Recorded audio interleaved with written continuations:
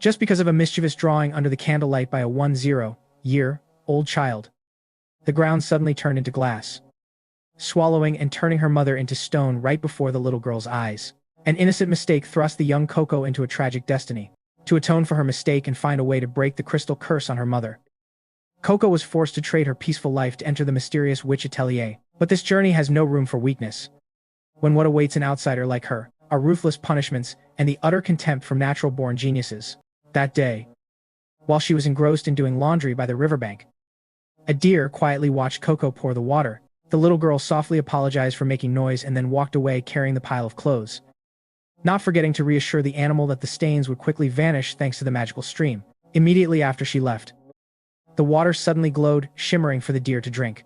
Witnessing that eternal beauty, Coco gasped in admiration at a world overflowing with magic. But her heart was heavy with sadness because she was just an ordinary person, completely clueless about how it worked. Climbing onto the roof to dry the clothes with a book in her hand, Coco mischievously commanded the newly washed bedsheet to turn into a flying cloak and waved her hands around, pretending to cast a spell. The fabric remained completely still, just as a strong gust of wind blew the pile of clothes high up into the sky. Splendid. What a truly down-to-earth magical move by Mother Nature. Exactly like the way your wallet automatically evaporates on Black Friday. And this was certainly not the kind of flying the little girl had hoped for. All of a sudden, a luxurious carriage pulled by the mythical horse Pegasus glided past and landed in the village, utterly astonished. Coco rushed back to her family's fabric shop, repeatedly calling for her mother to come out and see. As soon as she opened the door, the little girl almost bumped into a strange man standing in the doorway, who smiled politely and proactively took the blame. It turned out that the fabric shop was hosting a group of noble women who had just stepped out of that flying carriage. They used piles of money to discuss the currently trendy wood sorrel embroidery patterns and expressed their delight at purchasing the rare Harian lace ribbons that were already sold out in the capital, while not forgetting to praise the peaceful small village. Seeing that the shop was busy, the strange man politely asked to buy smoky-colored fabric according to pre-written measurements, but was willing to return later if the shop was unavailable. Not letting the opportunity slip away, Coco immediately volunteered to take the measurement sheet to cut the fabric, leaving the man deeply impressed by her swiftness. Taking this chance, Coco asked her mother for permission to go outside and look at the horse carriage after finishing her work. Her mother agreed on the condition that she must finish very quickly, and strictly warned her never to touch other people's belongings because there were no witches here who could fix them. Coco obediently promised that she would only watch and swore never to mention her dream of learning magic again. Standing before the table, Coco flattened the fabric, meticulously used chalk to mark the measurements, and then took a deep breath, gliding the scissors to make a perfectly straight cut. This maximum precision astonished the strange man, who stepped closer to observe, giving lavish praise to the little girl's skillful hands and remarking that this perfect accuracy was a form of real magic. Coco immediately denied it, her eyes shining brightly as she passionately explained that magic in her mind had to be something priceless, shimmering, and far more mysterious than that. Seeing the little girl's intense passion, the man pressed for the reason. Coco then shared a childhood memory of when her mother took her to attend a castle festival. There, a masked witch had offered to sell her a handmade picture book about magic and threw in a magic wand containing ink inside. At that time, although Coco's mother was shocked by the fact that a witch was working as a street vendor, she still reluctantly paid because she was preoccupied with buying roasted strawberry candy. Holding the item in her hands, Coco had once proudly declared that she would become a witch when she grew up. But her mother shattered that dream with the harsh reality that only those born with the bloodline could use magic. With tears welling up in her eyes, Coco confessed that her longing to see magic had never faded. She had once spent all her money to buy a small book in the hope that it would teach her how to use magic. But that never happened. After listening to the story, the man fell into deep thought and expressed his desire to know more about the witch who sold the book. But the conversation was interrupted by a crashing noise from outside. The luxurious Pegasus carriage was billowing thick smoke. Coco rushed outside and discovered two children in the village arguing with each other. The curly-haired boy, Tanner, insisted that the carriage had flipped over by itself. But the other child immediately exposed Tanner for crawling under the carriage and bumping his head against the lining board, causing it to topple over. Seriously, was he trying to act like a car-repairing hero in a Fast and Furious movie, only for the ending to become a disastrous head smash against a wall? Those noble women rushed out in a panic and began to lose their tempers, continuously hurling insults and falsely accusing the villagers of intentionally destroying the carriage to hold them back and steal their property. Coco's mother quickly stepped forward to take responsibility and apologize on behalf of the children. But this wealthy crowd's anger remained unappeased. Amidst the tension, The strange man walked over, placed his hand on the carriage, and calmly reassured them that the damage was not too severe. When sharply questioned about his identity by a grumpy noblewoman, he merely smiled gently, deliberately placed a pointed top hat onto his head, and declared himself to be Kaifri, a real wizard. Boom. A high-quality transformation sequence that silenced those noble women in a single beat.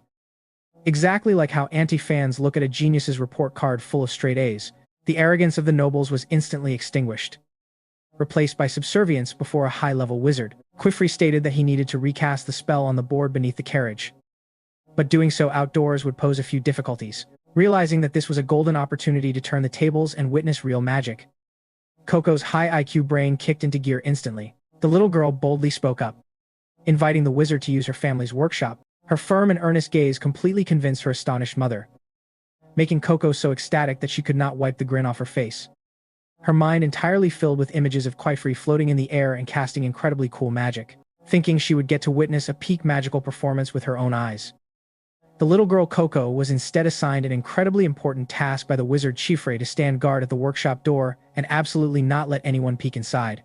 Carrying a heart full of sheer disappointment, Coco sat gloomily outside, resentfully wondering why something as beautiful as magic had to be hidden away like a national secret. Her frustration reached its peak when two mischievous children in the village stealthily planned to climb onto the roof window to peek inside. Determined not to be the only one losing out, Coco's curious brain kicked into gear instantly, and she decided to follow them up to the roof. Coco's agile climbing ability left the kids wide-eyed with admiration, but the curtain inside had been drawn completely shut, causing the whole group to leave in disappointment. Just as the little girl was drowning in disappointment, a blanket that was being dried accidentally fell right onto her head, inadvertently revealing a pathway down from the roof window. Casting aside all barriers of conscience, Coco tiptoed down the ladder, sneakily looked inside, and witnessed an unbelievably tranquil scene. Quifre was not floating in the air or muttering spells at all. He was merely focusing intensely, using a pen to meticulously draw strange patterns. It was a complete plot twist to Coco's perception. Magic was not created from words or bloodlines, it was all cast through the act of drawing. The moment he finished the final stroke, Kifri suddenly called out Coco's name, startling the little girl. He knocked on the door and stepped outside, expressing his gratitude for his little student's hard work in guarding the place, though he wondered a bit why she was panting as if she had just run a marathon. Thanks to the newly drawn magical pattern, the Pegasus carriage was restored to its original state and proudly took off into the sky amidst everyone's admiration. Contrary to her enthusiasm to see the carriage earlier, Coco now stood unusually silent, making her mother feel strange. While the little girl's mind was in a turmoil, Quifri abruptly appeared from behind, expressing his curiosity about the picture book her mother had mentioned earlier. Panicking because she accidentally held an earth-shattering secret, Coco hastily shoved the pile of clothes and the fabric hard into the wizard's stomach, then quickly hid behind her mother's back to avoid his gaze. Seeing that the little girl was too embarrassed to face him, Quifri could only smile, say goodbye, and promise to see her next time. As the wizard's figure faded into the distance, the mother let out a soft sigh of anxiety, confessing that she feared Coco would ask to follow that man, because ever since her husband passed away, she could not bear any more pain of loss. Hearing this, Coco immediately affirmed that she would never abandon her mother, moving the mother to tears as she gently stroked her daughter's head. However, when night fell and she returned to her room, the curiosity in the little girl's heart still burned like a flame. Secretly apologizing to her mother,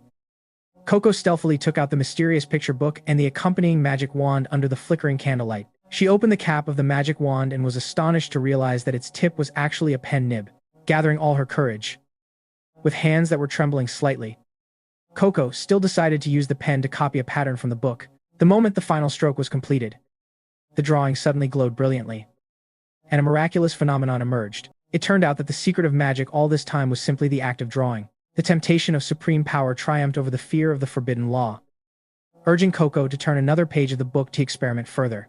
At the same time, in a distant forest, Quifri was resting beside a floating fire created from a magical pattern drawn on paper. Realizing the extreme danger of a shady individual selling an item containing the actual secret of magic to a child, Quifri startled awake with a terrible premonition. Returning to Coco, a piece of paper suddenly erupted into fierce flames just as she finished drawing a new pattern. Panicking because she had accidentally caused a fire, she hastily used a pillow to hit it repeatedly until the fire was completely extinguished. As her hand became more practiced, Coco drew a series of different figures onto the floor and discovered a systematic rule: the larger the pattern and the more carefully it was drawn, the stronger the magic became. To handle the complex lines, she came up with the idea of placing paper over the page of the book to trace it. The moment the drawing was completed, a bizarre surge of energy leaked from the surface of the paper and spread throughout the room. Splendid.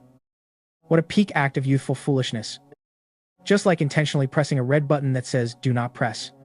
Amidst this precarious situation, Quifrey unexpectedly appeared from behind, scooped Coco up into his arms, and utilized a spell drawn on the soles of his shoes to leap through the window. Hovering in midair right before the room erupted into a blinding flash of light that blew everything away. In the middle of the night, Quifrey pressed the little girl about what kind of magic she had drawn. Looking down below, Coco frantically called out for her mother when she saw her holding a lantern searching for her. But immediately, a horrifying phenomenon struck the ground, suddenly turned into crystal and quickly crawled up to swallow the mother's body. Witnessing her mother being turned to stone, Coco sobbed bitterly and repeatedly apologized. Quifrey calmly explained that it was precisely because of disasters like this that magic had to be kept a secret, and the greatest law of the wizard society was to erase the memories of any ordinary person who learned the truth. Terrified by the prospect of having her memory erased, Coco struggled, even kicking Quifrey's chin to demand to be let go. Because if she forgot everything, no one would be able to save her mother. When Quifrey admitted that he could not reverse the magic without knowing the exact magic circle she had drawn, Coco immediately asserted that she had memorized every single page of the book by heart. Realizing that the little girl was the only clue leading to the creator of the forbidden book, Quifrey offered a fate-changing deal: he would keep her secret, but to retain her memories. Coco had to embark on the path of learning, giving up her ordinary life to become a real witch. After a long sleep due to sheer exhaustion, Coco woke up inside a flying carriage heading toward the Magic Atelier, her new home. Looking down below, Quifrey informed her that he had used bramble dust magic to heavily seal the area of her old house to prevent any intrusion. Thinking of her mother who had been turned to stone and the broken promise, Coco buried her face in her hands and burst into tears. Quifrey gently comforted her, handing her a floating mass of water that collected 10 measures of moisture from the air, also known as a water bubble, and advised her to cry all her sadness out. Entering the atelier, while Coco was still confused about how to use the water mass, Tetia, another apprentice, appeared and instructed her to tilt the tray to pour the water. Tetia's enthusiasm, combined with Coco's continuous expressions of gratitude, created an endless back-and-forth exchange of thanks, prompting Rachel, another taciturn apprentice, to step forward and advise Coco to just ignore Tetia. Seeing Rachel holding an ink pen, Coco curiously asked about it. When the young girl smiled and admitted that she had only just drawn her very first magic yesterday, both Tetia and Rachel froze completely in sheer disbelief. They immediately realized that Coco was the character in the shocking rumor, an outsider who drew a forbidden spell but was the only case granted a special exception to become a witch without having her memories erased. This slap in the face with her special status left the two veteran apprentices utterly speechless in an instant. Exactly like the way antifans look when they see their rival idol winning a Grammy Award. Right at that moment, Quifrey brought some clothes and told Tetia and Rachel to leave so he could speak with Coco in private. He calmly recounted the historical truth in ancient times. Magic was a skill that anyone could use, but human greed dragged the world into devastating wars using evil magic. To save humanity, the benevolent witches decided to conceal how magic truly worked, wiped out human memories, and spread the lie that magic was an innate ability. Understanding the reason why her existence caused a great stir, Coco gently took the blame upon herself but also boldly asked about the forbidden spells. Quifrey explained that those were dangerous magics created during wartime to harm others and had been sealed away long ago. Instead of hiding in fear, the brave girl stood up, pleading with Quifrey to let her see those forbidden magics with her own eyes because she could not move forward if she had to bear fear and ignorance. Surprised by the determination of his young apprentice with a high IQ, Quifrey nodded in agreement. He led Coco up the stairs to begin her first core lesson. The number of forbidden spells is countless, but they all follow one absolute core principle, which is that one is never allowed to perform magic that directly affects the human body or mind. This includes transformation magic, altering the aging process, teleportation without an intermediary, controlling minds or emotions, or even spells that cause injury or heal wounds. The sole exception permitted by the strict laws is the memory erasure spell. Because of this law, most current magical energy is only applied to crafting tools that serve daily life, such as carriages and glowing lamps. Pointing toward a magnificent lamp, Quifrey made Coco marvel in delight, and then he introduced a window frame intricately carved with magical sigils. When he gently rotated it by an angle, the space inside miraculously changed, opening up a view of a towering spire and a lake far in the distance. Even though looking with the naked eye from the outside beforehand showed nothing but rolling hills, Kifri stated that this was a spatial window, which functioned by connecting to windows of the same design in other places. The spire she was seeing was the Spire of Books, a colossal library that stored knowledge, where any magic book written in the world would automatically be duplicated and preserved. Realizing that her picture book might also be inside, Coco urged Kifri to take her there immediately, firmly declaring that she would not sleep until she found it. Before Kifri could reassure her, a giant sea creature from the lake on the other side of the window suddenly emerged, splashing water through the frame and soaking them both. He hurriedly shut the window tight before the astonished eyes of his young apprentice, wiping the water from his face. Kifri seriously explained that the creature was actually the librarian's trial. The Spire of Books is protected by 4 powerful librarians, and only witches who have passed their test are permitted to enter. To be qualified to enter the spire, Coco had no choice but to devote herself to studying. Though a bit surprised, the young girl still showed high determination. Kifri smiled with satisfaction at Coco's desire to learn, and he reassured her that feeling afraid of forbidden magic is normal. But she must always remember that true magic was born solely to bring happiness to humans. Turning the window once more, Kifri summoned countless, delicate flower petals floating in the air, making Coco extremely delighted. He gently asked her if she wanted to start by learning this magic that carries kindness. Captivated by the wondrous beauty before her eyes, Coco nodded instantly. Kifri decided to take her to see her new bedroom.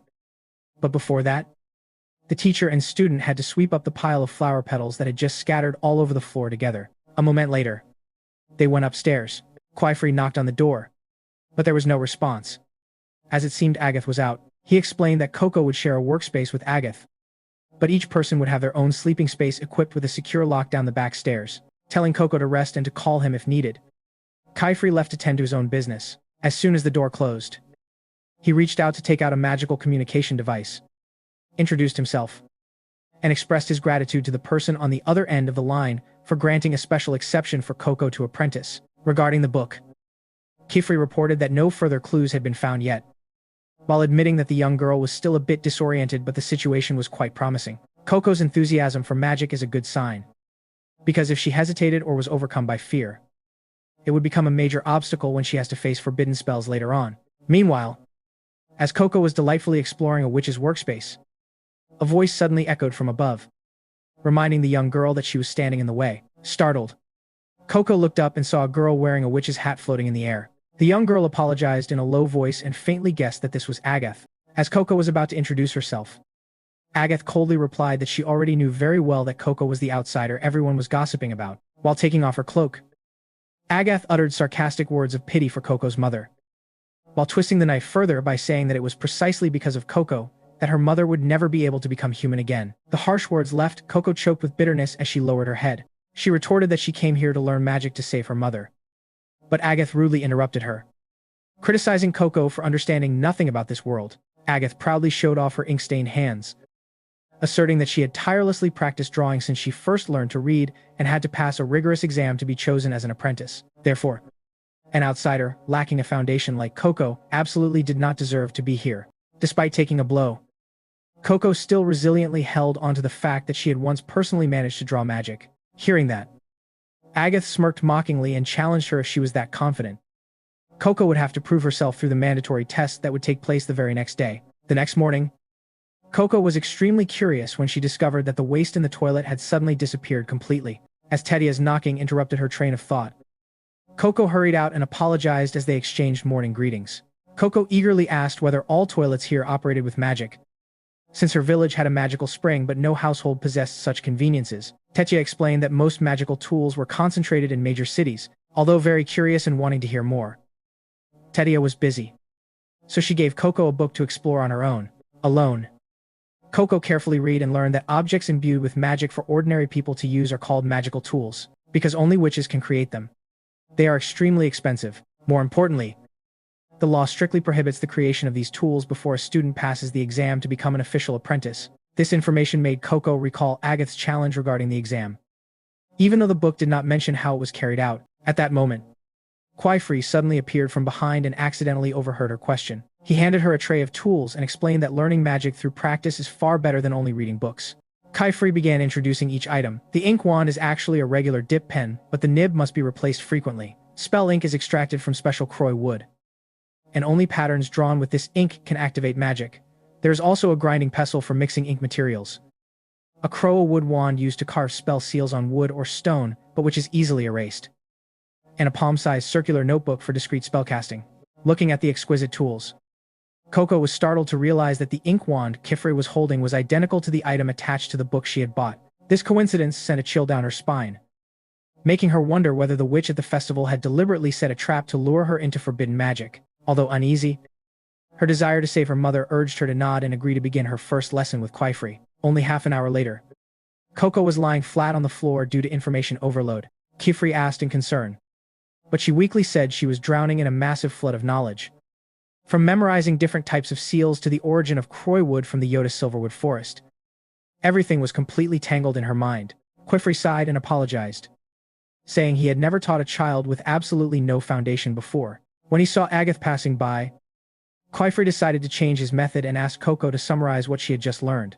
Coco took a deep breath and fluently explained a spell consists of 3 elements. The central seal, which determines the type of magic, such as fire, water, light, or wind, the surrounding symbols which determine shape, size, and direction, and the outermost ring, which locks the spell in place. Although she was completely exhausted and trembling after speaking, Coco still received a round of applause from Kaifri. He explained that knowledge is easy to forget when only read, but once spoken aloud and truly understood, it becomes deeply imprinted in the mind and paves the way for mastery. To demonstrate, Kifri used his palm-sized spell notebook and created a beautiful water rose. Overexcited, Coco immediately took out paper to try it herself.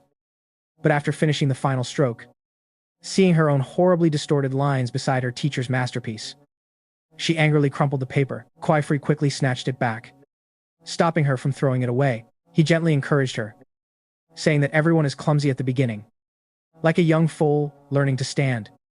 But time would help her become more confident and skillful. Kaifri pointed out that her mistake was caused by the outer ring not being fully connected, so the magic could not activate. He took Coco's hand and guided her to connect the points. Instantly, a violent jet of water burst out from the paper and shot straight into Agath's face nearby, soaking her completely. A brilliant magical activation had gone wildly off course. Just like accidentally turning on a fire hydrant in the middle of the street, Agath shot a sharp glare toward Coco, panicking after causing trouble. Coco hurriedly apologized and grabbed Agath's soft, wet notebook, shaking it repeatedly to dry it. Kaifri also apologized on behalf of his student. Agath calmly brushed her hair back, said it was fine, and asked to see Coco's drawing paper. With just a glance, Agath immediately pointed out a fatal mistake. One of the symbols had been drawn too long and pressed too hard, causing the water stream to veer off to the side. Agath's sharp insight drew continuous praise from Kifri. He handed a towel to Agath and then encouraged Coco, saying that with this effort she would definitely improve very quickly. Immediately after, Kaifri suddenly picked up his wizard hat and announced he had to go to the Grand Hall to handle matters for a few days, entrusting Agath with Coco's training. Coco panicked and ran after him, begging her teacher not to leave.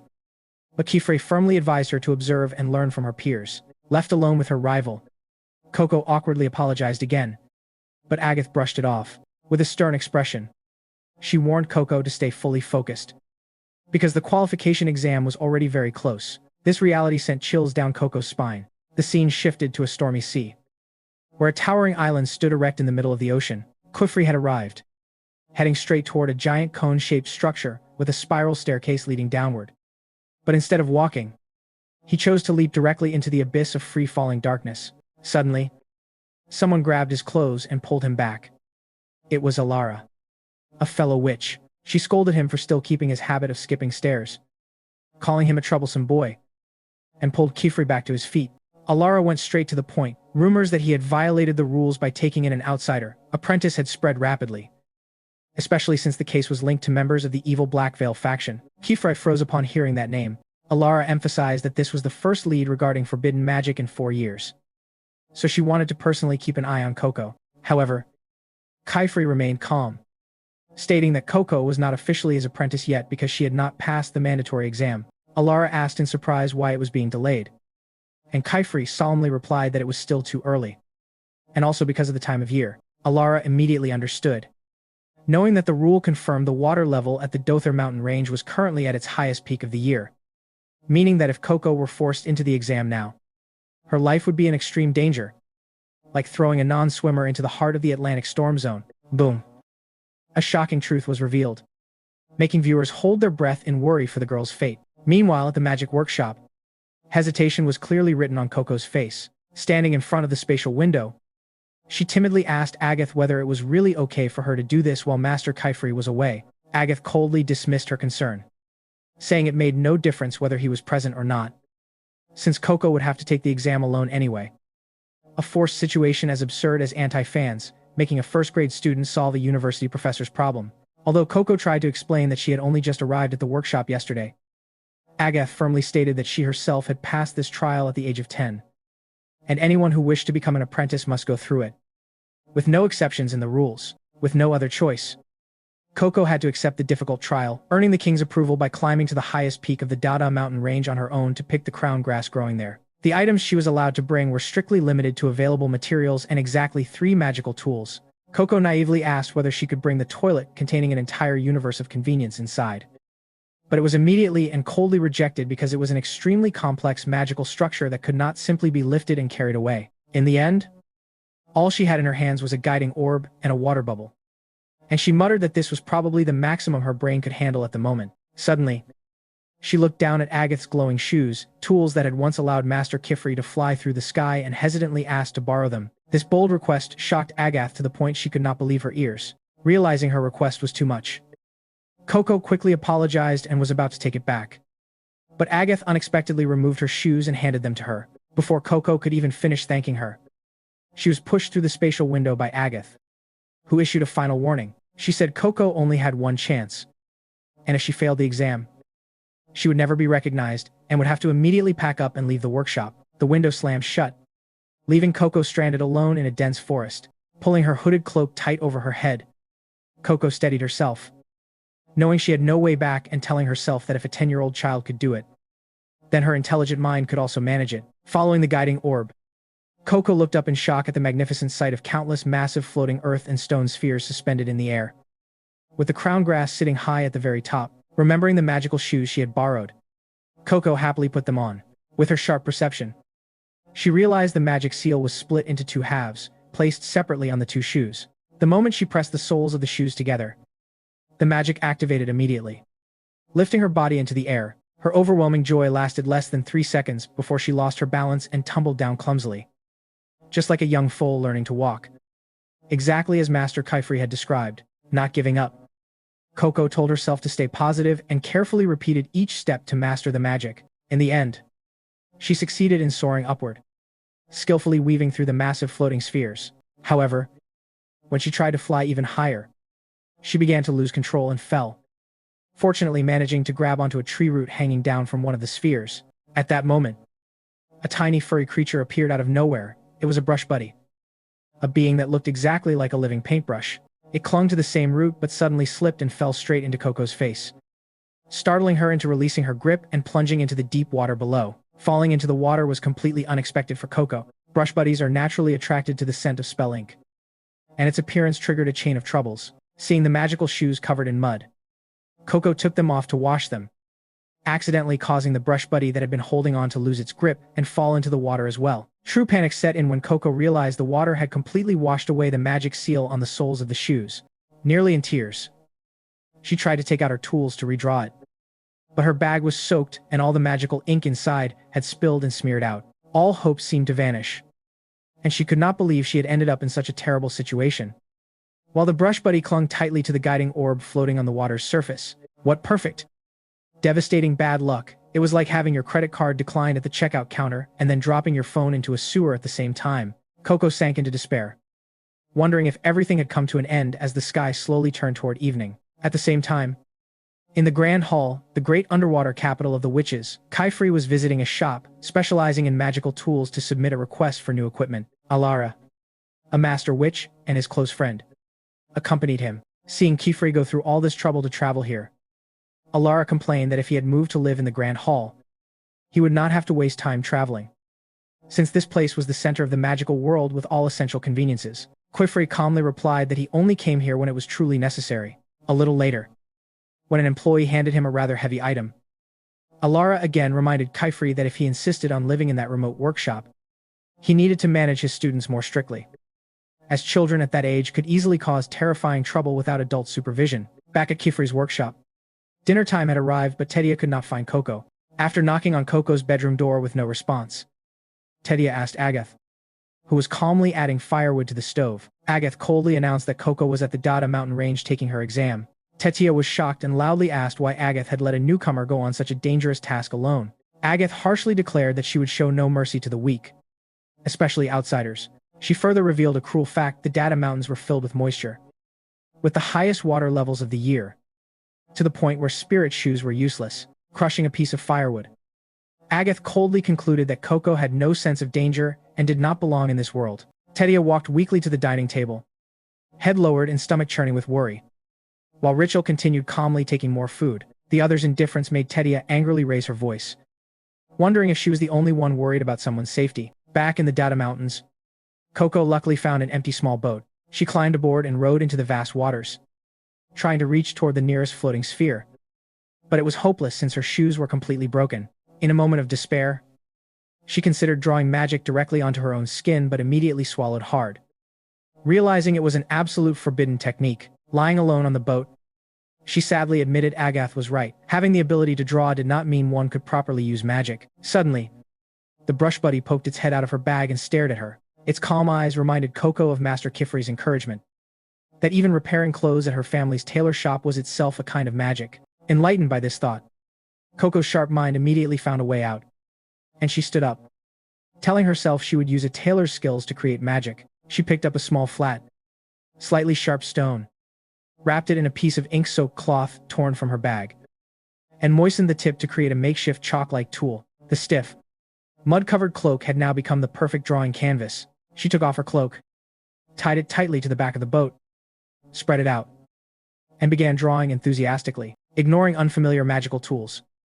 She used her familiar tailoring skills to let her hands dance freely across the fabric, losing track of time under the silent curiosity of the brush buddy until dawn broke. The next morning, the spell on the cloak was completed, and Coco transformed it into a large sail by combining a wind seal with a levitation symbol. Unlike the usual rule of placing the seal in the center, Coco made a bold improvement. She deliberately drew a single, extremely long symbol to concentrate all magical power in one direction. The brush buddy climbed onto her shoulder as if to accompany her, and Coco smiled, telling it to hold on tight before connecting the sealing circle. Instantly, the cloak burst with power and pulled the entire boat soaring into the sky. The overwhelming thrust shattered the boat into pieces, but with quick reflexes, Coco managed to cling tightly to the cloak without fear. What the hell?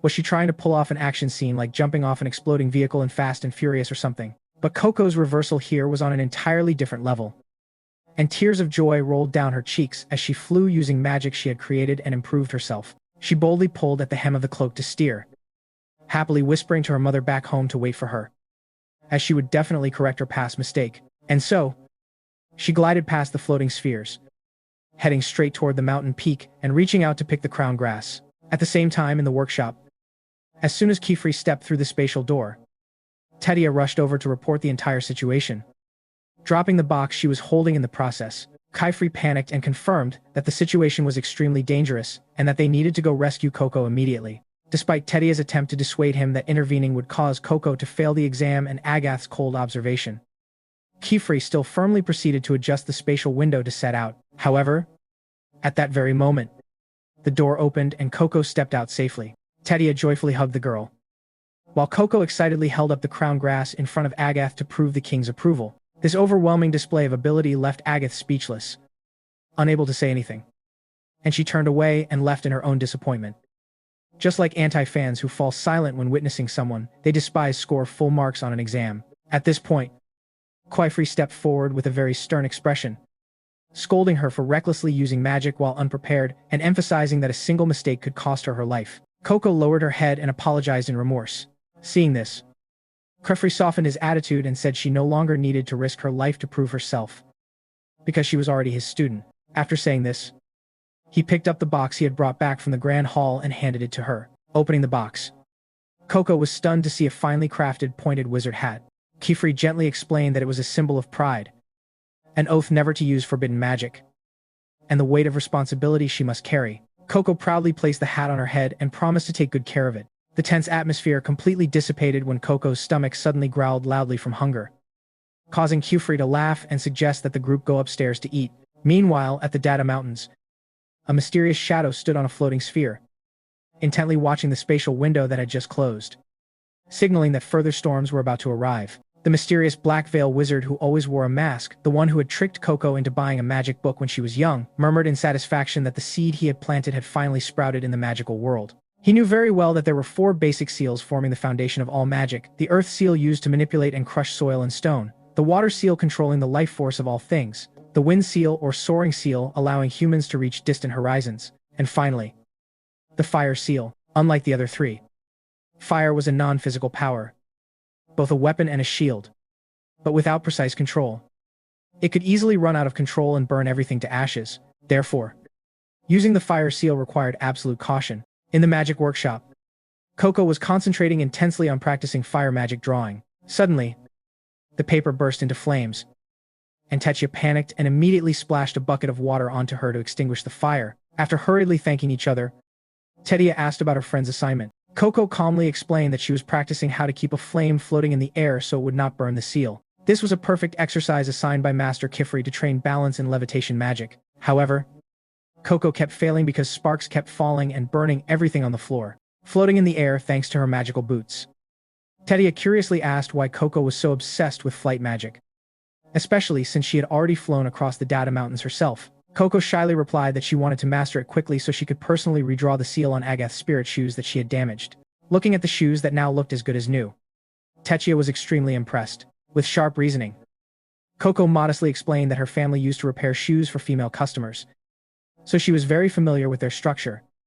And the only thing she still could not do properly was the magical line work because her hand trembled and the ink strokes were too thin. At that moment, Kifri appeared from behind, concluding that the problem lay in the tools and suggesting finding Coco a new wand with appropriate weight instead of reusing his old one. He decided to take the group to a magic stationery shop. Hearing the words stationery shop, Coco's face flushed with excitement, and she asked everyone to pause for a few seconds so she could savor the wonderfulness of that phrase, a cute reaction that even surprised Kifri. Soon after, the group set off toward Kalin Town in the swamp forest, while Tetsuya and Rachel flew on their own. Kifri carried Agath and Coco. Upon arrival, Coco was overwhelmed by the sheer number of witches.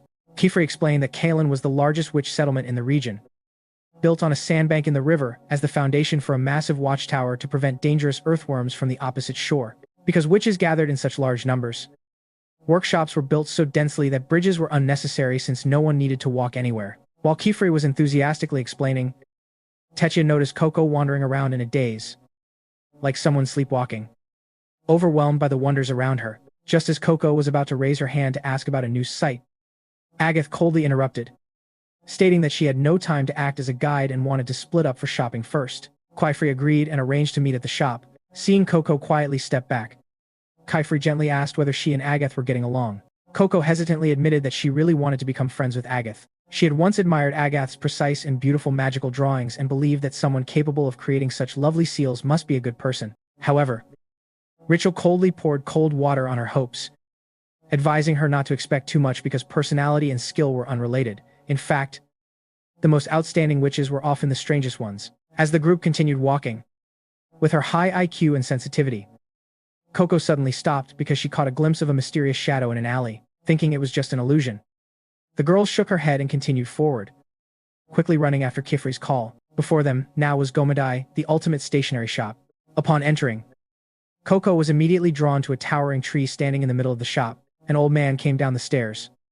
Surprised that she did not know about the silverwood tree, the most basic foundation of magic, Kifri smiled and explained that she had only just begun as a student, and introduced the old man as Nonoha, the owner of Gomadai. Nonoha laughed heartily upon realizing that this was the girl he had heard about. He proudly introduced all the materials in the shop, from ink wands to various extracts, all crafted by him and his grandson Tada. Seeing Coco, confused by unfamiliar terminology, Nonoha teased Kifri for being negligent in teaching and for not using his gentle appearance as an excuse, leaving the teacher scratching his head awkwardly. To help Coco understand better, Nonoha invited her upstairs to see the brewing process firsthand. On the way up, Coco was deeply impressed to see young Tada passionately crafting wands with intense focus. At the top of the tree, Nanaha cut a darkened branch and dropped it into a boiling test tube. In an instant, the water turned pitch black, leaving the students stunned.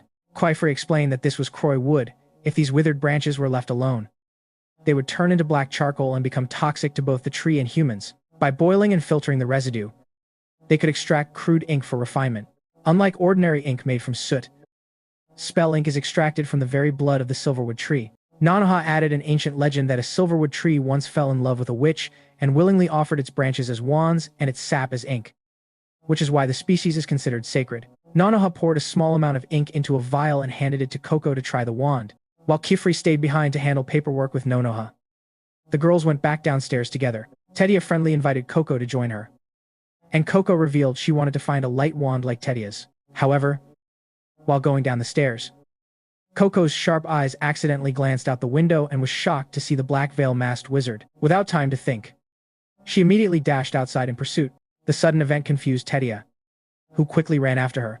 In front of the shop, Agath, who was busy choosing shoe soles, was startled as Coco and Tedia rushed past her, and she was pulled into the chase as well. Running into a narrow alley, Agath tried to grab Coco, but the girl completely ignored her. Suddenly, a strange mist enveloped the space. In an instant, all four girls vanished from the alley like a soap bubble bursting. A few seconds later, when Agath finally grabbed Coco's hand, the target had completely disappeared. Coco muttered bitterly that she had been too slow, while Agath angrily blamed her for causing trouble. As Tedia tried to calm things down by suggesting they return to the shop, however, Rachel keenly realized that the surroundings had completely changed. Instead of the streets of Kalen, they were now standing among strange white stone buildings. At first, they thought they were lost, but Agath firmly rejected that idea, concluding that they had been directly transported by spatial magic. Coco panicked because Kifrey had once taught her that such magic was forbidden. Tedia flew into the air to check the route but immediately screamed and fell back down in panic, urging everyone to run because she had discovered a terrifying threat. They were not only lost from Kalen but had also entered the range of a giant dragon slowly descending right before their eyes. Back at Gomadai, Kifrey could not find his students and anxiously asked for information. Nanaha joked that the kids must have gotten bored and sneaked away, but Kifrey firmly insisted that was impossible because they would never leave without saying goodbye. At that moment, Tada rushed up and reported that he had seen the girls chasing a masked figure with an eyeball-shaped mask. Quifrey's face immediately changed color with extreme worry. In another hidden corner, the Black Veil Wizard stood smiling smugly behind his mask. He muttered that he bore no grudge against the three girls, so they would have to handle their own survival, and his target was Coco, the only hope of theirs, while silently welcoming her into the world of magic. Facing the legendary dragon, the four girls froze in terror. With battlefield experience, Agath remained calm and whispered instructions not to meet the creature's gaze and to slowly step backward without provoking it, and only when she signaled should they turn and run. Following her orders, they carefully moved step by step. As soon as they rounded a corner, the group immediately sprinted away. The dragon roared and chased after them. Without hesitation, Agath pulled out her wand and palm-sized notebook. Recognizing the urgency, she activated a pre-prepared seal, combining fire and a spiral wind symbol. As she closed the sealing circle, a fiery vortex erupted and shot toward the dragon's face to block its advance. Taking the opportunity, Agath shouted for everyone to run. While running desperately, Coco looked at Agath with admiration and innocently asked how she could draw so quickly and begged to be taught. This innocent question in a life-or-death situation enraged Agath, who scolded Coco for still not understanding the gravity of their situation. Suddenly, Tedia screamed in alarm. The group realized they had run straight into a dead end. Agath immediately demanded another route, but Techi despairingly pointed out that they could not turn back because the dragon was right behind them. Panic surged, as Tedia tearfully said she did not want to die yet, especially since she had not even cast a single memorable spell. Her frustration made her blurt out why she had been dragged into this mess. Those words made Coco realize in shock that her own recklessness had involved her friends. Techia also froze in embarrassment and confusion. Quickly regaining control, Agath reminded them that they were witches in training and magic would lead them out. She knelt down and decided to use a wall-breaking seal to create a new path, ordering Techia and Ritual to hold the dragon off. While the two immediately acted, Coco stood frozen, paralyzed by guilt. Tedia's earlier expression made it clear that Coco was the cause of their danger. Accepting responsibility, Coco's genius mind began to work calmly as she told herself she had to turn the situation around to save everyone. At the same time, though trembling, Techia focused and drew a flying seal combined with a dancing symbol on the ground. She quickly took off her cloak and used magic to turn it into a floating puppet in the air. The trick successfully drew the dragon's attention for a moment. Agath praised Tetia and urged everyone to take advantage of the opening. Amid the chaos, Coco's sharp eyes suddenly noticed a large pillar behind the dragon and realized something unusual. Sensing a chance to turn the situation around, she stepped forward and quickly touched Agath's hand to get her attention. Due to Coco's movement, her accidental touch disrupted Agath's carefully focused spell. Touching a witch while casting magic is strictly forbidden. With her seal ruined at the last moment, Agath erupted in fury, creating an extremely tense situation for the group as danger loomed right before them. Agath angrily asked what on earth Coco was thinking.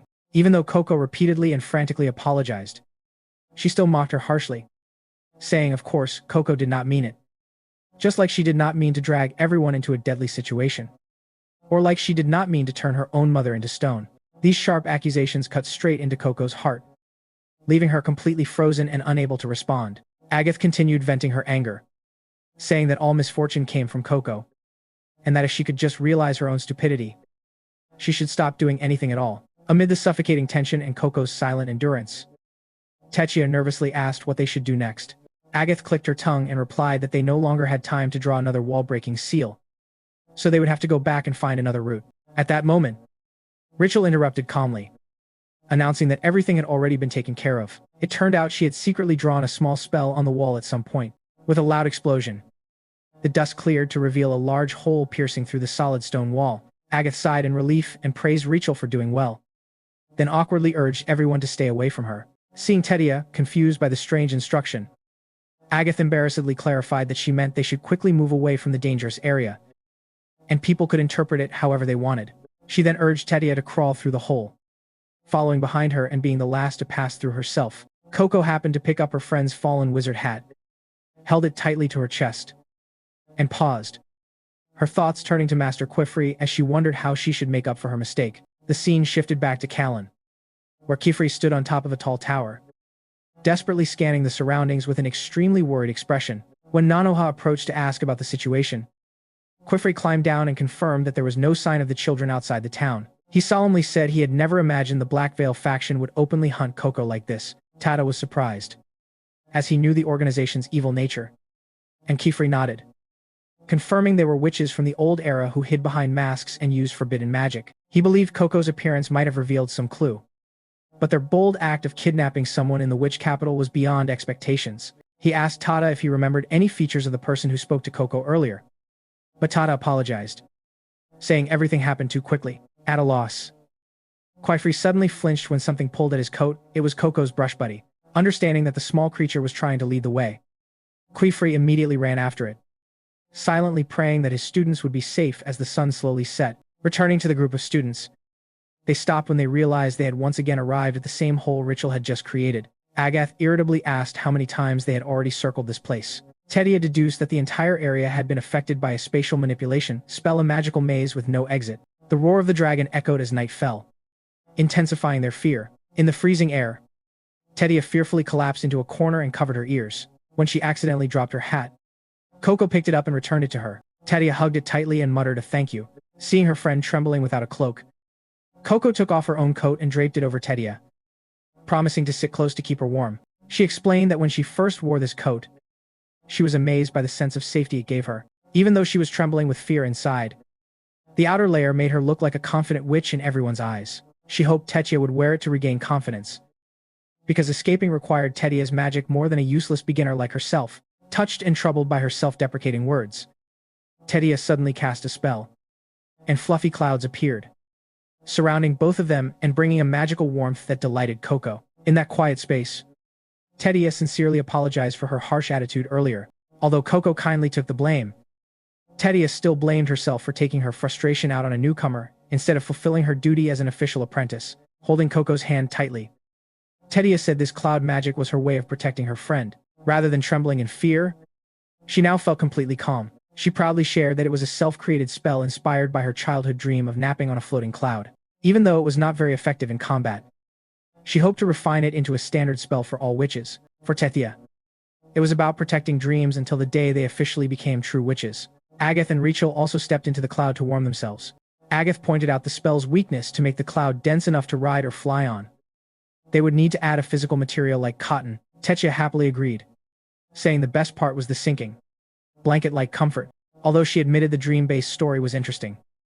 Agath pulled everyone back to reality to find a way to break the maze. Logically, to trap a dragon, the entire area must be enchanted, and any spell must have a course seal. At that moment, Coco raised her hand and confidently stated she knew where the hidden seal was. The group secretly peeked from cover to observe the giant dragon. Agath confirmed Coco was right. There was a strange object attached to a pillar behind the dragon, and its stationary position suggested it was guarding the seal. Techia feared it might be a trap to lure them to their deaths. Gripping her wand tightly, Agath declared she would not become the dragon's dinner and would make it taste real fire. Just as she was about to charge, Coco quickly stopped her with her high IQ and calm reasoning. She argued that Agath's earlier fire only forced the dragon back without harming it, so a direct attack would be ineffective. When asked for an alternative, Coco declared they would not attack it at all. This non-violent proposal shocked everyone. Agath snapped, suspecting Coco was shaken by earlier scolding and had become timid. Coco smiled and denied it, even saying she was grateful because those words had given her a breakthrough idea.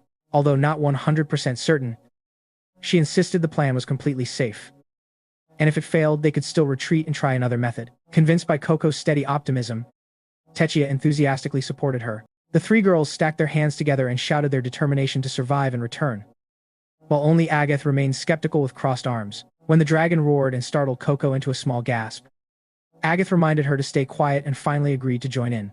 After a few minutes of preparation, Agath asked everyone if they were ready, and once she received confirmation, she loudly gave the signal to begin. This plan had actually been carefully discussed by the four girls several hours earlier.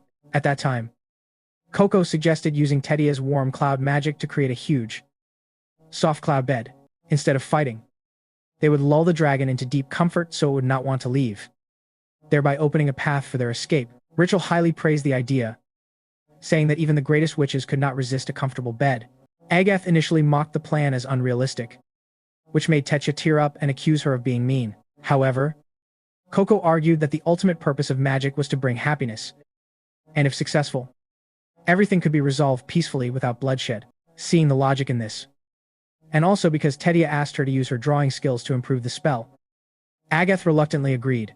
She began analyzing, pointing out that they needed a physical material that was easy to find, easy to shape, strong enough to support a dragon's weight, yet still soft. The group brainstormed endlessly, listing countless options such as bread, straff, snow, brush buddy fur, leaves, cotton, feathers, dust, bubbles, fabric, water, and even paper scraps. Returning to the present, while the dragon was resting, Coco and Tedia secretly observed it. Techia waved her hat as a signal to Rachel on the opposite shore and informed Agath that everyone was in position. On the ground, Agath had finished drawing a massive spell circle. After receiving the report, she decisively closed the circle with her wand.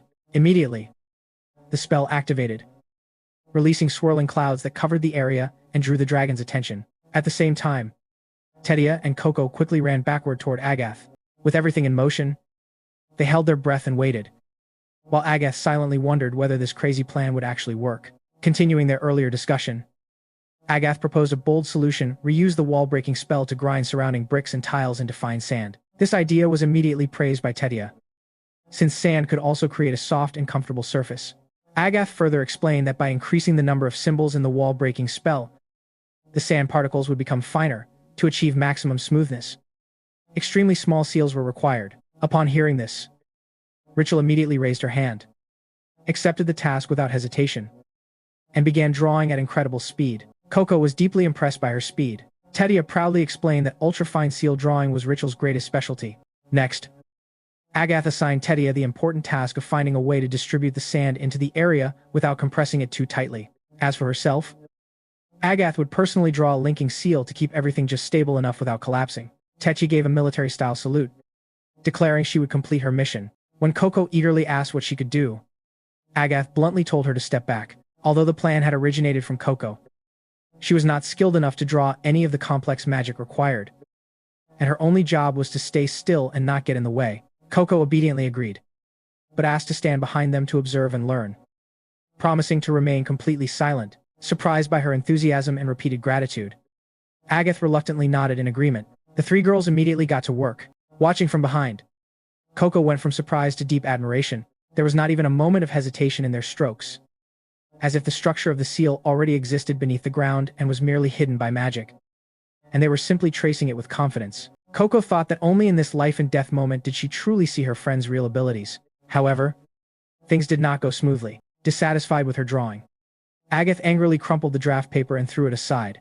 Coco quietly picked up the discarded sheet, and upon opening it, she was shocked to see a perfectly drawn circle. Curious about Agath's technique, she carefully observed as Agath continued drawing on her palm-sized notebook. With her high IQ, Coco noticed an important detail. Agath always sketched the motion in the air several times before putting pen to paper, and always started from the point closest to her body before moving outward. Looking at Tedia and Rachel, Coco saw they did the same thing. This realization completely awakened her. Until now, she had never cared about where to start or how to properly finish a circle. Recognizing her own weakness, Coco quietly took out her wand, stood in a corner, and began imitating the techniques she had just observed, repeatedly testing different strokes on scrap paper. Meanwhile, Agath faced extreme pressure, as controlling the sand was not simple. Using a convergence symbol would compress the sand into a hard block. Wrapping it in fabric was not feasible due to lack of material, and using air, as Tedia warned, would cause the structure to collapse. Every option led to a dead end. Tedia lamented, blaming herself for not studying harder. Still, Agath gritted her teeth, believing there must be a perfect solution. Suddenly, she turned around and was shocked to see Coco forming a perfectly stable fireball in the air. What on earth was happening? This girl who yesterday burned her own paper was now casting fire like a professional witch, as if she had activated a cheat mode in a game. Agath stared in confusion, unable to understand why Coco was casting fire at this moment. Meanwhile, Tedia was astonished to see the fireball perfectly stabilized, especially since Coco had struggled with it before. Coco proudly explained that she had simply been practicing repeatedly while watching everyone work until she succeeded. Seeing the scattered practice papers around Coco, Tedia praised her impressive persistence. Agath put her hat back on and coldly said that anyone who repeated something enough times would eventually succeed. However, it was precisely that word "repeat" that sparked a breakthrough idea in Agath's mind, the logical key to magic they had been searching for. At that moment, Coco urgently warned everyone that the dragon had stood up and was starting to move. The dragon slowly approached the pile of floating sand the girls had created. The group held their breath and watched silently. Agath explained her solution internally to prevent the sand from being crushed. She embedded the seal into a repeating spell, combining spiral wind and the wall-breaking formula. This way, no matter how many times the dragon stepped on it, the sand would continuously return to its fluffy original state. They proudly called it the enchanted dragon cushion, while Rachel jokingly called the resting dragon a lazy lizard. Finally, Agath gave it a dramatic name, Dragon's Chaotic Sandbed. Although Coco kept praising Agath's idea, everyone knew it was not time to celebrate. Taking advantage of the dragon's peaceful sleep, they quietly began retreating to find an escape route. While moving backward, Coco noticed Tedia still staring into the distance. Around the tower, a narrow staircase leading upward came into view, and the group decided to climb it to reach the ceiling core. On the way, Coco asked Tedia why she had been distracted earlier. Tedia admitted she had been watching the dragon's peaceful, happy expression while sleeping. It was the first time her magic had brought joy to another living being, and that feeling was so wonderful that even though the result was sand instead of the clouds she originally intended, she still felt completely fulfilled. Hearing this, Coco comforted her, saying that sand looked as fluffy as clouds anyway, so it still counted as a great success. Interrupting their conversation, Rachel called out that she had found the seal. A few minutes later, all four girls stood around the mysterious object. They examined it curiously, as they had never seen such a type of magic before, especially Agath, who wondered if their teacher Kifrey could decipher it with his knowledge. At the same time in Callan, Kifrey was panting as he followed the brush buddy's guidance. Although the creature confirmed that his students had passed through here, Kifrey had a feeling they were no longer in the real world. Tada suddenly noticed something strange. The familiar cobblestone alley had been replaced by an entirely unknown architectural structure.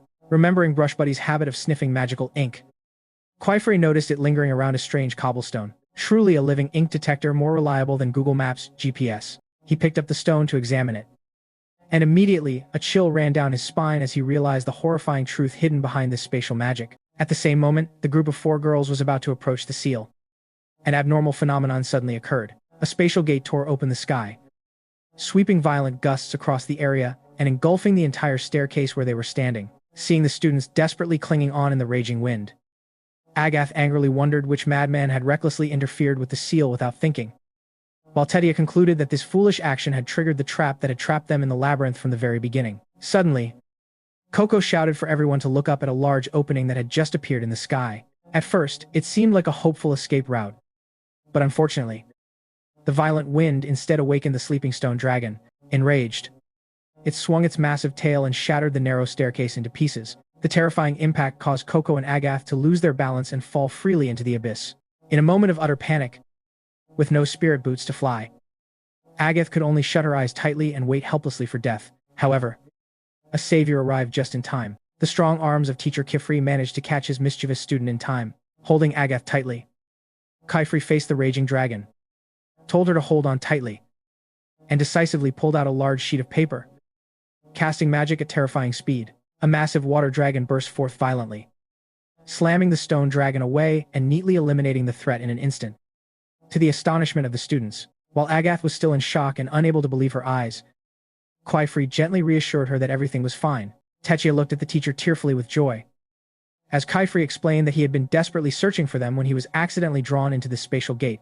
He hurriedly checked the condition of the entire group, only for everyone to realize a terrifying truth. Coco had disappeared without a trace. It turned out that the evil black hat wizard had taken advantage of the chaos to seize Coco. He held the unconscious girl while floating in midair.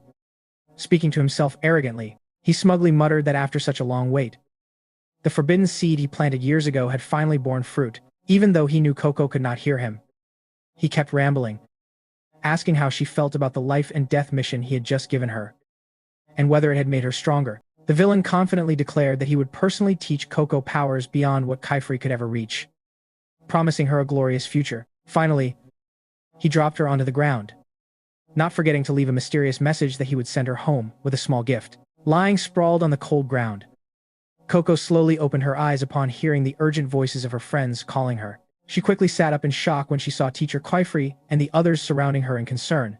Still dazed, she asked if they had already returned to the Callan workshop. Kifri sighed in relief, explaining that they had found her unconscious on the staircase. Hearing Coco say she did not remember what had happened, Kifri anxiously asked whether she had lost her memory or been affected by the black hats erasing it.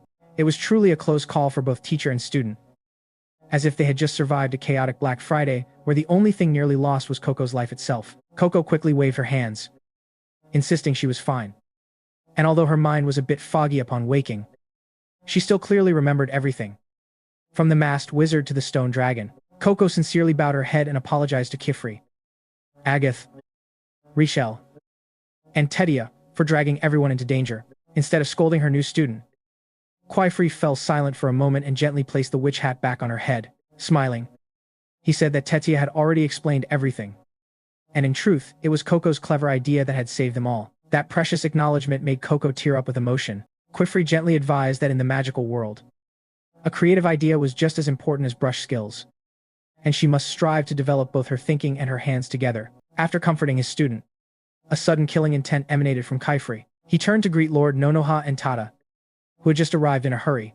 After thanking the two of them for their help, Kifri presented a stone fragment engraved with a sealing spell taken from the labyrinth. He asked Lord Nonoha to use his vast knowledge to analyze what magical ink components had been used on it.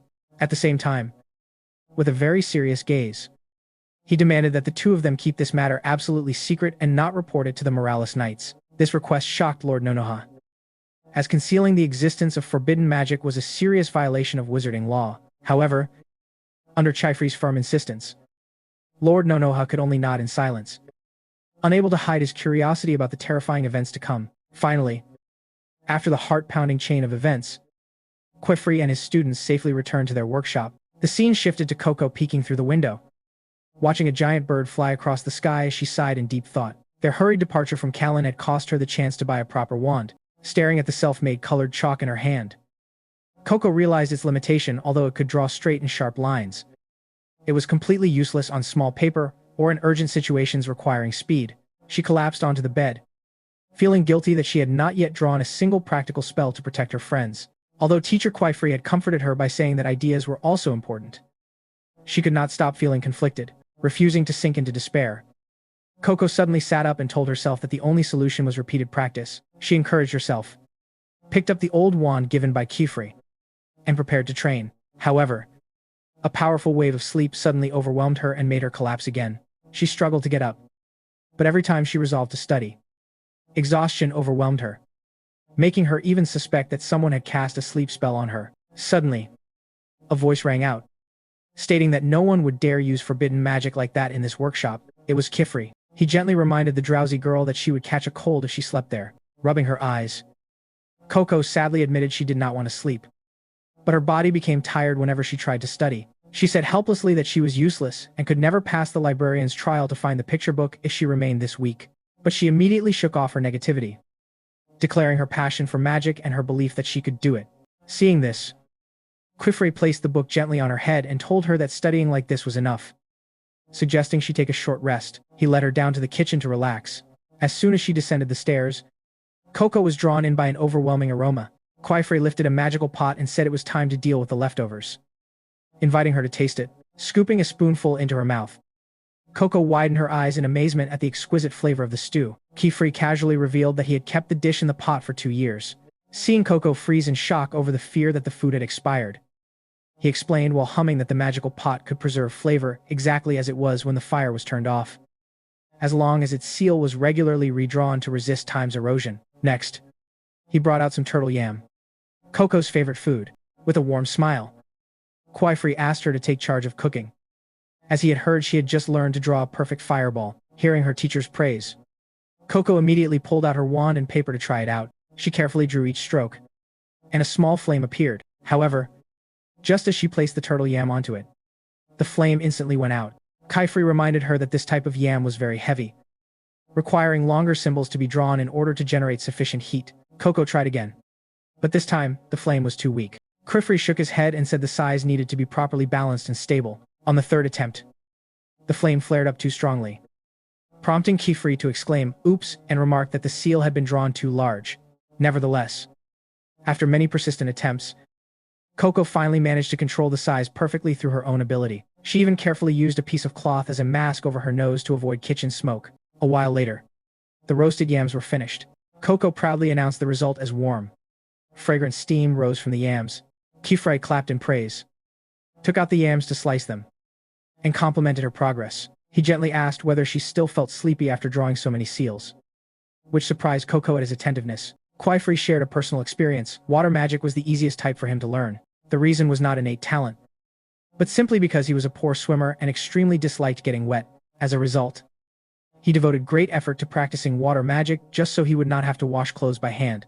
It was indeed a convincing lazy reason, like people trying to earn a lot of money just to use a credit card so a robot vacuum does the work instead. He concluded that when someone desires to learn something and improve quickly, the best method is to make it part of daily life, because no teacher is greater than life itself. These sincere words deeply impressed Coco. She quietly reflected on the profound philosophy of integrating magic into everyday life. Giving a thumbs up, Kifri encouraged Coco to practice cooking diligently, because effort would always be rewarded with delicious food. For Coco, this was an absolutely perfect agreement. At that moment, Techia and the others were also drawn into the kitchen by the delicious smell. Techia enthusiastically volunteered to melt cheese over the yams, while Rachel timidly asked whether she could use magic to create beautiful seared patterns on the surface. Kifri gently refused, stating that Coco would be the head chef responsible for the entire meal today. This sudden task made the two girls protest, claiming it was unfair, while Rachel kept complaining that she was starving. When asked for her opinion, Coco happily agreed without hesitation. Everyone went down to help. Kifri scooped out ingredients, spread butter on bread, and fried eggs. Rachel handled slicing bacon. Coco and Tedia kneaded dumplings while chatting and laughing. Finally, Kifri placed cheese on the bread for Coco to melt using magic. She concentrated intensely to maintain the temperature perfectly, avoiding burning the bread under Kifri's detailed guidance. When everything was finished, smiles appeared on everyone's faces. The meal was truly lavish: a 2-year-old stew, still fresh thanks to repeating magic, sandwiches with eggs and bacon, turtle yams and melted linguine cheese, and steamed pumpkin yam dumplings. Looking at the table, Tedia was surprised by the amount of vegetables and teas that teacher Kifri rarely ate so healthily, making him only scratch his head and laugh. Coco suddenly came up with the idea of eating outside. Kifri agreed that a picnic was a good idea. Coco excitedly invited Agath, but she coldly refused, saying she needed to continue training and would eat at her desk. Moreover, Agath pointed out that the weather outside had turned bad. Looking out the window, everyone was shocked to see heavy rain falling. Techia lamented sadly that the weather changed too quickly. Coco suggested going back inside, especially since teacher Quifrey had just admitted he hated getting wet. However, Quifrey smiled and asked why a little rain should stop their meal when they were professional witches. Immediately, he cast a transparent protective bubble that repelled all raindrops, allowing them to picnic outside without getting wet at all. The students cheered excitedly, while Agath peeked out from the window, quietly observing them while eating. The rain continued to fall softly, creating a peaceful scene for all living things around. Under a small bridge, Quifrey lit a warm lamp and personally served steaming stew to each of his students. The brush buddy curled up on Coco's shoulder, and everyone enjoyed the delicious meal together under the bridge. A while later, the clouds gradually cleared, giving way to radiant morning sunlight. Amazed by the beautiful scenery, Coco suddenly stood up and ran off in a hurry. When Quifrey asked why, she said she needed to go call Agath immediately because she did not want her to miss the magical sky display. So she rushed back to the workshop through the misty rain. Arriving at the workshop door, Coco had not even touched it when it suddenly opened by itself. Standing inside was a strange man with sharp eyes, questioning who she was, what she wanted, and whether she was a messenger sent by Alara. The barrage of questions, filled with prejudice and contempt, left Coco speechless in fear. Just then, Quifrey arrived, and Coco quickly hid under his cloak for cover. When Quifrey confirmed that Coco was a new student, the man glared at him and harshly demanded an explanation for why he was casually taking in more apprentices. Quifrey calmly greeted the man named Aruzio and asked about his work progress. Aruzio ignored him and insisted on knowing about the new member. When Quifrey explained that Coco was a victim of forbidden magic and a special case, Aruzio's attitude instantly changed completely. Hearing the words forbidden magic, he roughly grabbed Coco and dragged her away, declaring that he had nothing to do with the Black Hats and would hand her over to the Morales Knights immediately to avoid trouble. This emotionless declaration sent Coco into frantic struggle, unable to stand by as his student was mistreated. Quifrey pulled out his palm notebook and wand, quickly drawing a water spell. Immediately, water rose from the ground into a solid wall, blocking Aruzio's path. Quifrey knelt to maintain the spell, coldly warning that he would not let anyone take Coco away, even if it was his closest friend. Overwhelmed by this display of power, Aruzio released Coco, angrily questioning why Quifrey would use magic against him for the sake of a mere stranger. At the very moment the group of 4 girls was preparing to approach the seal, a sudden abnormal phenomenon occurred. A spatial gate tore open the sky, sweeping violent gusts of wind across the area and engulfing the entire staircase where they were standing. Seeing the students desperately clinging on amid the raging wind, Agath angrily wondered what kind of madman would tamper with the seal without thinking, while Tedia judged that this foolish action had been what triggered the trap that locked them in the labyrinth from the very beginning. Suddenly, Coco shouted for everyone to look up at a large opening that had just appeared in the sky. At first, they thought it was a ray of hope leading to an escape route. But unfortunately, this violent wind instead awakened the sleeping stone dragon. It angrily swung its massive tail, smashing the narrow staircase into pieces. The terrifying impact caused Coco and Agath to lose their balance and fall freely into the abyss. In extreme panic, with no spirit shoes to fly, Agath could only close her eyes and wait helplessly for death. However, a savior appeared just in time. The strong arms of Master Quifrey managed to catch his mischievous student in time. Holding Agath tightly, Quifrey faced the enraged dragon, told her to hold on tight, and decisively pulled out a large sheet of paper. Casting magic at an astonishing speed, a massive water dragon surged out violently, knocking the stone dragon away and cleanly resolving the threat in an instant before the astonished students. While Agath was still in shock and unable to believe her eyes, Quifrey gently reassured her that everything was fine. Tetia, teary-eyed with joy, looked at her teacher. Hearing Quifrey explain that he had been desperately searching for them and was accidentally drawn into this spatial gate, he quickly checked on the condition of the entire group, only for everyone to realize a horrifying truth. Coco had disappeared without a trace. It turned out that the evil Black Hat wizard had taken advantage of the chaos to seize Coco. He held the unconscious girl floating in midair. Speaking to himself arrogantly, he smugly muttered that after a long period of waiting, the forbidden seed he planted long ago had finally borne fruit.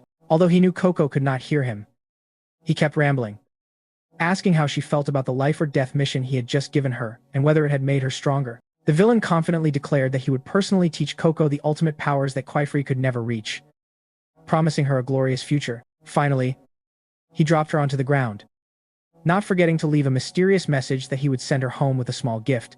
Lying sprawled on the cold ground, Coco slowly opened her eyes in a daze upon hearing the urgent calls of her friends. She sat up in shock when she saw Master Quifrey and the others surrounding her worriedly. Still confused, She asked if they had returned to the Callan workshop. Quifrey sighed in relief and explained that they had found her unconscious on the staircase. Hearing Coco say she did not remember anything that had just happened, Quifrey anxiously questioned whether she had lost her memory or been affected by the black hats erasing her mind. It was truly a close call for both teacher and student, like a chaotic Black Friday where the only item they nearly lost was Coco's life. Coco quickly waved her hands and insisted she was fine, and although her mind was a bit foggy upon waking, she still clearly remembered everything. From the masked wizard to the stone dragon, Coco sincerely bowed her head and apologized to Quifrey, Agath, Rachel, and Tedia for dragging everyone into danger. Instead of scolding his new student, Quifrey remained silent for a moment and then gently placed the wizard hat back on her head. He smiled and said that Tedia had already explained everything. And in fact, it was Coco's intelligent idea that saved everyone's lives. That precious recognition made Coco tear up emotionally. Quifrey kindly advised that in the magical world, a creative idea is just as important as the skill of drawing, and she must strive to let both her thinking and her hands develop together. After comforting his student, a sudden killing intent emanated from Quifrey. He turned to greet Nonoha and Tada, who had just rushed over. After thanking the two of them for their help, Quifrey took out a stone fragment engraved with a sealing sigil from the labyrinth. He asked Nonoha to use his extensive knowledge to analyze what kinds of magical ink components had been used on it. At the same time, with a very serious gaze, he demanded that the two of them keep this absolutely secret and not report it to the Morales Knights. This request shocked Nonoha greatly, because concealing the appearance of forbidden magic was a serious violation of wizarding law. However, under Quifrey's firm insistence, Nonoha finally nodded in silence, his heart filled with curiosity about the horrifying events yet to come. In the end, after the 10th series of events, Quifrey and his students safely returned to their workshop. The scene shifted to Coco secretly looking out the window, watching a giant bird fly across the sky while sighing in thought. Their hurried departure from Callan had caused her to lose the chance to buy a proper wand. Staring at the homemade colored chalk in her hand, Coco realized its limitations. Although it could draw straight and sharp lines, it was completely useless on small pieces of paper or in urgent situations requiring speed. She collapsed onto the bed, feeling guilty for not having been able to draw a single practical spell to protect her friends. Although Master Quifrey had comforted her that ideas were also very important, she could not stop tormenting herself, not allowing herself to sink into despair. Coco suddenly sat up and told herself that the only solution was to practice repeatedly. She encouraged herself, picked up the old wand given by Quifrey, and prepared to train. However, a sudden wave of intense sleepiness overwhelmed her, causing her to collapse again. She tried to force herself up, but every time she resolved to study, exhaustion engulfed her, making her even suspect that someone had cast a sleep spell on her. Suddenly, a voice declared that no one would dare use forbidden magic in this workshop. It was Quifrey. He gently reminded the drowsy girl that she would catch a cold if she slept there. Coco rubbed her eyes and sadly admitted that she did not want to sleep. But every time she tried to study, her body became exhausted. She belittled herself, saying she was useless, and how could she possibly pass the librarian's trial to find the picture book if she remained so weak. But immediately, she shook off her negativity and affirmed her passion for magic and belief that she could do it. Seeing this, Quifrey gently placed a book on top of her head and said that studying like this was enough, and suggested she take a short rest. He led her down to the kitchen to relax. Just as they went down the stairs, Coco was drawn in by a strong, delicious aroma. Quifrey lifted a magical pot and said it was time to deal with the leftover food and invited her to taste it. Scooping a spoonful into her mouth, Coco widened her eyes in amazement at the delicious flavor of the stew. Quifrey casually revealed that he had kept the dish in the pot for 2 years. Seeing Coco frozen in shock at the idea of spoiled food, he hummed and explained that this magical pot could preserve flavor exactly as it was when the fire was turned off, as long as the seal on the pot was regularly redrawn to resist time's erosion. Next, he took out some turtle yam, Coco's favorite food. With a warm smile, Quifrey asked her to take charge of cooking. As he had heard, she had just learned to create a perfect fireball. The argument between teacher and student became extremely tense. Quifrey calmly explained that real-life field operations are not the same as training in the workshop because there are many ordinary people around. Moreover, since Agath had not passed the second examination, the rules strictly forbade her from casting magic in front of outsiders. Oh, for heaven's sake.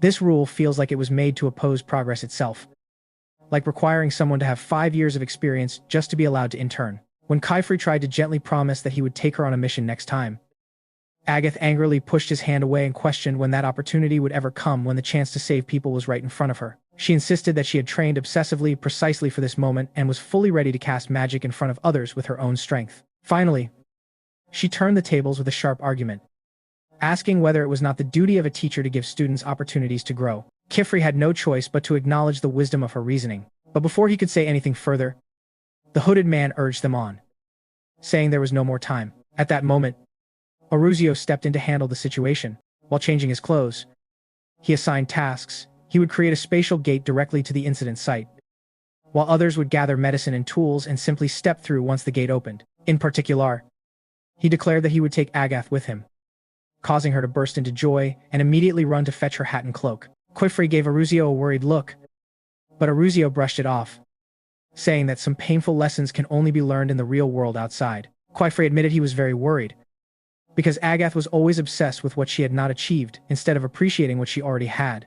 Deep down, Kifri only hoped Agath would understand that lack of experience was not something to be ashamed of, and he did not want her to suffer a painful fall by forcing herself to grow up too quickly. Back in the present, the 4 teachers and students had ridden horses to the edge of the accident site. The guiding man urgently pointed toward the collapsed bridge hidden behind a tall pine tree. Noticing that the surrounding ground was unstable, Oruzio told Agath to hold tightly onto the item in her hand, and she firmly assured him she would not drop it. Right before their eyes, the carriage was being violently battered by raging currents and trapped between massive rocks. Nearby, 3 civilians stood helplessly watching in despair. Seeing the rescue team arrive, an old man became overjoyed and shouted to others that the mages had come to save them. A woman immediately thanked the heavens, believing that Dagda, the man who went to seek help, had truly brought miracles, and that everyone trapped in the carriage would surely be saved. While Agath was still stunned by the civilians' reverent reactions, Oruzio suddenly shoved a small pouch into her hand and asked if she knew how to use it. It was a pair of linking rings, a magical pair that activates a spell when 2 engraved seals are pressed together. Although small in size, limited in range and power, its ability to evaporate moisture was extremely useful at this moment. Oruzio assigned Agath the task of using the rings to dry the clothes of the rescued civilians, and then to stand still and do nothing else. Agath looked displeased and asked whether there was no more important task for her to demonstrate her abilities. Oruzio bluntly admitted this was the only task she was allowed to do, and criticized her picky attitude for thinking it was too easy. He stated that Kifri's concern was completely justified because Agath was always too eager to advance. He seriously advised her that if she wanted to show her skills, there would be the right time and place, and if she truly wanted to save people now, she should reconsider the true purpose of using magic. Agath could only remain silent and endure it in frustration. While Oruzio drew the spatial gate, Agath sank into negative thoughts, wondering how she could stop craving advancement when everyone kept treating her like a helpless child. The old man beside them praised Oruzio's ability to turn a plain strip of fabric into a spatial gate, which made Agath feel even more disheartened. She thought that all her double training effort compared to others would become completely meaningless if she was not given a chance to prove herself. When Master Kifri stepped out from the other side of the spatial gate, Agath's determination burned even more fiercely, and she could no longer tolerate waiting.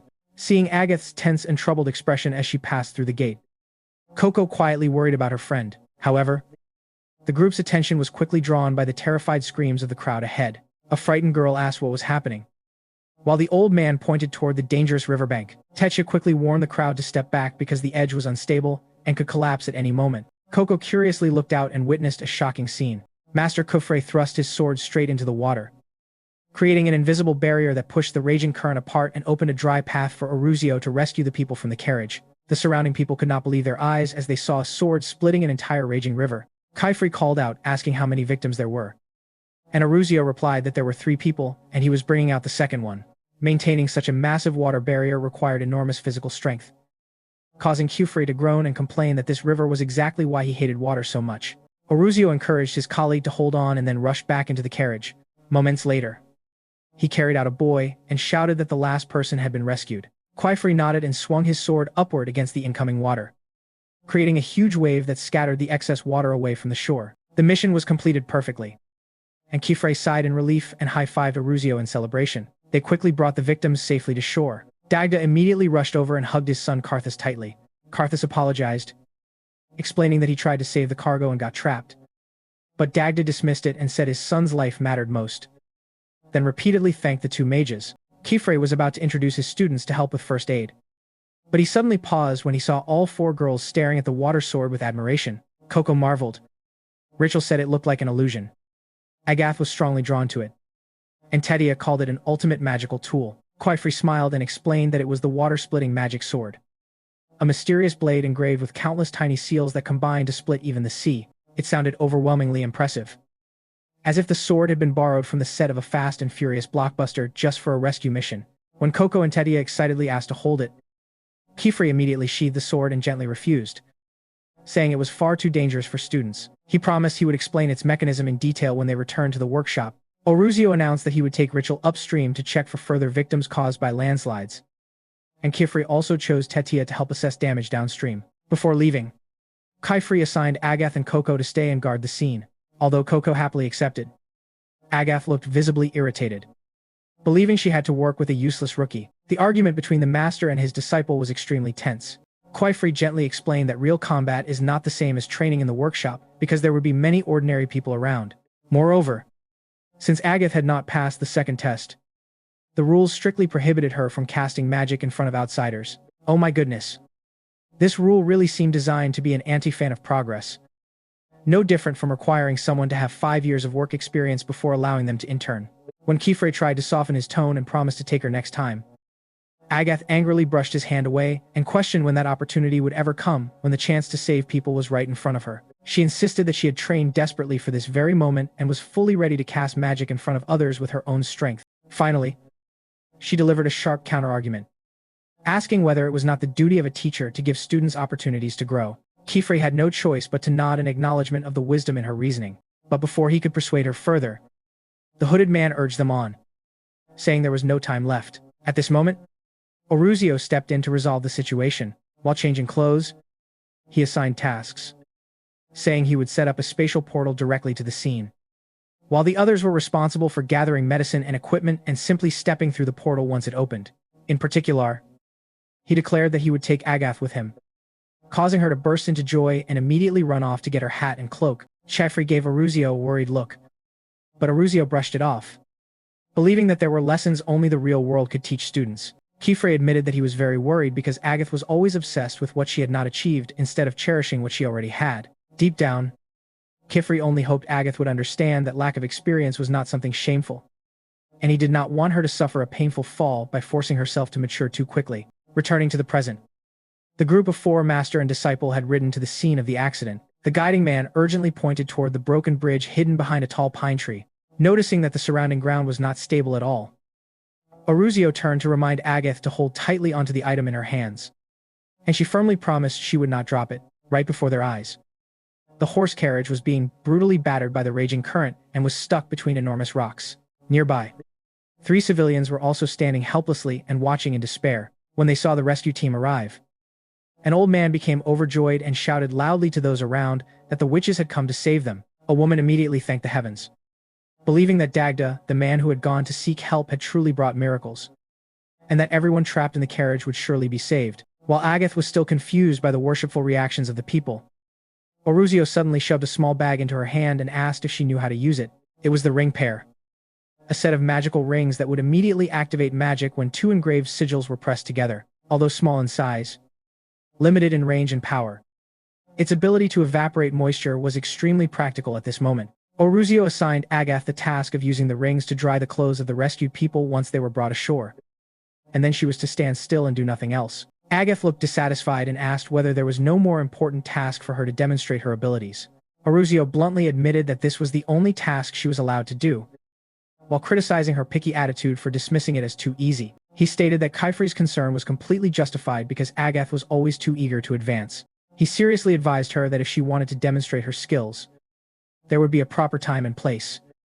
But if she wanted to save people now, she should reconsider what the true purpose of magic was. Agath could only silently endure it in frustration. While Oruzio drew the spatial portal sigil, Agath sank into negative thoughts, wondering how she could stop craving advancement when everyone always treated her like a helpless child. The old man beside her praised Oruzio's ability to turn a smooth cloth strip into a spatial portal, which made Agath feel even more upset. She silently thought that all her efforts of training twice as hard as others would become completely meaningless if she was not given the chance to prove herself. When Master Quaifree stepped out from the other side of the spatial portal, Agath's determination burned even more intensely, and she could no longer bear waiting any longer. Seeing Agath's tense and troubled expression as she passed through the portal, Coco silently worried about her friend. However, everyone's attention was quickly drawn by the screams of the crowd ahead. A frightened girl asked what was happening, while the old man pointed toward the dangerous riverbank. Tedia urgently reminded the crowd to step back because the edge of the bank was very weak and could collapse at any moment. Coco curiously peeked out and witnessed a mentally shocking scene with her own eyes. Master Kaifri thrust his sword straight into the water, creating an invisible barrier that pushed the raging current to both sides and cleared a dry path for Oruzio to enter the carriage and rescue people. The surrounding people could not believe their eyes when they saw a sword splitting an entire raging river in two. Kaifri called out asking for the number of victims, and Oruzio replied that there were 3 people and he was bringing out the second one. Maintaining such a massive water barrier required enormous physical strength, causing Kifri to groan and complain that this river was exactly why he hated water so much. Oruzio encouraged his colleague to hold on and then rushed back into the carriage. A moment later, he came out carrying a boy and shouted that the last person had been rescued. Kifri nodded, swung his sword upward against the incoming water, creating a large wave that pushed all excess water away from the shore. The mission was successfully completed, and Kifri sighed in relief and high-fived Oruzio in celebration. They quickly brought the victims safely to shore. Dagda immediately rushed over and hugged his son Karthus tightly.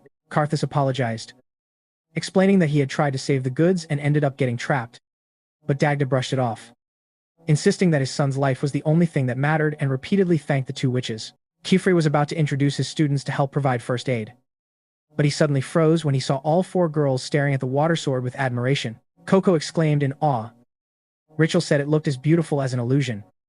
Agath was strongly drawn to it, and Tetya called it an outstanding magical tool. Kaifri smiled and explained that this was the water-splitting magic sword, a mysterious blade engraved with countless small sigils that, when combined, could split even the sea itself. Hearing how incredibly imposing it sounded, it was as if this sword had been borrowed from the set of the blockbuster movie Fast and Furious to perform a rescue mission. When Coco and Tetya excitedly asked to hold it, Kifri immediately sheathed the sword and gently refused because the weapon was too dangerous for students. He promised to explain its mechanism in detail when they returned to the workshop. Oruzio announced that he would take Rachel upstream to check whether anyone else was injured due to landslides, and Kaifri also chose Tedia to accompany him to assess downstream damage. Before leaving, Kifri assigned Agath and Coco to stay and watch over the scene, although Coco happily agreed. Agath looked visibly irritated because she had to work with a useless beginner, while providing first aid and splinting the arm of a man with a broken arm. Coco quietly thought that the situation between her and Agath felt awkward. She told herself she had to quickly find a chance to return the silk shoes she had borrowed from Agath earlier. After finishing the splint, the man repeatedly thanked her and affectionately called Coco a little witch. That precious title caused overwhelming happiness to surge within Coco's heart, and she awkwardly stepped aside, silently enjoying the sweet aftertaste of praise. The man optimistically comforted everyone nearby, saying that even if they had lost all their goods, surviving was what truly mattered. However, just as the atmosphere began to calm, Dagda's panicked shouting suddenly cut through their thoughts. Looking toward the riverbank, everyone was shocked to see Karthus tying one end of a rope to a tree near the cliff edge, the other end around his body, and lowering himself into the raging water below while hanging in midair. Dagda screamed for his son to come back up because it was too dangerous, but Karthus stubbornly replied that some valuable cargo was stuck at a bend below, and he only intended to reach it and retrieve it before coming back immediately. He ignored all warnings as the tree used as support slowly tilted toward the abyss due to unstable ground. Dagda desperately shouted that the bend was formed by a landslide and was extremely dangerous. But it was already too late. The tree suddenly snapped. The riverbank shattered, and the entire edge collapsed into the raging water under Agath and Dagda's extreme horror. Dust and smoke rose thickly over the entire area. In utter panic, Dagda was about to jump in to save his son, but was held back by the old man and Agath because the ground was still dangerously collapsing. Agath turned around to call for Coco's assistance, only to realize in shock that the girl was no longer there. Panic surged as she feared Coco had been crushed by the falling rocks. Fortunately, Agath heard her friend's voice calling faintly from below the cliff. Looking down, Agath saw Coco desperately clinging to rocks submerged in the raging water. The girl hurriedly shouted that she was fine, but Karthus had been pinned under a huge boulder and could not move. Seeing her son's tragic condition, Dagda's eyes widened in extreme panic. As if grasping a lifeline, he suddenly turned to Agath, grabbed her shoulders tightly, and desperately begged her to use magic to save Karthus. At first, Agath was startled and afraid, but very quickly, driven by her desire to prove herself, a strange excitement began to seep into her mind. The once-in-a-lifetime opportunity had finally arrived. She thought to herself that Master Quaifree and Uncle Oruzio were not here. She did not have silk shoes to fly down. And Coco was trapped below. So standing at this life and death boundary, only she could turn the situation around. Agath sneered in triumph, believing that saving Karthus with magic at this moment would be the strongest proof to slap in the face of her teacher, who always looked down on her practical abilities. Around her, the crowd began to murmur. The man with the broken arm called her a little witch and asked what she would do to save him.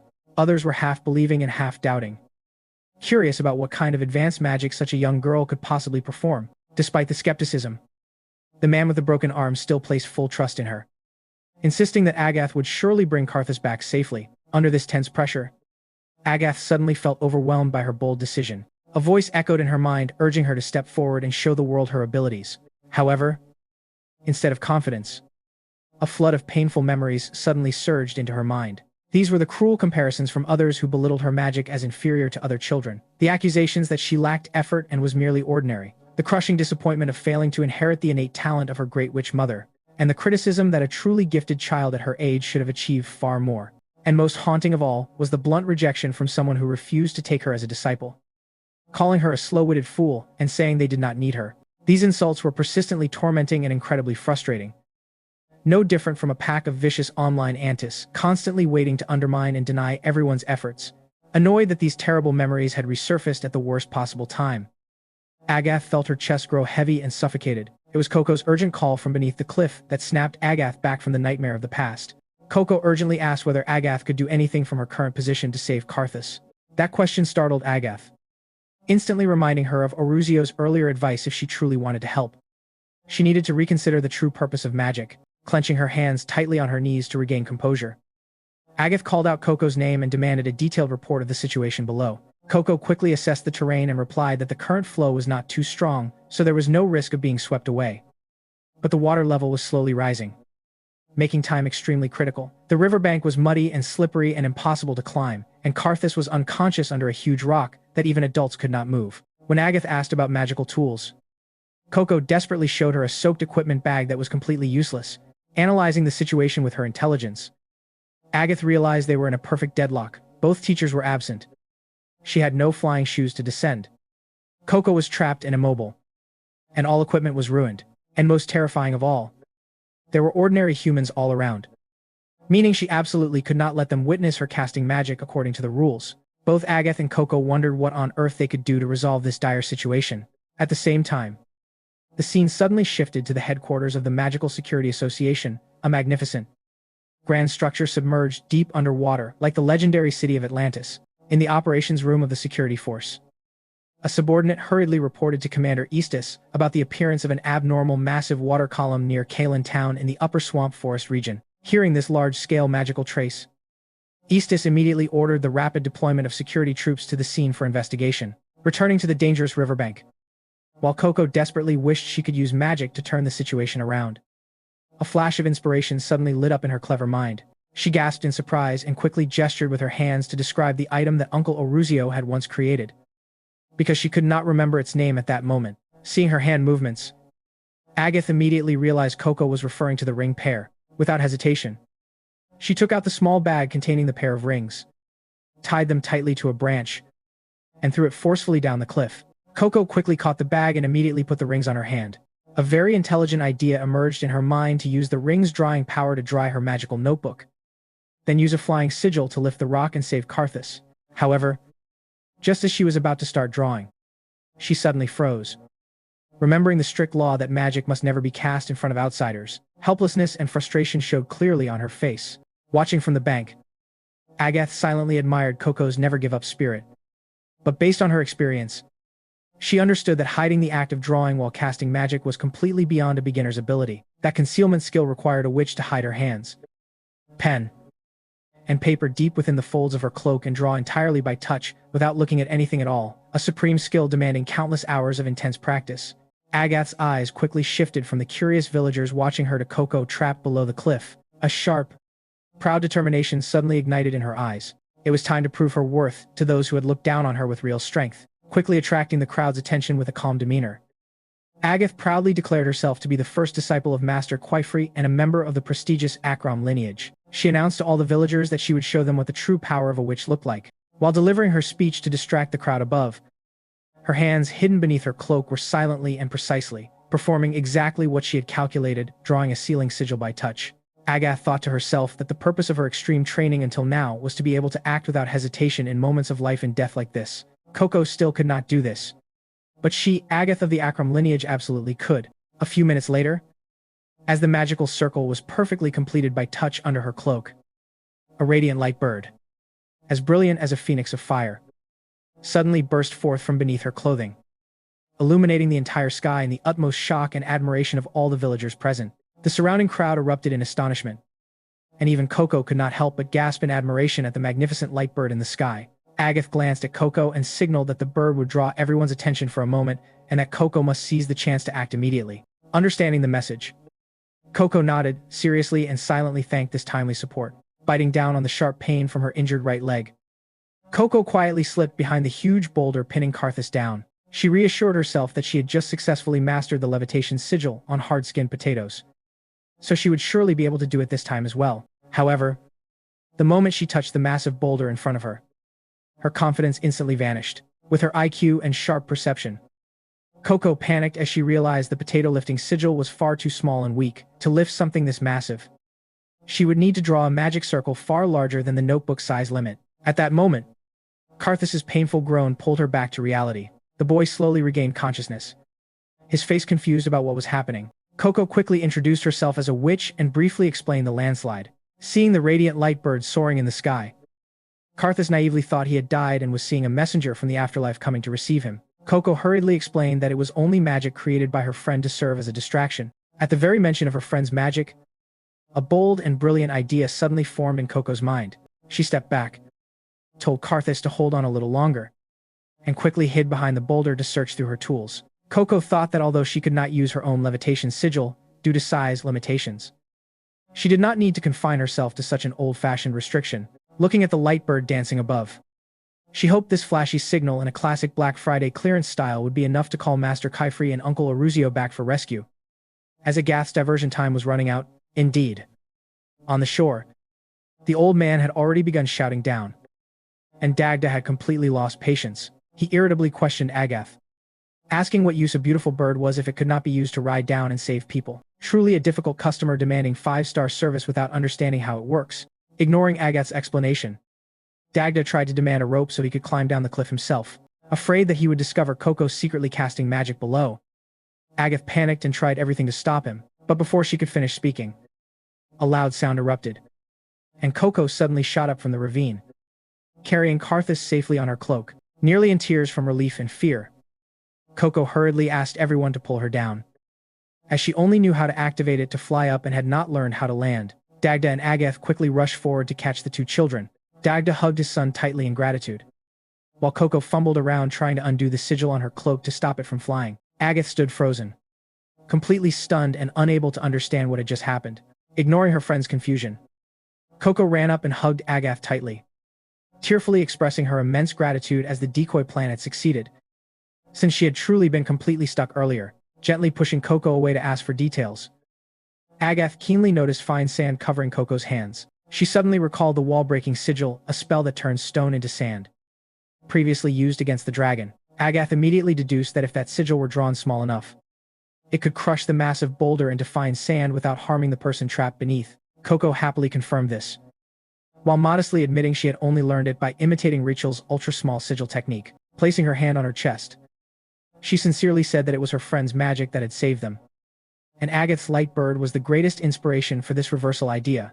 Agath turned away blushing, loudly insisting that the bird was only meant to call reinforcements and she was not doing it for Coco. However, just as she was about to add that she had never considered Coco a friend, Agath froze upon seeing Coco's serious gaze toward Dagda and his son. In her heart, Coco silently vowed that she would do whatever it took to save her mother, just like she had used her IQ to successfully rescue Karthus. However, the peace did not last long before a major incident struck. Magical ribbons suddenly flew in at terrifying speed, binding Coco and Agath and lifting them into the air in shock. Agath immediately recognized them as the arrest insignia of the security forces, cloaked figures in deep crimson robes and winged hats of authority. The one behind this was none other than the commander of the Magical Security Bureau named Eastus. Commander Eastus landed and coldly demanded which of the two had collaborated with the Black Hats to cast forbidden magic, while contemptuously warning that age would not save them from punishment. His arrogant and unreasonable appearance was deeply infuriating to onlookers.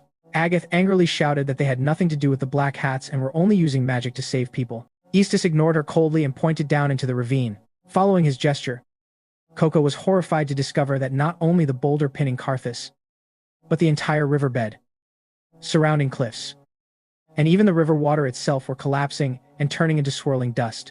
Coco trembled, telling herself that her tiny sigil could never have such a devastating, wide-scale destructive power. Catching her unintentional admission from her expression, Eastus immediately concluded that she was the culprit. He declared that a novice could not unleash such destructive power without violating forbidden magic laws. Pulling out a strange talisman, Eastus released a monstrous creature that reached toward Coco, solemnly declaring in the name of absolute law that her memories would be stripped immediately. Commander Eastus coldly said that Coco was trembling for no reason, then emotionlessly explained that once memories of magic faded, fear would also disappear, and she would calmly return to being nothing more than an ordinary bystander. The way he arrogantly gave himself the right to judge and strip away others' passions was maddening, like someone with an infinite credit card swiping away people's destinies at will. In utter panic, Agath shouted for Eastus to stop, insisting he was making a terrible mistake. But he completely ignored her. As the cursed talisman-bearing hand slowly approached Coco's face, the girl tightly shut her eyes in utter anguish, desperately thinking that she did not want to forget her beloved mother.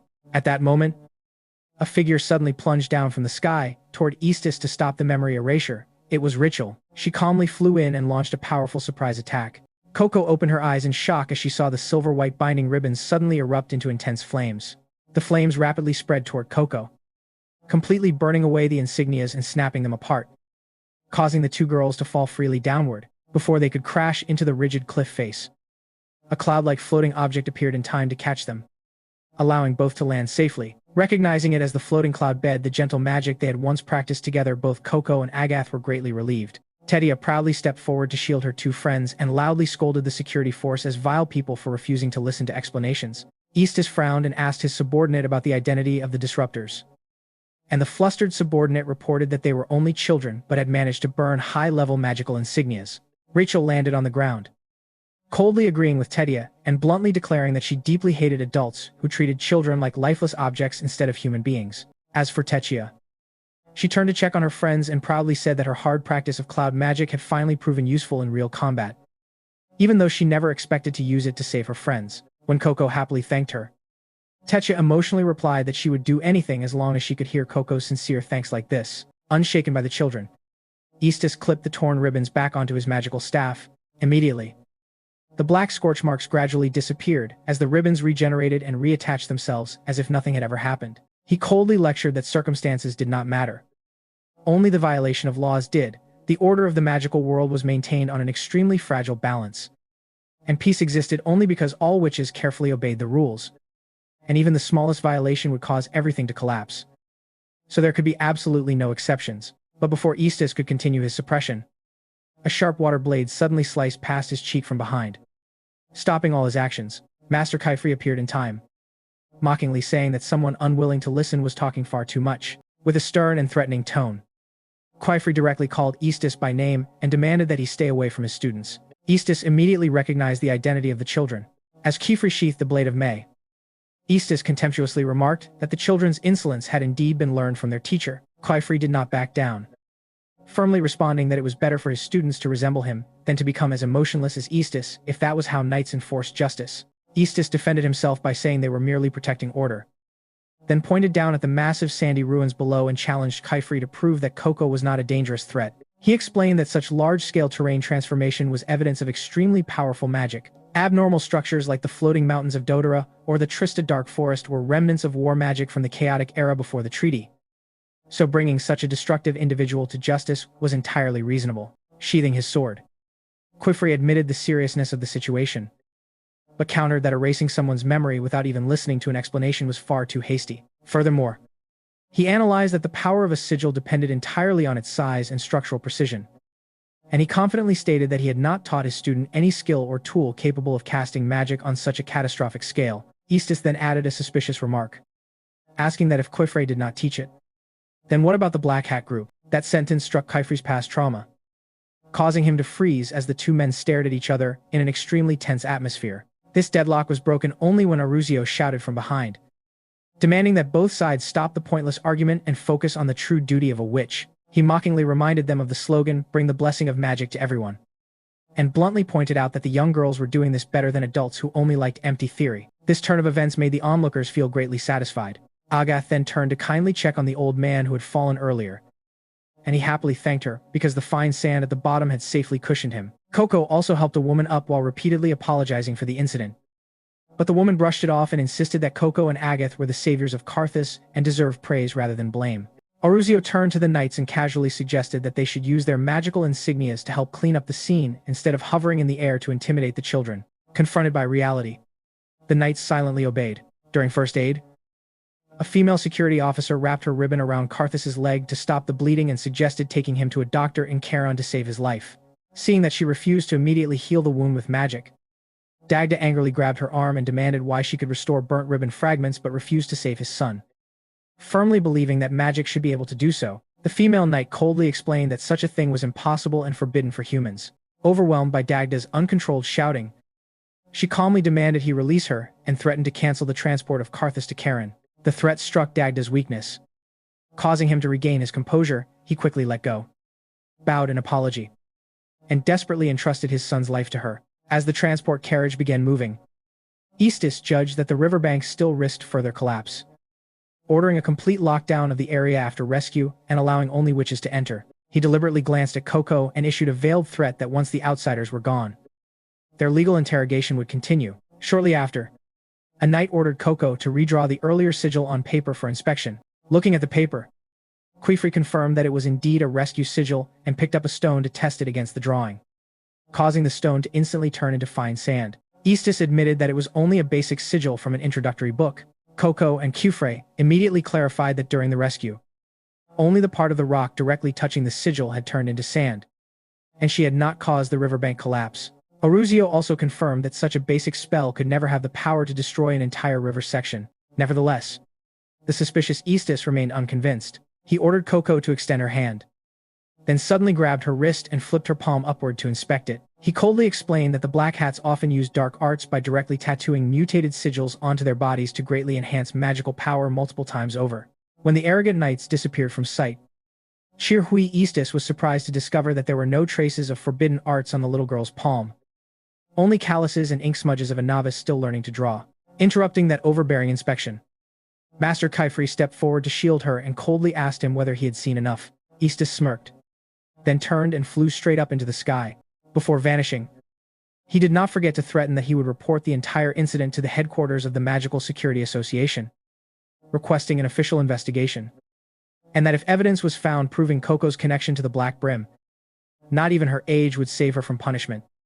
Also advising Chifri to be careful and not forget today's lesson. When the arrogant knights had disappeared, Quifri finally sighed in relief that all his students were safe and unharmed. He apologized for his mistake in letting both adults leave at the same time, which had pushed the children into a dangerous situation. Although Tedia kept speaking up for him, Quifri still sternly reminded Coco and Agath of their recklessness. He emphasized that if outsiders discovered the secret of magic, the knights would be forced to erase the memories of all the civilians who had just been rescued. He said that each human mind is a unique treasure containing an entire lifetime, and the impulsive actions of the two girls had nearly destroyed those treasures. Both Coco and Agath lowered their heads and apologized in regret, seeing that his students had understood their mistakes. Quifri softened his tone and shared that he never wished to witness such cruel memory erasure, which surprised the children with his understanding, while Agath felt disheartened, thinking her chance for advancement had vanished after the recent incident. She was suddenly stunned when she heard Chifri praise the extremely impressive rescue carried out by both of them. He announced that he would officially submit an application for Agath to take the second examination, because if she passed, she would be recognized as capable enough to operate alongside others in the outside world. He also did not forget to praise the beautiful light bird from earlier, while requiring her to promise never to casually use magic in front of outsiders until she passed the exam. Barely suppressing a scream of excitement, Agath broke into a radiant smile and firmly agreed. Seeing this, Tedia and Richel immediately became noisy with jealousy. Quifri chuckled and explained that the other three had not finished the introductory book, so they were not yet eligible. Although Richel declared that she hated exams, Coco still felt anxious upon learning that the road ahead contained many challenges, watching the students laughing and bonding. Oruzio pulled Kifri aside and asked whether spoiling Agath was too lenient. Considering he had been worried earlier about her impatience, Kifri smiled and replied that he would rather worry about impatience than see Agath isolate herself from the group, seeing that she had begun to reintegrate. He chose to trust her with the opportunity. Because when a student is too harsh on herself, a teacher must be a little more forgiving. Noticing everyone chatting happily, Agath urged the teacher to hurry home so she could continue training.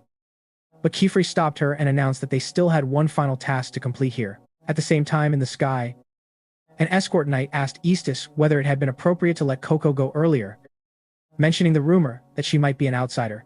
Eastus declared that he would not let the matter rest, as no evidence had been obtained from the petrified house of the girl, and forcing a confession was the only way. He analyzed that the mysterious magic not only destroyed the riverbank but was also draining the downstream area, and like a loose stone collapsing a cliff, any disturbance upstream would destroy the entire downstream ecosystem. He concluded that Coco was that loose stone, and if there was even the slightest risk, they must eliminate her by any means necessary to protect their magical river. Back at the scene, Coco marveled as she watched Oruzio use a heated needle pen, a magical tool with a heated tip used to permanently engrave spells onto stone, wood, or metal to create a sand bridge for the people. Oruzio explained that the sand bridge was only a temporary solution, while the engraved spell on it was what provided long-term support. Kifri observed the river from one side and noticed that the current seemed to be gradually recovering, possibly because the destructive spell was losing its effect. Suddenly, he discovered Coco's hat lying nearby along with a small vial of casting ink. He picked it up and called Coco over, reminding her to be careful because casting ink was very dangerous. Receiving the vial from her teacher, Coco repeatedly thanked him, but her sharp mind suddenly raised a strange question. Clearly, she had used a great deal of ink during yesterday's battle with the dragon and again while rescuing people just now. Yet the vial always remained full, as if it had never been used. She excitedly asked whether this was a magical ink bottle that could refill itself. The smile on Kifri's face immediately vanished, replaced by a deeply serious and worried expression. He told Coco to hand him the vial so he could inspect it more closely, leaving her confused about what the problem was. The scene abruptly shifted to a deserted coastline where countless stones stood in rows like cold gravestones. On one of the stones, the mysterious Black Brim wizard sat alone, muttering the word fake and declaring that this entire radiant magical world was nothing more than a grand deception. He mocked that the very hands which once created his beautiful magic were now completely stained with poisonous darkness. As he spoke, he used a sharp object to cut his hand, letting drops of crimson blood fall into a small vial, identical in design to Coco's never-empty ink bottle. While he coldly thought that no lie could survive once examined and wondered how long the Great Hall's deception could continue, returning to the two master and disciple. After carefully inspecting the strange casting ink vial, Kifri sternly asked whether Coco had taken it from Mr. Noroha's place in Cavan. Coco nodded in confirmation, explaining that the small vial was convenient to carry, then worriedly asked if something was wrong with it. Surprised by the question, Kifri did not answer and immediately called Oruzio, asking him to take the students back to the workshop first. Confused by the sudden request, Oruzio asked Kifri where he intended to go. Kifri placed a hand on Coco's shoulder and gave a forced smile, using the excuse that because of yesterday's chaos, he still had not bought her a proper wand. And since Cavan was nearby, there was no better opportunity to take her shopping. Oruzio shrugged in agreement, but did not forget to remind Kifri to bring back souvenir honey wine. Kifri generously promised to bring back 2 bottles, one first press and one long-aged, which pleased Oruzio greatly. But he immediately became irritated when Kifri teasingly asked who would pay. After they were out of sight of the group, Kifri leaned down and quietly apologized to Coco for dragging her into this trouble, explaining that he had something extremely important he needed to check immediately. After walking for a while, the master and disciple arrived at the Mirror Medallion, a famous magical stationery shop in Cavan. However, Coco was confused to see that the wall in front of her was completely flat, wondering why the door that had been there before was gone. Kifri muttered a curse, guessing that the shop was closed today. While he groped along the wall searching for a hidden mechanism, Coco was astonished to realize that in this world, when a shop closed, the door itself would disappear as well. Truly a top-tier security system. Like an auto-delete function after logging out, Kifri clicked his tongue and wondered aloud whether breaking in through the skylight would count as a crime. Just then, Letta appeared and greeted them. Kifri happily said he urgently needed to see Mr. Noroha. Letta nodded and told them to wait a moment, then pulled out a detached door handle from behind him and slammed it onto the flat wall. Instantly, a wooden door appeared and swung open, shocking Coco. Stepping inside, Coco remarked that the space looked completely different from last time. Leda explained that the shop used a multi-dimensional space, and using different door handles would open different rooms. While tidying up, he said that Grandpa Noroha was currently on the third floor. When Coco tried to follow her teacher up the stairs, Lada advised her to stay on the lower floor and wait. Realizing he did not know her name, Lada asked, and Coco happily introduced herself. After remembering her name, Leda pointed to her ankle and reminded her that she should treat the scratch there. Coco looked down in surprise, admitting she had not even realized she had been injured. Leda removed his hat and cloak, kindly asking her to follow him to the back of the shop to apply healing herbs to the wound. While wandering behind the shop, Coco was completely overwhelmed by the countless magical tools she had never seen before. She carefully picked up a glass bottle, marveling at its beauty and curiously asking about the colorful powders inside. While preparing the medicine, Leda carefully reminded Coco not to disturb the bottles, as everything was arranged in a strict order. He explained that all those powders were magical dyes used to mix with ink to create special effects for spells. At the same time, on the third floor, Kaifri apologized for disturbing Mr. Noroha while he was busy at his desk. Noroha was surprised and reminded him that the shop was closed today, but Kifri calmly replied that he already knew that. Noroha did not blame him, and immediately guessed why Kifri had come. He sighed and apologized, reporting that he still had not found any clues about the pebble from earlier. Despite trying all kinds of magic to separate the dye, the substance stubbornly only melted into nothingness, and comparing it with all materials in storage led nowhere. Noroha asked Kifri if he had discovered anything new. Instead of answering, Kifri silently placed Coco's casting ink vial on the table. Noroha's eyes widened in shock, and he trembled as he pointed out that this pale blue ink was identical to the evil ink from the mutated pebble. The shock deepened when he realized the bottle was one of their own products. Kifri calmly confirmed that his suspicion was correct. Recalling the encounter with the dragon, Kifri deduced that the Black Brim group may have secretly cursed the ink vial beforehand. His next action made Noroha panic and stand up abruptly, as Kifri calmly spread paper on the table, opened the ink vial, and prepared to draw with it. Noroha hurriedly stopped him, urging him not to use unknown ink until its nature was understood. Ignoring the warning in the old man's calls, Kifri resolutely placed his brush down to draw and uncover the truth. Returning to the lower floor, Coco remained immersed in endless curiosity. She pointed at various bottles and kept asking Lata about their contents using her sharp intelligence.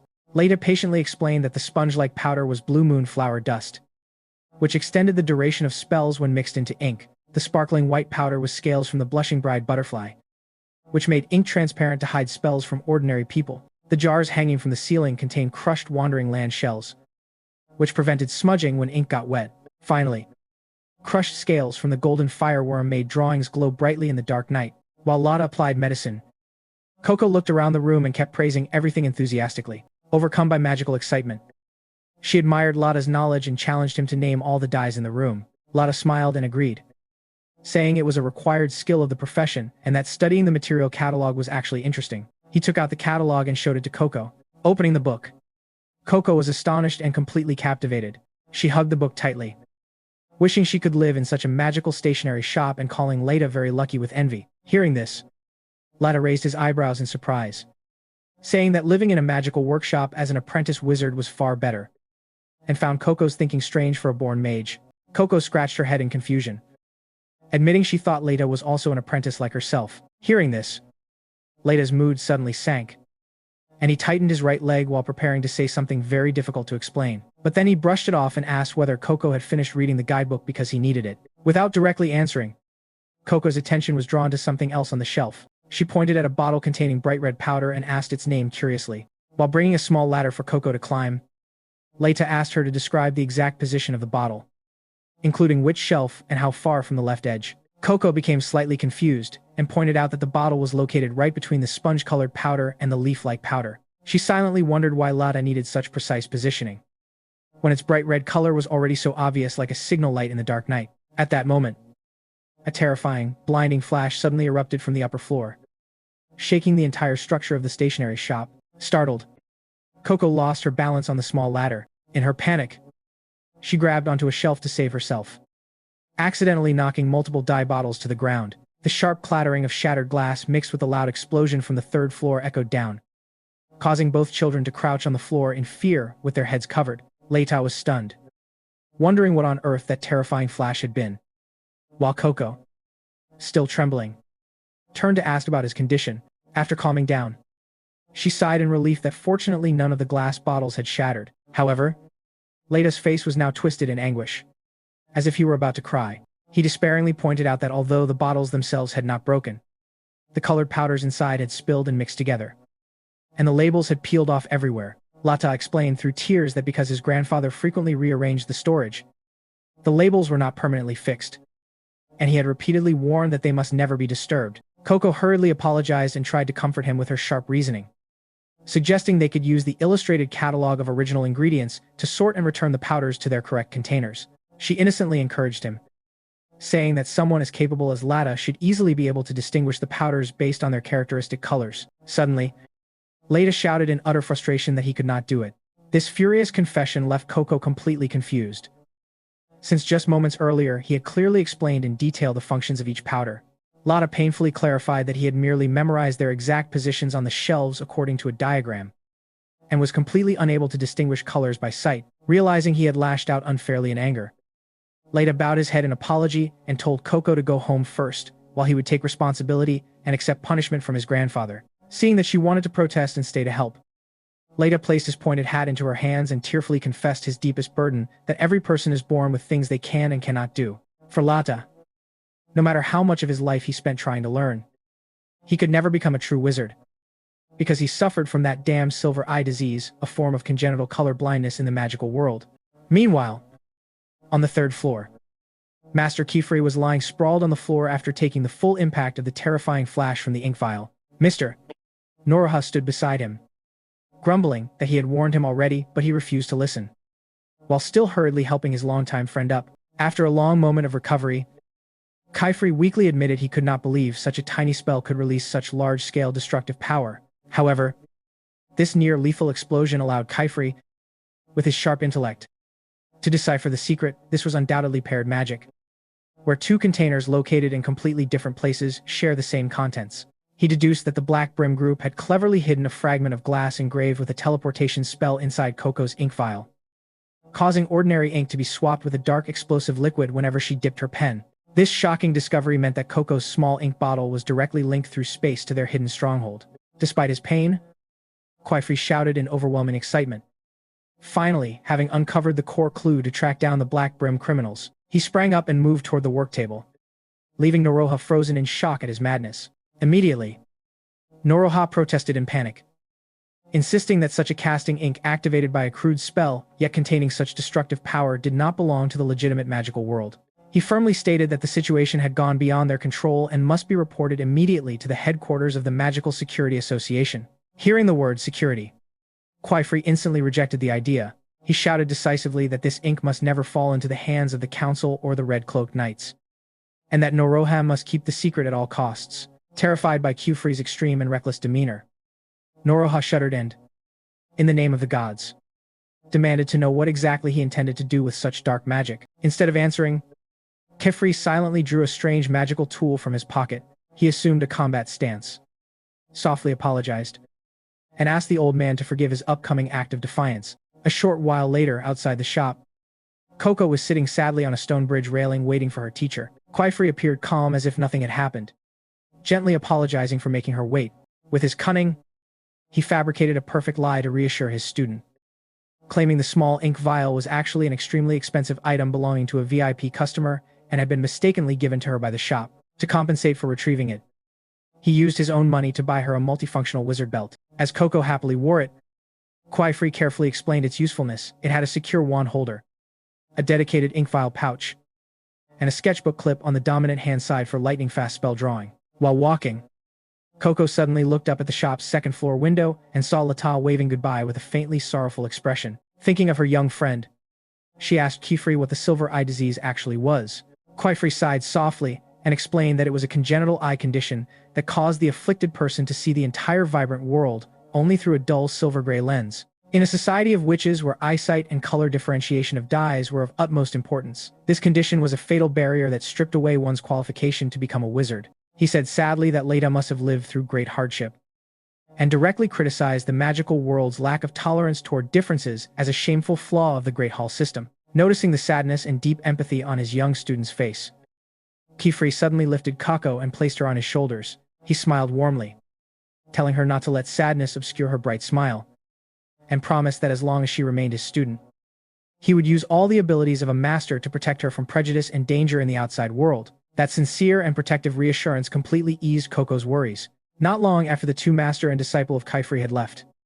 Back inside the shop, Lada approached his grandfather to confess. He lowered his head to apologize for the mess and the broken items downstairs, explaining that he had been startled by the blinding light coming from upstairs and accidentally knocked things over. Then curiously asked whether it was high-level magic performed by Master Kifri. However, completely contrary to the boy's worries, Lord Noroha looked utterly confused.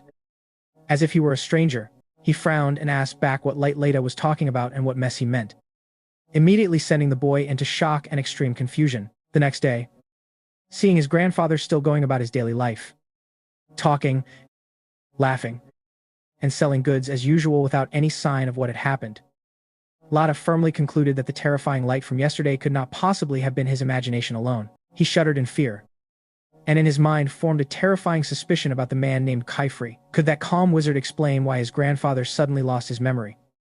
Or even more horrifying, had Kifri himself used forbidden magic to erase that memory in order to hide some dreadful secret?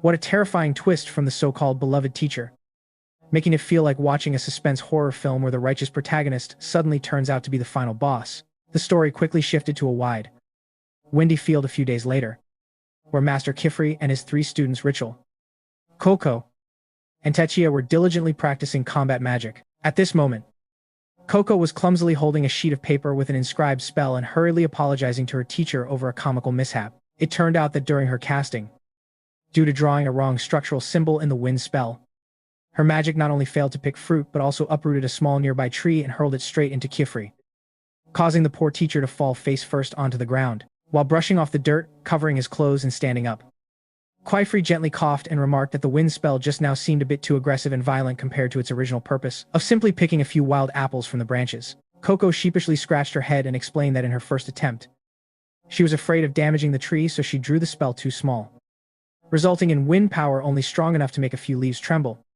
which was why she deliberately made it much larger this time, to be safe. Seeing this, Tedia stepped forward with a clever suggestion, saying that instead of pulling wind straight downward, Coco should adjust the drawn symbols to create an angled pull.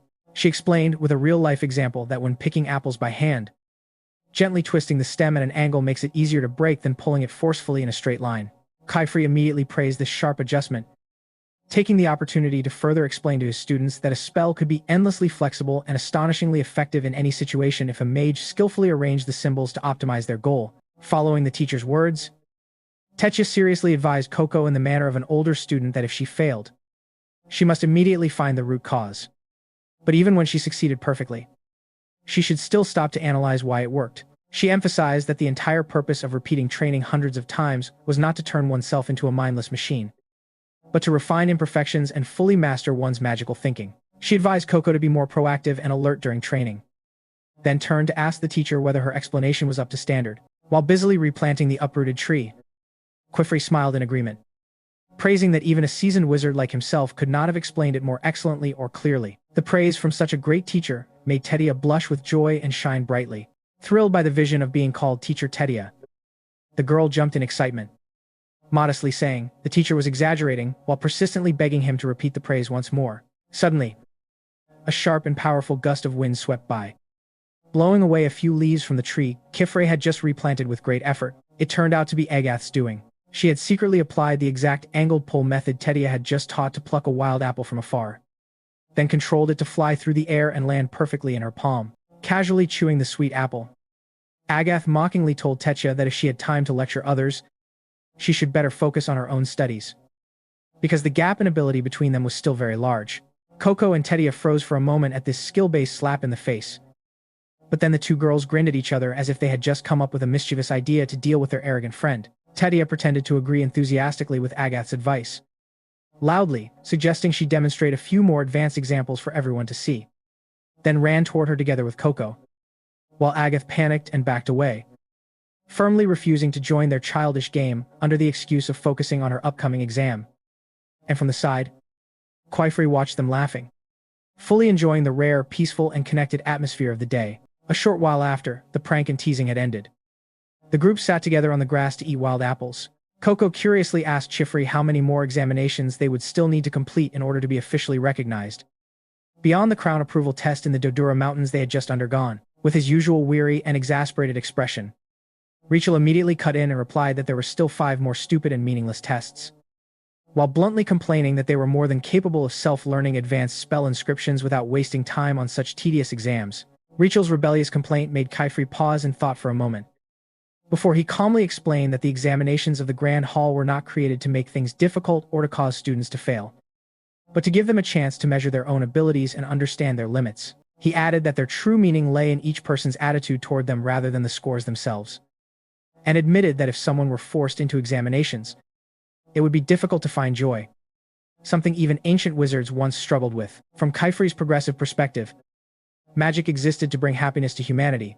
If it turned into suffering and pressure, its core purpose would be completely lost. Therefore, the sages of the past designed a special system of examinations, turning them into glorious milestones that students would willingly strive toward to prove themselves. With that, Kaifri took out an ancient parchment scroll and spread it across the grass before the children. It was a massive map of the Yoda Peninsula, a sacred land of ancient contracts, illustrating in detail 5 great trial peaks and the corresponding locations that all witches must pass through.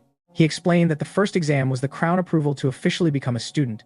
The second trial was the sincerity of the shield, granting permission to fight alongside one's teacher. The third was the question of Kavi, a supreme key for those walking the correct path. The fourth was called the kindness of the lady, helping witches stand independently when hope becomes reality. And the final and highest trial was the sage's words, marking the moment a student officially becomes a magic instructor for the next generation. Kaifri pointed at the map from the right side and explained that as each level was cleared, their magical permissions would expand accordingly, from choosing a teacher freely, to casting magic in public, to being approved for librarian trials, graduating, and finally gaining the right to take on their own apprentices. Sitting nearby, Oruzio added a practical note that those who did not intend to take students or open workshops could stop at the 4th exam. Specifically, after passing the kindness of the lady, students would officially graduate and become full witches of the world, while those wishing to delve deeper into knowledge and participate in the Grand Library librarian trials must pass the question of Kavi as a mandatory requirement. It was truly a clear progression system, much like a game character's advancement from beginner to the highest rank, filling Coco with burning determination to conquer the path of magic ahead. The detail about the librarian trial immediately captured Coco's attention, and she studied the massive map carefully, using her sharp reasoning to guess that the mysterious location must lie far out at sea. Kaifri smiled at the children and emphasized that the road to graduation was still very long, so there was no need to rush. Hearing the word graduation, Tedia excitedly jumped onto the map, eagerly sharing her long-held dream of traveling to distant lands, using magic to help people, and hearing words of gratitude spoken in every language in the world. She gestured with both hands to illustrate the act of giving happiness and receiving it, joyfully declaring that a single spell could bring joy to both sides, happily forming a 2 sign with her fingers. Tetia described it as hitting 2 targets with 1 arrow, doubling happiness, and even cheerfully pointed to her twin-side braids while dreaming of designing a special witch hat with 2 pointed tips. Coco's eyes sparkled as she praised the deep meaning behind Tetia's unique style, and Kaifri also smiled and unexpectedly confirmed that once they became official witches, they were completely free to design their own hats. The cheerful atmosphere was suddenly interrupted when Rachel stood up abruptly, walked away from the grass, and angrily declared that she hated examinations because they were stupid and forced her to draw spells she had no interest in. Agath immediately objected, coldly retorting that if Rachel only drew what she liked, she would never learn anything new. Struck at her weak point, Rachel froze for a moment but still stubbornly walked away, saying she did not care and that if becoming an adult meant doing things she hated, she would rather remain a child forever. Watching Rachel leave, Agath expressed her opposing belief that she could not tolerate her current weakness, and therefore resolved to complete all examinations as quickly as possible to become a librarian at the library tower, even dedicating her entire life to it. This ambitious declaration immediately drew Coco's attention. Tetia leaned in and whispered to Coco about Agath's noble background, explaining that the Crom family descended from a student who directly inherited knowledge from 3 sages, and that its head always held the position of supreme librarian. Hearing this, Coco realized that she and Agath shared the same destination, the library tower, to find a way to save her mother. When Tetia asked Coco what kind of witch she wanted to become, Coco calmly replied that due to her different starting point, her goal had already been set and her list of tasks was endless. So she currently only wanted to focus on learning more spells, determined to redraw the wind harvesting spell from earlier. Coco received enthusiastic encouragement from Tedia and Master Kifri. Kifri gently advised her to draw in order to remember, and to remember in order to use, affirming that power built through one's own effort would always be the most loyal companion. However, the scene suddenly shifted into a pitch-dark void. Coco stood confused and disoriented, unable to understand why her friends had just been there moments ago and why the sky had turned dark so frighteningly fast.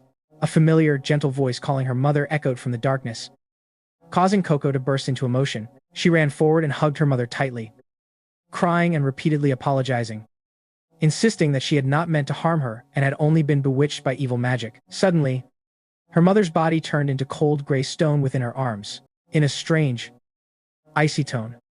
Her mother accused her and asked if she had seen the consequences, repeating the warning that magic was never meant for ordinary people. Shocked and in pain, Coco collapsed to the ground. But the ground beneath her suddenly turned into liquid water. Agath stepped out from behind, coldly calling Coco an ignorant outsider, and used Coco's own words to mock her, saying that claiming she did not mean to turn her mother into stone was the same as claiming she did not mean to push her friends to their deaths. Agath ruthlessly judged that all tragedies were caused by Coco herself, emphasizing the harsh truth that the Black Hats had not forced her, but rather her incompetence combined with dangerous curiosity had led to this outcome. Unable to endure the relentless accusations clinging to her, Coco panicked and turned to run away. Agath's voice continued to echo, insisting that the secrecy of magic existed precisely to prevent tragedies caused by ignorance, and that the law had absolutely no exceptions for anyone. In her frantic escape, Coco slipped and tumbled into a deep pool of water. As she resurfaced, gasping for air, she was horrified to discover that she was trapped inside a gigantic ink bottle. Outside, a black hat figure slowly appeared, cursing that this was the price for outsiders who dared to pursue magic, and that all tragedies, including the collapse of the world, would fall upon her small shoulders. The massive ink bottle fell freely through space and shattered upon impact with the ground. The deafening crash pulled Coco abruptly out of her nightmare. She sat up in bed, panting heavily and drenched in sweat, realizing that the sound had actually been caused by a fallen candlestick. Trembling, she gripped the edge of the bed tightly as Brush Buddy approached to nuzzle her in comfort. Yet she still hugged her own shoulders, shivering from the lingering terror of the unrealistically vivid dream. At the same time, in another working room inside the magic workshop, Master Kifre was scattering ancient ciphered parchment scrolls all over the floor. Hearing footsteps approaching, he quickly gathered them up and hid them beneath his wide cloak. The person who entered the room was Agath, and Kifre gently reminded her to go rest early, because no matter how talented a witch is, she still needs enough sleep. Agath nodded in agreement and turned to head back to her room. On her way through the corridor, she saw that the light in Coco's room was still brightly on and the girl was frantically drawing spell seals without stopping. Although Coco looked up and said she couldn't sleep, Agath only mocked with a really and coldly walked on. In the small room, Coco kept drawing while repeatedly reciting her teacher's instructions like a spell draw to remember. Remember to use, she tormented herself, wondering how many more spells she had to learn before she had enough power to restore her mother to human form. Back to Kifre. He looked up at the bright moonlight shining through a gap at the top of the tower, then took out a piece of paper with a hidden magic seal drawn on it, pressed it against the wall, and slid it hard to the left. He officially activated a secret mechanism, fully sealing the room to ensure no one could peek in. After securing everything, Kifre walked to the center of the room and took out Coco's endless summoning ink bottle from inside his robe. Gripping the bottle tightly, he whispered mysteriously that he had longed for this moment for a very long time. He muttered to himself, explaining the deep origin of the ink bottle. The last group who stood up against the Grand Hall's decree banning the use of magic on the human body were medical witches, those who only wished to use magic to save patients' lives. This twin bottle ink was invented by them to share life-saving potion, no matter how far apart the two bottles were. A small, hidden magical badge inside would ensure the liquid was always evenly distributed, so that no one would lack medicine in critical moments. It was originally an ancient medical tool with extremely high precision, but ironically, nowadays only the Black Hat clan criminals still possess this forbidden manufacturing technique. Kifre admitted his admiration for such a perfect tool, but dismantling it was the only way for him to track down his enemies. Even though he knew the power hidden within the ink could pose a huge risk of explosion, his true target was the badge engraved deep at the bottom of the bottle. He wondered whether he could carefully extract it without alerting the owner of the paired bottle. Using a long pair of tweezers, He carefully reached deep into the thick ink, believing that the Black Hat clan's spell seal on the badge, when placed into a tracking orb, would reveal all information about its place of origin and the whereabouts of its owner. This was the key clue to hunting down their lair. However, the moment the tweezers pulled the enchanted badge up from the surface of the ink, a powerful electric shock suddenly erupted, forcing Kaifri to shield his face. Blinding lightning continuously shot out, signaling that the Black Hat clan had detected his intrusion. In an instant, Kaifri slid a backup seal paper on the floor and raised it into a magical shield.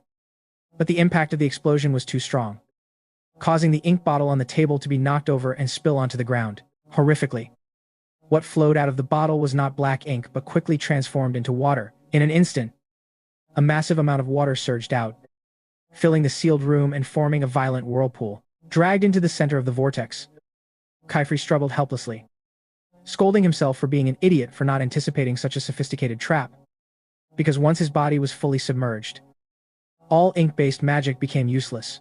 In the chaos, the ink bottle began to crack open, and the unstable whirlpool caused Kaifri to sink toward the bottom. But fortunately, the water quickly began to recede and flowed back into the bottle. The room returned to its dry state, and Kaifri lay exhausted on the floor, coughing violently and completely drained. Just as he opened his eyes, he was shocked to see the eerie projection of a Black Hat clan member hovering right in front of him. Seeing the bizarre eyeball embedded on the tip of his hat, Kaifri immediately recognized him as the anonymous figure who had secretly sold the magic book to Coco before. The dark mage picked up the ink bottle and crushed it into dust right before his eyes. Kaifri reached out and growled to stop him, but the enemy's figure had already vanished without a trace, leaving his hand grasping at empty air. Furious at losing the core clue right in front of him, Kaifri slammed his fist into the ground, cursing. But his eyes remained determined, as he vowed he would never give up and would reclaim everything taken from him. The scene shifted to the Black Hat clan member, who was now sitting casually on a windy seaside rock, idly tossing two paired metal badges in his hand. He let out a faint, regretful sigh that the ink bottle attached to Coco had been destroyed too early, wasting all his long-prepared arrangements and traps. Gripping the two badges in his palm, he crushed them into powder and vanished from the cliff with magic. The next morning, the aftermath of a turbulent night still showed clearly on the sleepy and exhausted faces of both Master Kaifri and Coco, even though the others in the magic workshop had no idea what had truly happened the night before. Seeing the two of them yawning at the same time, Techia was extremely surprised. She keenly pointed out that Coco had been yawning non-stop all day and began guessing whether the two of them had stayed up all night together doing some secret activity. Half asleep and bleary-eyed, Coco mumbled back, asking why they would do such a self-torturing thing. Immediately, Tedia's eyes lit up, and with her wildly imaginative creativity, she excitedly used her hands to depict Chifri and Coco transforming into mysterious night-knights, wielding wands and bravely fighting evil attackers who tried to invade the workshop. Seeing her friend drifting further and further from reality, Agath had to remind her that transformation magic on the body was a core taboo of the Grand Hall. Doused by a cold bucket of reality, Tedia pouted and defended herself, saying that such dramatic transformation stories often appeared in ancient witch plays anyway. At this time, Agath had just finished her breakfast. As she stood up to clean up, she looked directly at Coco and advised that if she was so tired she couldn't stop yawning, the best thing to do was go back and sleep more. Agath bluntly pointed out the harsh truth that Coco had been staying up all night for several days straight just to focus on drawing spell seals, hit right in the weak spot. Coco could only scratch her head and laugh awkwardly to hide her embarrassment.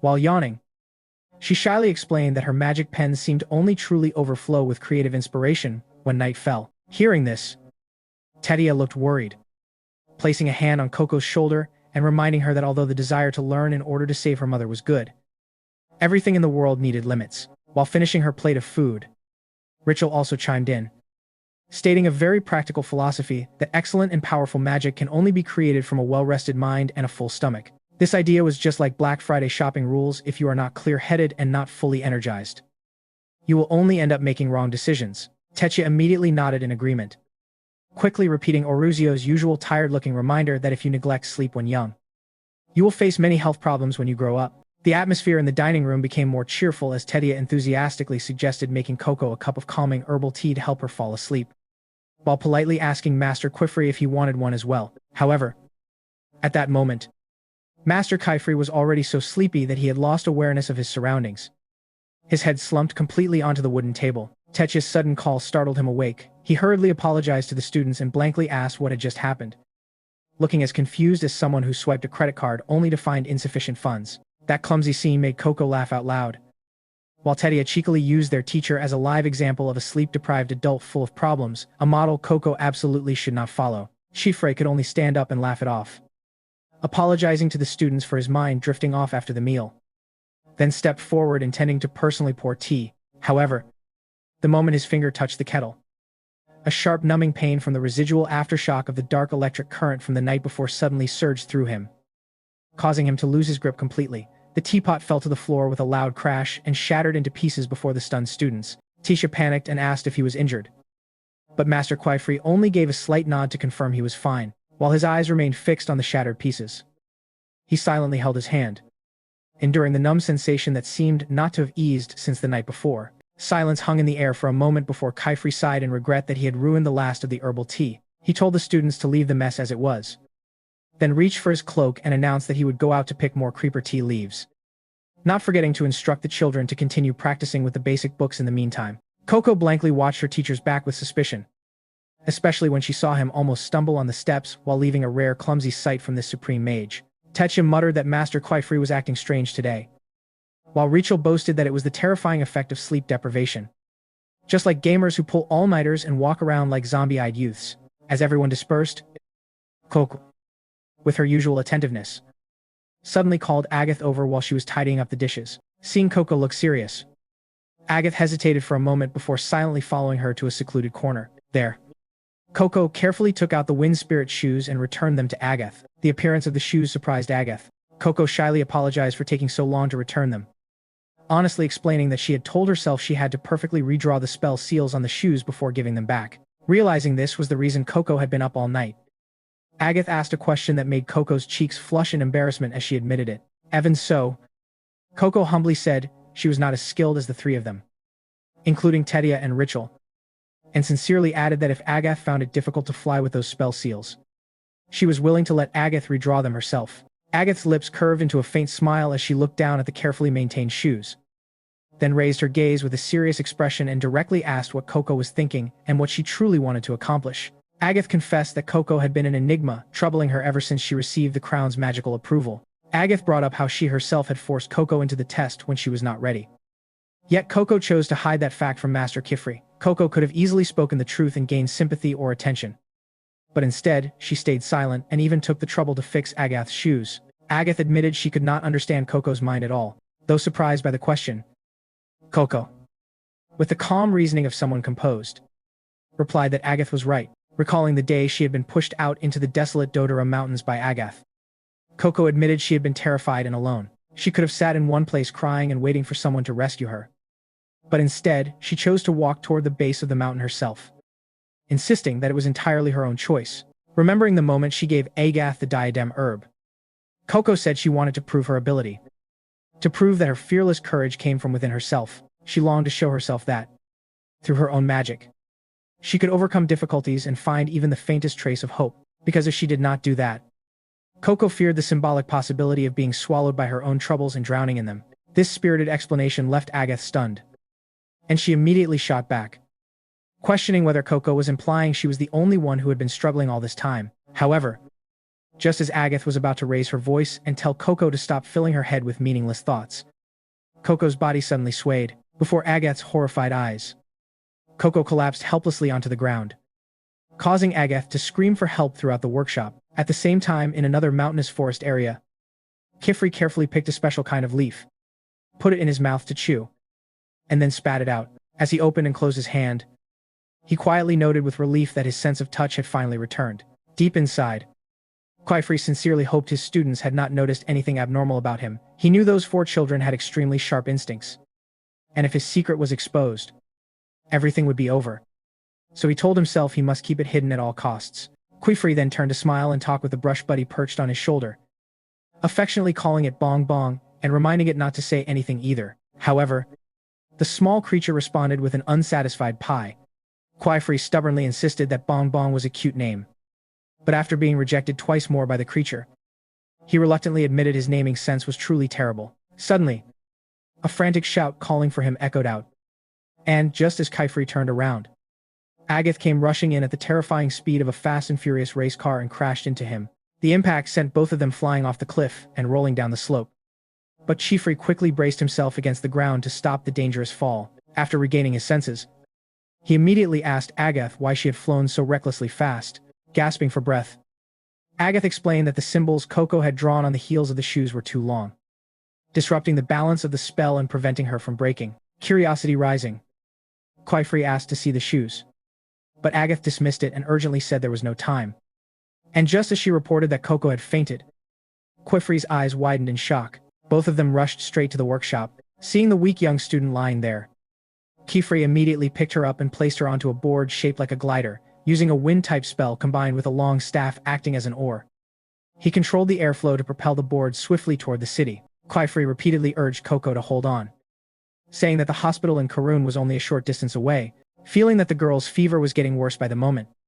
His anxiety surged to the extreme, and he told himself she needed to be seen by a doctor immediately to avoid dangerous complications.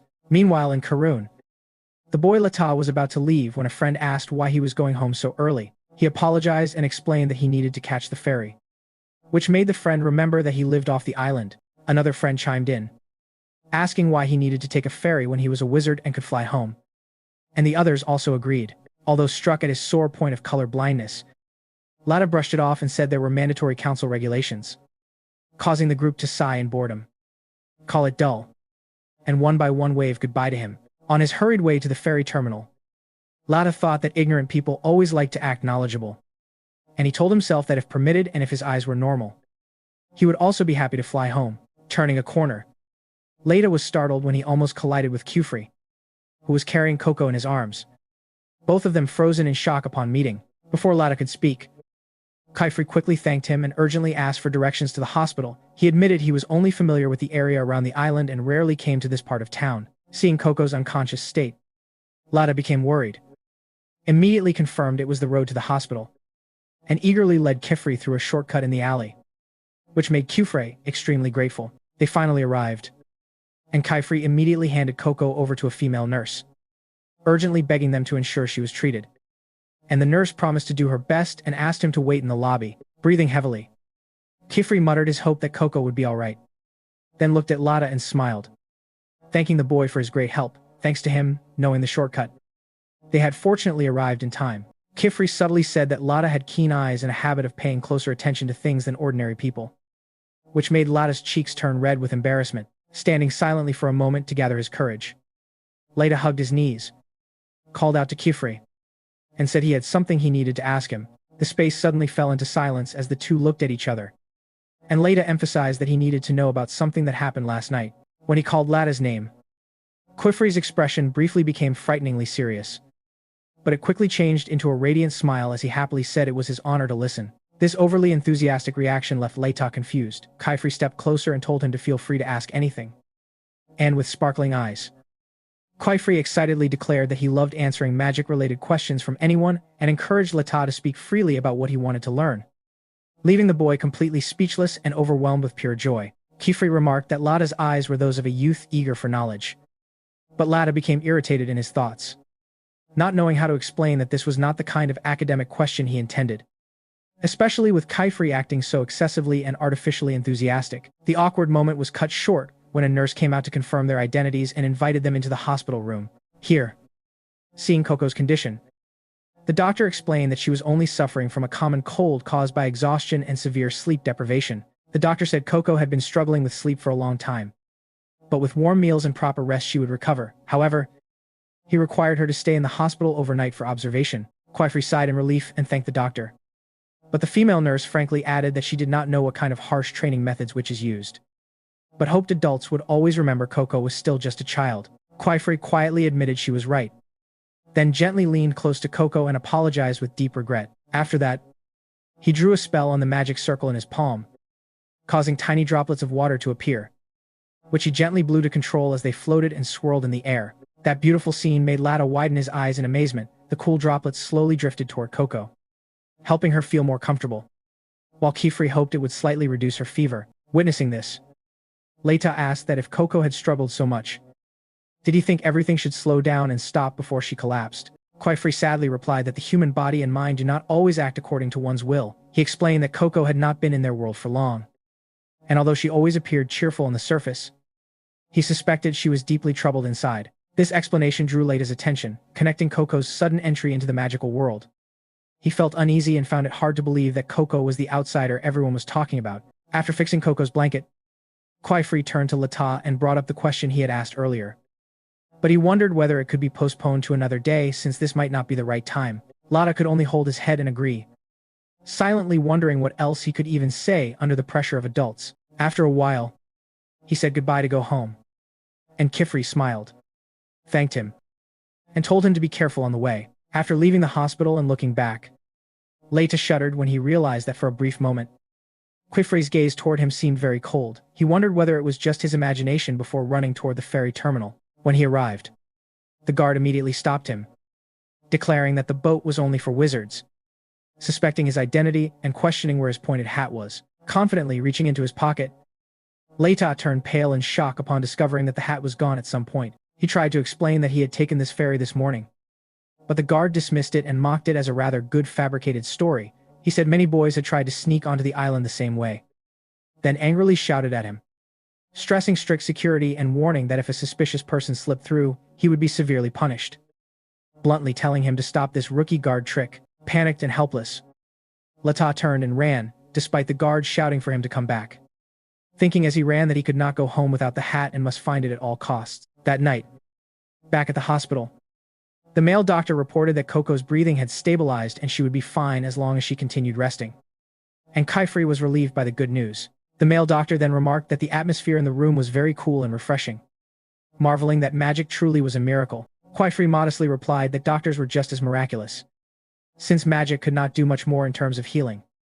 Though the doctor still wistfully expressed his wish that magic could also be used to assist patient recovery. Hearing those words, Kaifri's expression suddenly changed, the usual warm facade completely melting away, replaced by an eerie and cold demeanor as he replied that yes, that would certainly be wonderful. Suddenly, noisy commotion tore through the night. A man covered in soot as if he had escaped a fire rushed in to find the doctor, hurriedly asking if he was the only one on duty tonight and urging him to come immediately. When Kifrey pressed for details, the man panicked and explained that a tavern in the north was burning, and although they were trying first aid, many intoxicated victims were in critical condition and required a doctor on site. Suddenly, the man's gaze fell upon the water magic Kifrey had just cast, and seeing the floating droplets shimmering, his face lit up as he realized Kifrey was a wizard.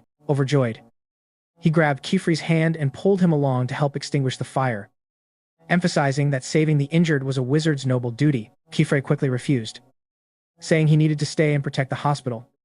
But Coco, lying in bed, suddenly spoke up and obediently promised she would sleep quietly and urged him to go fulfill that noble mission. After a moment of thought, Kifrey nodded, put on his cloak, told Coco to rest, and left under her smiling wave. However, once alone in the dark room, Coco silently wondered why she had tried to act so brave earlier, as fear of the unfamiliar darkness surrounded her and she had a bad feeling she would be plunged into horrific nightmares again. At the same time, Lada had sneaked into the hospital shortly after they left, quietly calling out, but no one answered. Slowly walking upstairs, he thought this was the only place he had not yet searched for his lost hat, like an anti-fan combing every corner for evidence to bring down an opponent. Entering Coco's hospital room, Lada sighed in relief when he saw the hat neatly placed in a corner. Picking it up, he muttered with satisfaction that he could finally go home. Suddenly, hearing struggling sounds from the bed, he approached and realized Coco was having a nightmare. Gently waking her, Coco slowly opened her tired eyes, weak enough to mistake Lada for her beloved mother. Once fully awake and realizing the misunderstanding, she became embarrassed and flustered, while Lada also blushed at the awkward situation. Clumsily explaining he had called out because she was crying in her dream, Coco smiled and asked why he had returned, then suddenly started coughing violently, prompting Lada to tell her not to push herself. He hurriedly looked for a doctor and asked about Quifrey's whereabouts after hearing Coco mention the fire in the north. Lada anxiously looked at the red glow outside the window, suddenly understanding why passers-by had been rushing earlier. Muttering softly, he wondered how long they would be gone and whether he should run after them to help the girl, closing a night filled with secrets and lurking dangers surrounding the two children. Amid Coco's continuing coughs, the situation became urgent, and Tada decided he had to find fever medicine himself to help his friend. He pulled a chair to reach the high medicine cabinet and asked Coco if she remembered the calming herb mentioned before, as it was effective for reducing fever and cough. But as soon as he opened the box full of medicine bottles, Tada broke into a cold sweat due to the cursed silver color blindness afflicting him. Panic-stricken, he discovered that none of the bottles had labels, and angrily complained that it was reckless to treat patients' lives like a guessing game. Although he vaguely saw one bottle that looked darker, he still wondered whether an ordinary person could even distinguish them by color alone. His frustration grew as he complained that the world assumed everyone had perfect vision. That frustration quickly turned into self-doubt as memories of other witches mocking him flooded his mind, saying he could not use complex magic, could not even mix dyes properly, and would always remain useless with a bleak future, perhaps only fit for crude carving work, urging him to accept his limits. Tada knew the uses of many rare herbs, but all of it was meaningless when his eyes saw only a single silver hue. Thinking of his uselessness at such a critical moment, he despaired that when the world loses color, people cannot even grasp opportunities right in front of them, like holding a credit card full of money while the payment machine keeps failing. Cutting through his dark thoughts, Coco calmly tugged at his sleeve and asked what was wrong, quickly wiping away his tears. Tada choked out an apology for being useless while his friend was sick, saying at least he could get her some water. But just as he was about to let her drink from a floating water sphere, Tada suddenly had a brilliant idea. Remembering how Nonoa once used steam to separate solids from liquids when making ink, he thought of applying the same principle to analyze the medicine. He explained to Coco that calming herb was a powdered plant, so he would drain the water from all bottles to extract dry residue. The first bottle crystallized into salt, the second glowed under moonlight, and the third did not fully drain and was discarded. He also eliminated bottles with strong smells, since proper calming herb should have a very mild fragrance. In the end, only 3 identical bottles remained before him. Straining his eyes under the curse of color blindness, he shouted in frustration that he had come so close, yet still had to give up. Holding tightly onto the cloth on Coco's forehead, he bowed his head and apologized, admitting he did not know why he had originally believed he could do it.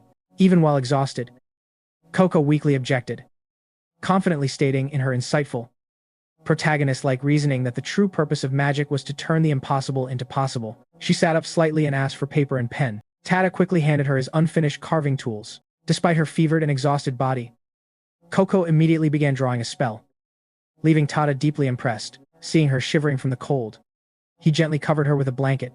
When asked what spell she was drawing, Coco smiled confidently and said it was not only for herself, but would surely help both of them. Leaving Tada in puzzled curiosity, Coco patiently explained that this was originally an earth-type sigil, commonly used by witches to dig tunnels or crush large rocks, and it had saved her life many times. When Tada asked how such a destructive spell could be useful in the current situation, Coco used her high IQ to point out that if the characteristic symbols were changed, the magic would immediately change accordingly. Long symbols create straight trajectories, while diagonal symbols create spiral motions. She viewed magic as an inanimate slab of stone that never resists and always listens to its master. Seeing that Tada still did not understand, Coco presented a bold reverse argument. She suggested drawing the crushing symbols in reverse, because if the original was used to break structures, then reversing it would make the magic connect everything together instead. She promised to draw the basic framework so it could guide him to find his own answer.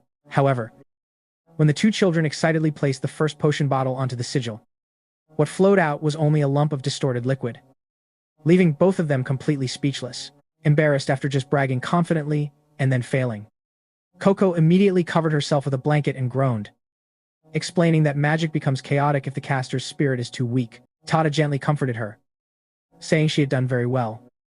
But she became even more embarrassed and begged him to forget what had just happened because she was flushed with shame from fever. Picking up the formation to examine it, Tata, with the sharp thinking of a sculptor, deduced that it only needed to be redrawn with more balanced lines. He was confident that his sculpting profession had trained his eyes to perceive composition very accurately. Watching him analyze intently, Coco suddenly remembered his enthusiasm when they first met at the shop and smiled faintly. After a while, Tada suggested moving the characteristic symbols to both sides, arguing that a multi-angle perspective would prevent energy leakage from distorting the spell's shape. Although he shyly apologized for fearing he might offend her design, Coco brushed it off and encouraged him to modify it himself to turn it into his own original magic. Tada dipped his brush in ink and drew the decisive stroke. Immediately, a radiant leaf of light sprouted from the sigil, leaving him stunned. Although the light quickly faded, he still cheered in delight at the unexpectedly successful result. His excitement spread to Coco, causing her to cheer as well. But the joy was short-lived as she was immediately interrupted by a violent coughing fit. panicking and apologizing for getting carried away. Tada quickly returned to testing the medicine when he placed the sigil over the remaining 2 bottles. They did not glow at all, proving there was no calming herb and narrowly preventing them from ingesting poison, judging that the hospital must still have the herbs stored in the warehouse. Tada quickly packed up, confidently saying he would use the newly created magic to find the medicine, and dashed off like the wind, under the dim candlelight in the silent storage room that reminded him of his own home. Tada carefully used the new sigil to scan each drawer. Herbs such as crushed thornbark, sea rosehip, sleeping willow, and buzzing honeycomb appeared one after another in light identical to textbook illustrations.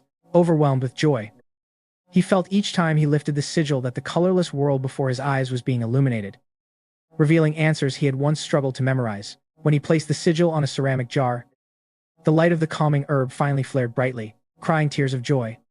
He shouted that he had found the medicine to save Coco. However, just as he was about to bring the medicine back to the room, the storage door suddenly swung open, and an elderly female doctor caught him in the act and sternly questioned his sneaky behavior. With no other choice, Tada had to explain everything while walking the doctor back to the ward. When she heard that he acted because there was no staff on duty, the doctor refuted that the hospital was never empty, but had temporarily moved to the West Wing to prepare for burn victims from a major fire. Regarding the unlabeled medicine, she firmly explained that it was a strict measure to prevent untrained people from interfering, because using the wrong medicine was extremely dangerous, and she needed to check immediately whether Coco had been given the wrong substance. Tada sincerely apologized for acting impulsively in panic. Seeing this, the female doctor softened her tone and praised his selfless spirit for his friend, but reminded him that herbs could become deadly poison without proper knowledge. Noticing that Tada had correctly identified the calming herb, she asked in surprise whether he was studying pharmacology or planning to enter the medical field.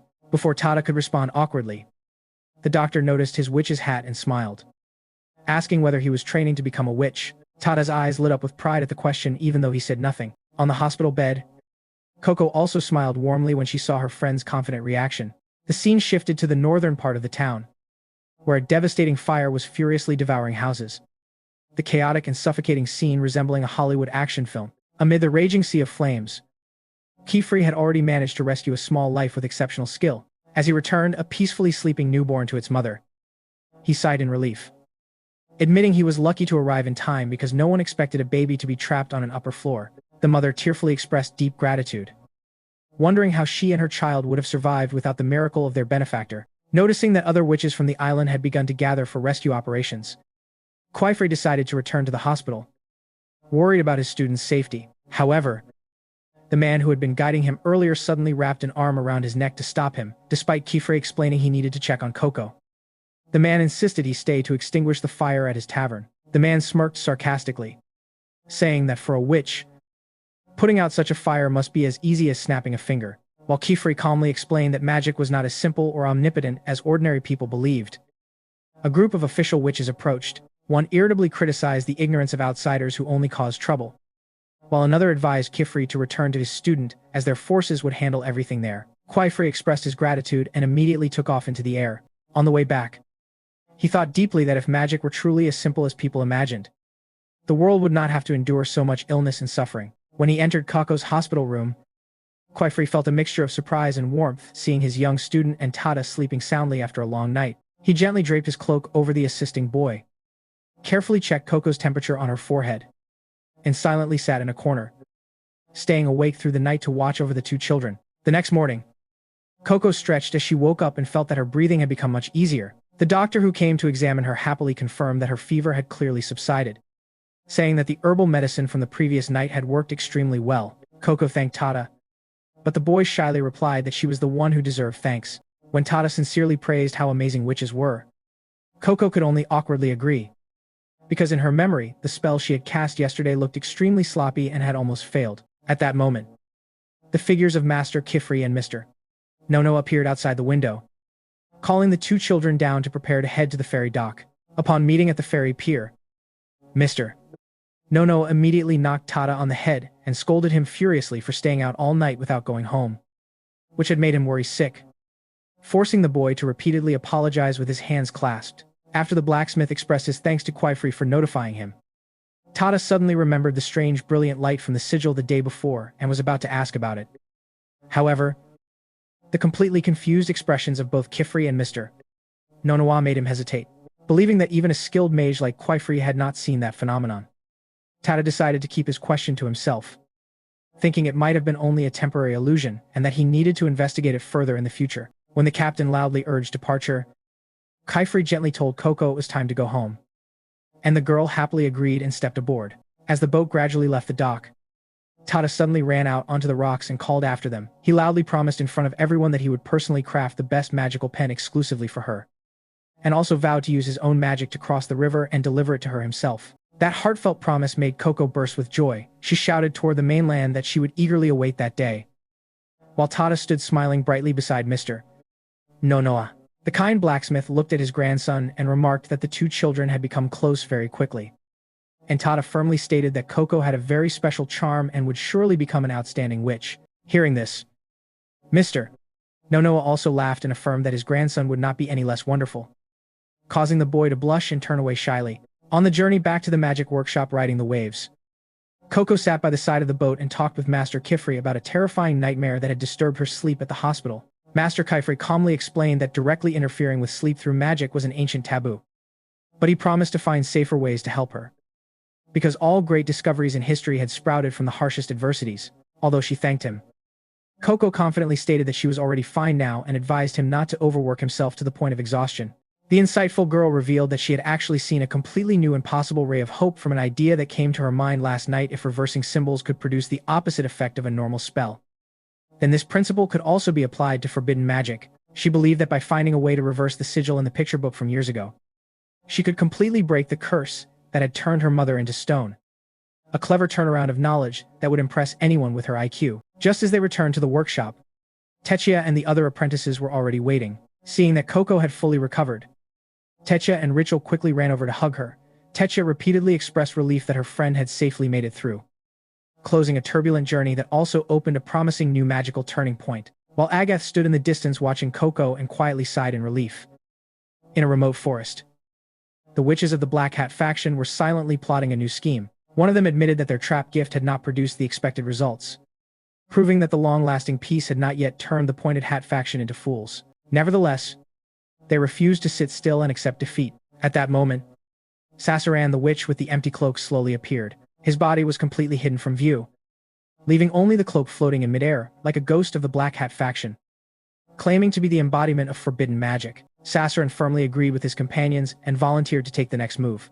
He laid out a deeply sinister plan. They only needed to wait for the moment when the young apprentices entered their second examination and had to leave their teacher's protection, which would be the golden opportunity they absolutely could not miss to strike and capture them. Not knowing what the villains were planning, it was certain that the young witches would soon face great trouble. At a cliff near Quaifree's workshop, Agath was practicing magic by springing into the air and using the power of her silk shoes to glide at high speed. From above, her gaze accidentally followed a herd of scale wolves covered in armor like scales. Because it was mating season, the wolves kept crashing into each other, rubbing their bodies to shed their bulky scales in preparation for protecting their soon-to-be-born cubs.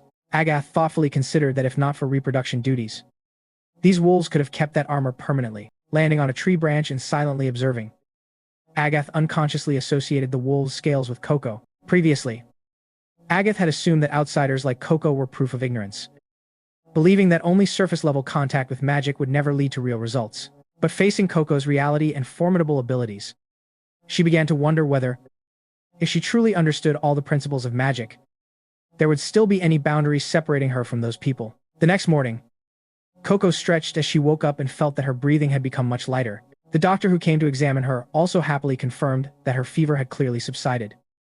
Believing that the herbal medicine from the previous night had worked extremely well, Coco thanked Tada, but the boy shyly replied that she was the one who deserved thanks. When Tada sincerely praised the greatness of witches, Coco could only awkwardly agree, because in her memory, the spell she had cast yesterday had looked extremely messy and had nearly failed. At that moment, the figures of Master Quaifree and Mr. Nonoa appeared outside the window, calling the two children downstairs to prepare to head to the ferry dock. Upon meeting at the ferry dock, Mr. Nonoa immediately knocked Tada on the head and scolded him furiously for staying out overnight without going home, which had made him extremely worried, causing the boy to hastily apologize with folded hands. After the blacksmith conveyed his thanks to Quaifree for notifying him, Tada suddenly remembered the strange, brilliant light from the spell formation yesterday and was about to ask about it. However, The completely blank expressions of both Kaifri and Mr. Nonoa made him hesitate, believing that even a great mage like Kyufrei had not seen that phenomenon. Tada decided to keep his doubt to himself, thinking it might have been a temporary illusion and that he needed to investigate it further in the future on his own. When the ship captain loudly urged departure, Kaifri gently told Coco it was time to go home, and she happily agreed to board the vessel. As the ship gradually left the shore, Tada suddenly ran to the rocky bank and called out. He solemnly promised in front of everyone that he would personally craft the greatest magical pen for her, and also swore that he would use his own magic to cross the river and deliver it to her hand. That sincere promise made Coco burst into joy. She shouted toward the mainland that she would eagerly await that day, while Tada smiled brightly beside Mr. Nonoa. The kind blacksmith looked at his grandson and commented that the two children had become friends very quickly, and Tada firmly stated that Coco had a very special charm and would surely become an outstanding witch. Hearing this, Mr. Nonoa also laughed and affirmed that his grandson would be just as wonderful, making the boy blush and turn away shyly. On the wave-riding journey back to the magic workshop, Coco sat by the ship's side and talked with Master Kaifri about a terrifying nightmare that had disturbed her sleep at the hospital. Master Kaifri calmly explained that magic directly interfering with sleep was an ancient taboo, but he promised to find safer alternatives to help her, because all great discoveries in history sprouted from the most difficult adversities. Although she thanked him, Coco confidently stated that she was fine now and advised him not to overwork himself to exhaustion. The wise girl revealed that she had actually seen a completely feasible new ray of hope from an idea that came to her mind the previous night. If reversing symbols could create opposite effects in a normal spell, then this principle could potentially be applied to forbidden magic as well. She believed that if she could find a way to reverse the spell formation in the picture book from years ago, she might be able to undo the terrible curse that turned her mother into stone. A comeback through knowledge that would leave viewers amazed at the girl's IQ. Just as they arrived back at the magic workshop, Techia and the group of students were already waiting early. Seeing that Coco had fully recovered, Tedia and Rachel rushed over and hugged her. Tedia repeatedly expressed relief that her friend had escaped danger, closing a turbulent journey that also opened a promising new magical turning point, while Agath stood at a distance watching Coco and quietly sighed in relief. In a remote forest, the Black Hat witches were secretly plotting a new scheme. One of them admitted that their trap gift had not produced the expected result, proving that the long-lasting peace had not turned the White Hat faction into fools. Nevertheless, they refused to sit still and accept defeat. At that moment, Sasser and the witch with the empty cloak slowly appeared. His body was completely hidden from view, leaving only the cloak floating in midair like a ghost of the Black Hat faction. Claiming to be the embodiment of forbidden magic, Sasser firmly agreed with his companions and volunteered for the next move. He laid out a deeply sinister plan. They only needed to wait for the moment when the young apprentices entered the second exam and left their teacher's protection, which would be the golden opportunity they must not miss to capture them. Although it was still unknown what the villain's plan was, the young witches would surely soon face major trouble. On a cliff near Kaifri's workshop, Agath was practicing magic by springing into the air and using the power of her silk shoes to glide at high speed. From above, her gaze happened to follow a pack of scale wolves covered in armor like scales. Because it was mating season, the pack kept colliding and rubbing against each other to shed their bulky scales in preparation for protecting their soon-to-be-born offspring. Agath thought quietly that, if not for reproduction duties, these wolves could have kept those armor-like scales forever. Landing on a tree branch and quietly observing, Agath unconsciously associated the wolf scales with Coco. Previously, Agath had assumed that outsiders like Coco were proof of stupidity, believing that only touching the surface of magic would never yield results. But facing Coco's reality and formidable strength, she began to wonder whether, if she truly understood all principles of magic, there would still be any boundary between her and people like that. Back at the magic workshop, Coco was immersed in overwhelming joy because she had finally succeeded in casting the magic she had long struggled to achieve with her own hands. Master Kaifri generously praised his students' remarkable progress, noting that her formation drawing hand had become much steadier. However, Coco modestly admitted that she still had not mastered many advanced spells, and whenever she was in danger, she usually only relied on repeating a few familiar spells by instinct. After carefully examining the spell circles Coco most frequently used, Kaifri, with the sharp insight of a great mage, realized that although they were simple, they had been creatively modified, with decisive brushwork and almost no structural errors. He told her that she truly had an innate talent, the ability to draw perfect straight lines. Compared to curved lines, her straight strokes were extremely precise, as if measured by an electronic ruler. Kaifri believed this skill had been honed during the days she worked measuring and cutting fabric at her family's shop. To strengthen his students' confidence, he advised Coco to loudly state her strengths whenever she felt doubtful about herself. Hearing this, Coco's eyes lit up with energy. She held her wand and repeatedly declared that her specialty was straight lines, confidently stating that this would be the shortest path to success. Although smiling at Coco's excitement, Kaifri still advised her not to rest on her achievements or focus only on what she was already good at. He took out several ancient magic books and asked her to expand her studies into difficult spells or systems she had never considered, because she might discover other hidden potentials within herself. Following his instructions, Coco opened the pages and was immediately overwhelmed. It was the first time she truly felt the high-level complexity and majestic beauty of grand formation arrays. Understanding how difficult they were to create, she lay exhausted on the floor, repeatedly marveling at the greatness of the witches who had built magic in the past. Seeing Rachel sitting nearby holding a brush buddy, Coco excitedly invited her friend to come closer and take a look. However, Rachel flatly refused, stating that she only liked drawing what she wanted herself and had no interest in observing or copying other people's magic. Even though Coco tried to persuade her that observation would bring valuable lessons, and Master Kaifri calmly explained that analyzing formation structures was an essential training for the eyes, Rachel remained stubborn. She ignored all advice and continued focusing on drawing her own formation. Suddenly, due to suppressed frustration and excessive pride, the magic Rachel was drawing went out of control, and energy began to leak uncontrollably. Master Kaifri rushed in shock to intervene, grabbing her hand tightly to extinguish the light and sternly warning that channeling anger into magic was extremely dangerous and could blow up the entire room. Painfully reprimanded, Rachel panicked and pulled her hand back, angrily knocking over the desk before turning and running off, ignoring Coco's worried calls behind her. Watching everything from a bench, Orugio let out a long sigh and remarked that progress would always evade those who deliberately closed their eyes and ears to their teacher's guidance, leaving Kifri deep in thought and confusion. Worried about her friend, Coco went straight to Rachel's room to apologize and make up. Seeing the door wide open but no one inside, she asked the brush buddy running around on the floor. The small creature suddenly jumped into a large ceramic jar placed in the corner of the room. Curious about its behavior, Coco leaned into the jar to look, but was suddenly pulled inside by a powerful magical suction force.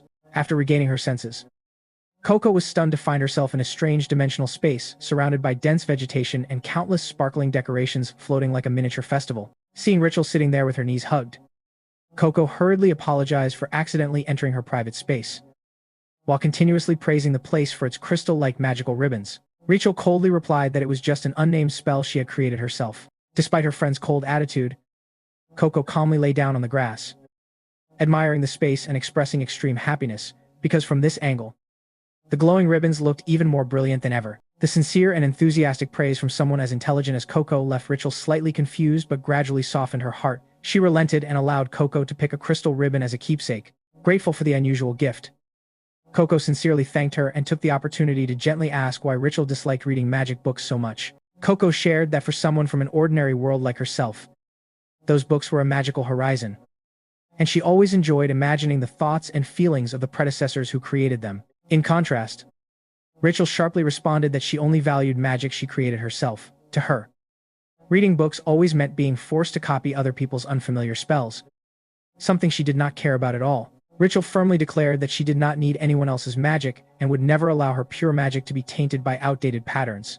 Back at the magic workshop, while cleaning up the mess left behind by Rachel, Master Kifre told Orugio about the origin of her rebellious personality. Before joining the workshop, Rachel had once quit studying under another famous witch. Her current stubbornness was a form of self-defense, like the overlapping hard scales of scale wolves that made it unclear how close one could approach her. Orugio calmly stated that humans were inherently complex and never as clear-cut or predictable as magic formation circles. Finishing his words, he threw a strange metallic object to Quifri.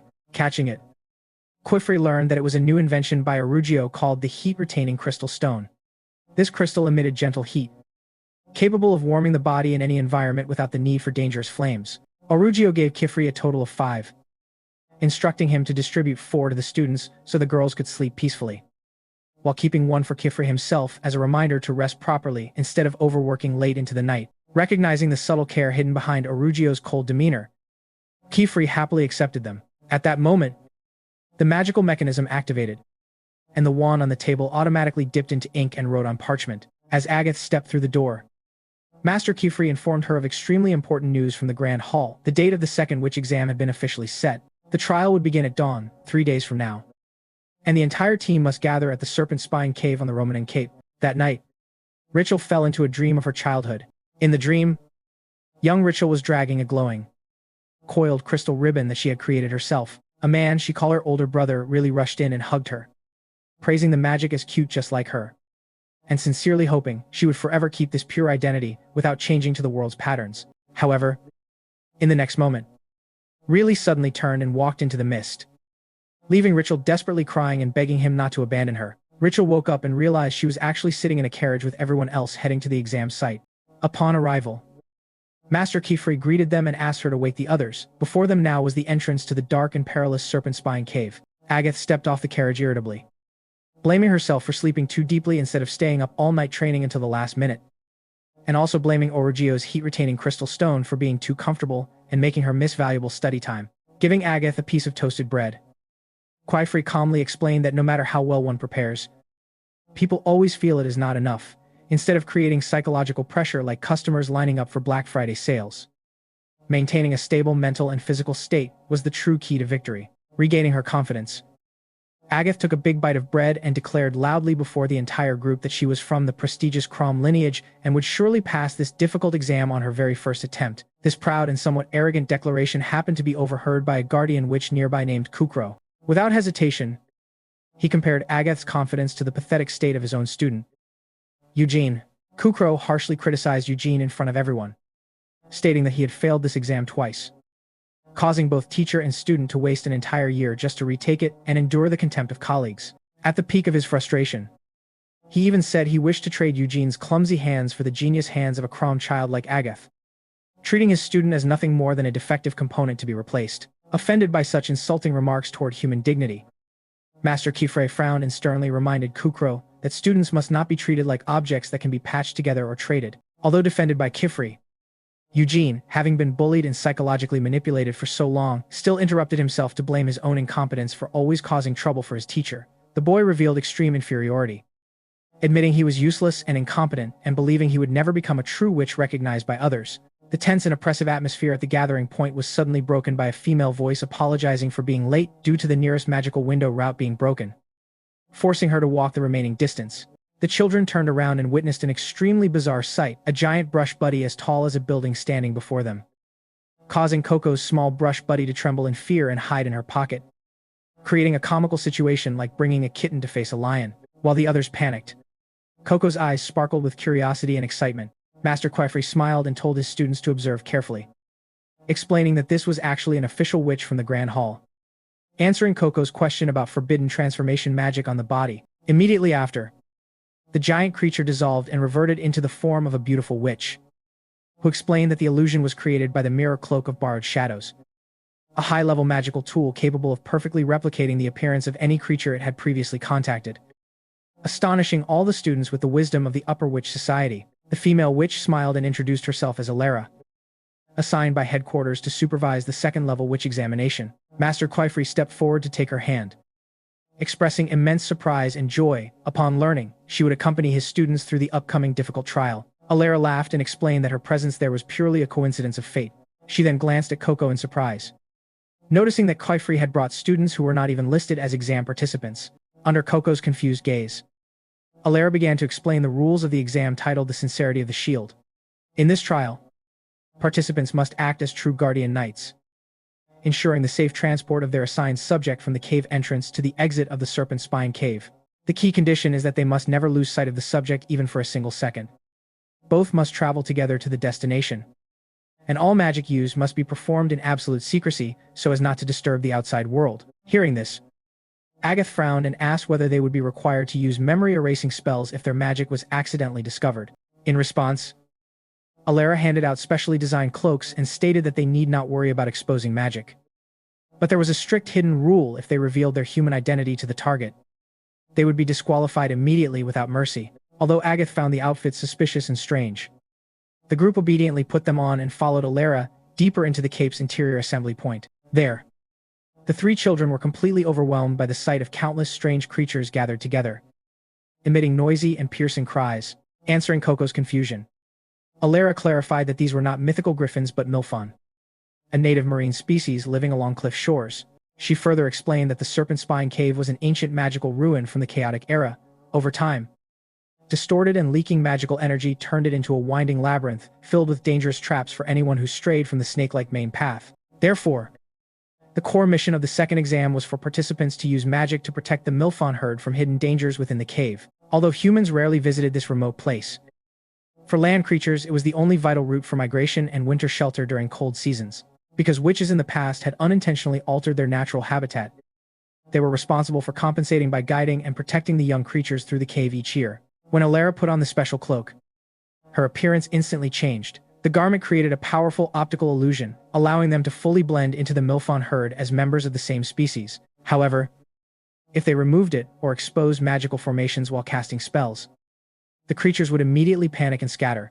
Agath quickly understood the key of the exam. Participants must secretly cast magic while also diverting the target's attention, a highly difficult and delicate skill. Like secretly using your phone in class while still answering the teacher's questions aloud. Alara began distributing a small Milfon bird to each participant for care and guidance. When Rachel also received hers, Agath immediately frowned and questioned why she, who was not registered for the exam, was still assigned a task.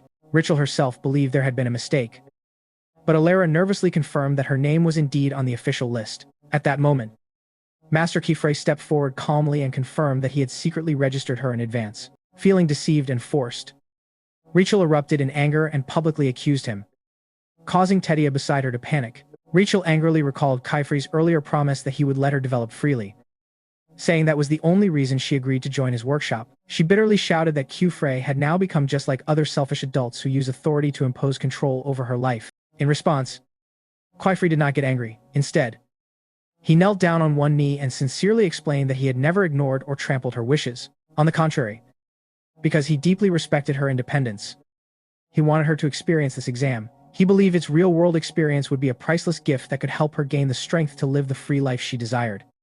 And he sincerely asked her to trust him just for today. After a moment of hesitation and glancing at Coco's worried expression, Rachel finally agreed to participate but firmly declared she would complete the trial in her own way, not following anyone else. Kufri happily nodded in agreement. However, Rachel coldly set an ultimatum if she disliked the exam afterward. She would never participate in any witch examination again, and if this test forced her to lose her pure sense of self, she would never trust Kifri again in her life. Having said that, she turned and walked away decisively. From behind, Guardian Witch Kukro witnessed the entire scene and sarcastically remarked that Kifri was also struggling to deal with unruly students. He complained that arguing with stubborn children always exhausted him and wasted his time. When Kifri politely tried to ask again, Kukro suddenly remembered he was late for administrative work at the Grand Hall. Both Kifri and Alara were shocked and asked whether he intended to stay and supervise his student Eugene's performance. Instead, Kukro casually activated flight magic, coldly replying that he had once wasted an entire day waiting at the exit only to witness Eugene's humiliating failure.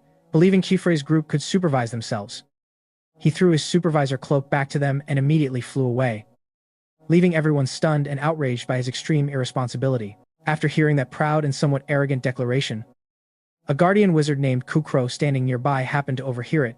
He did not hesitate to compare Agath's confidence with the pitiful state of his own student, Eugene. Kukro bitterly criticized Eugene in front of everyone, saying that he had failed this exam twice, causing both teacher and student to waste an entire year just to retake it and suffer the contempt of their colleagues. His frustration peaked when he expressed the wish to trade Eugene's clumsy hands for the genius hands of a crom child like Agath, treating his student as nothing more than a defective component to be replaced. Offended by such insulting words that trampled human dignity, Teacher Kifri frowned and sternly reminded Kukro that students must not be treated as objects that can be patched together or traded like commodities. Despite Kufri's defense, Eugene, having been bullied and psychologically manipulated for so long, still interrupted himself to blame himself for always causing trouble for his teacher.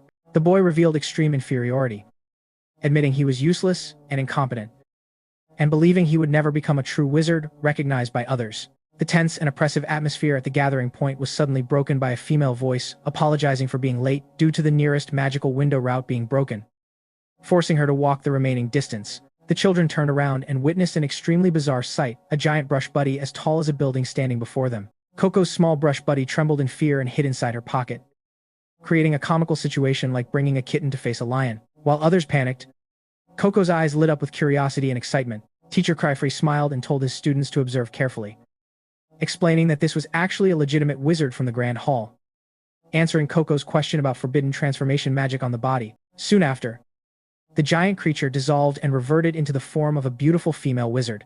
She explained that the illusion was created using a mirror cloak of borrowed shadows, a high-level magical tool capable of perfectly replicating the appearance of any creature it had previously encountered. The students were left in awe at the sophistication of the higher level of wizard society.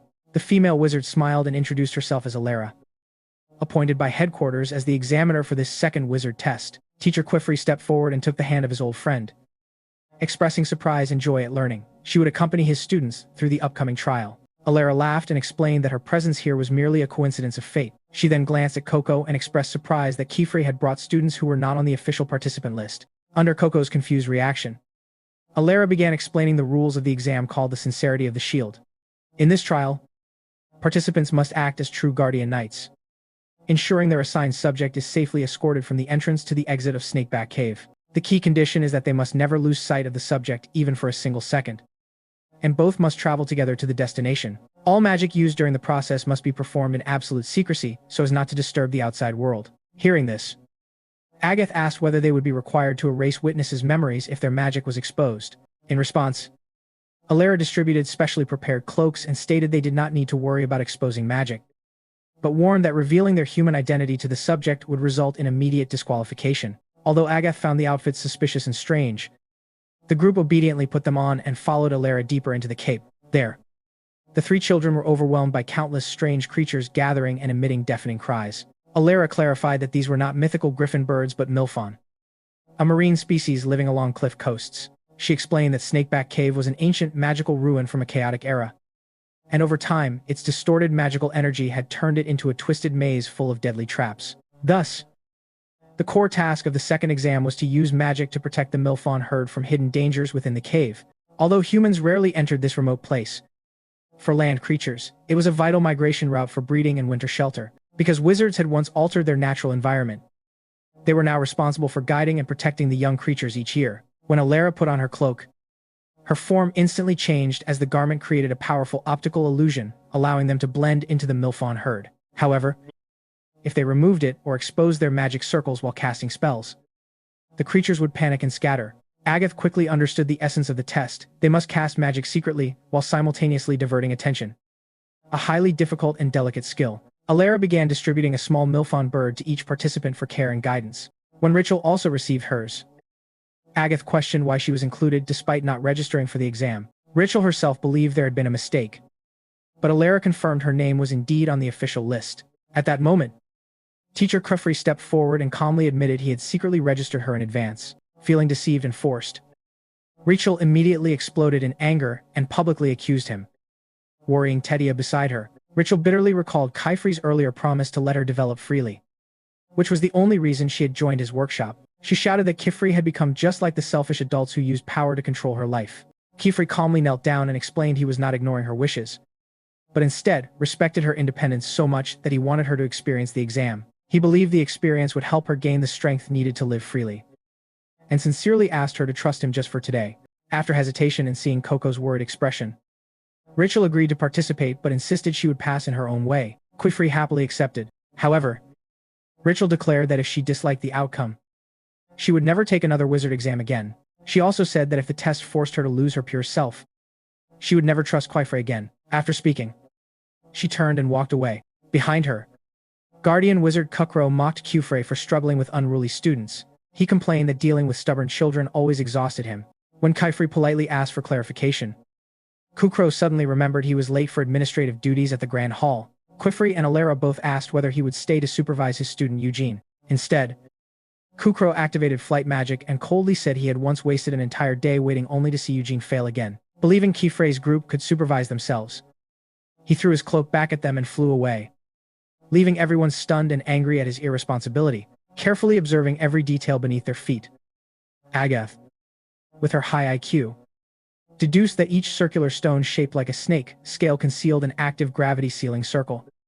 But unfortunately, some of the stones had cracked over time and lost their protective magic. Eugene admitted that this was the cruel trap that had caused him to fail in the previous exam and bear a grudge, since the naked eye could not distinguish which stones were safe. Before Eugene could awkwardly open his magic book to search for the appropriate spell, Agath had already sharply grasped the nature of the problem. With the confident style of a genius, she immediately cast a water-based spell, Cold water flowed along the cave's distorted gravity and quickly settled on flat surfaces. Through this intelligent observation, Agath determined that the stones holding puddles of water were the ones with intact gravity seals, maintaining a stable surface for passage.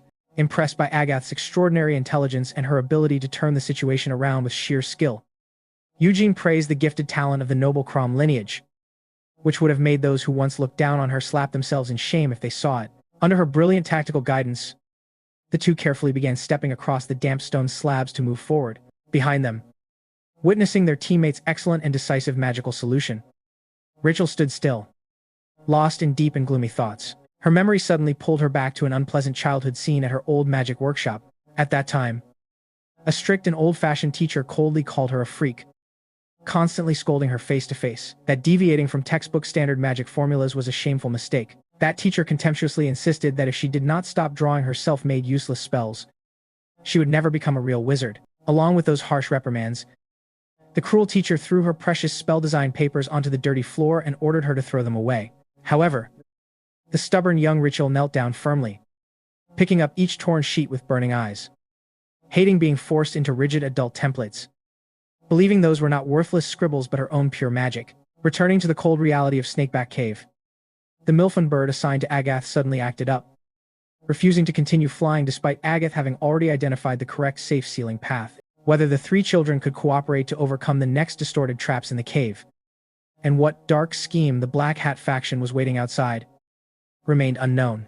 Despite Agath repeatedly warning that falling into the abyss below would be extremely dangerous, the stubborn Milfon completely ignored her. It even mischievously swayed its body as if mocking her, testing the patience limits of the Crom girl. Seeing Agath beginning to lose her temper at being looked down upon by a bird, Eugene, drawing from painful experience, stepped in to calm the situation. He explained wisely that Milfon primarily communicated and navigated through sound, so the most accurate way to guide them was to use an echo spell that mimicked their own calls. However, just as Eugene was enthusiastically explaining his textbook theory, Rachel walked past with an annoyed expression, coldly ignoring all such complex rules. With arrogant confidence, she cast her own original spell.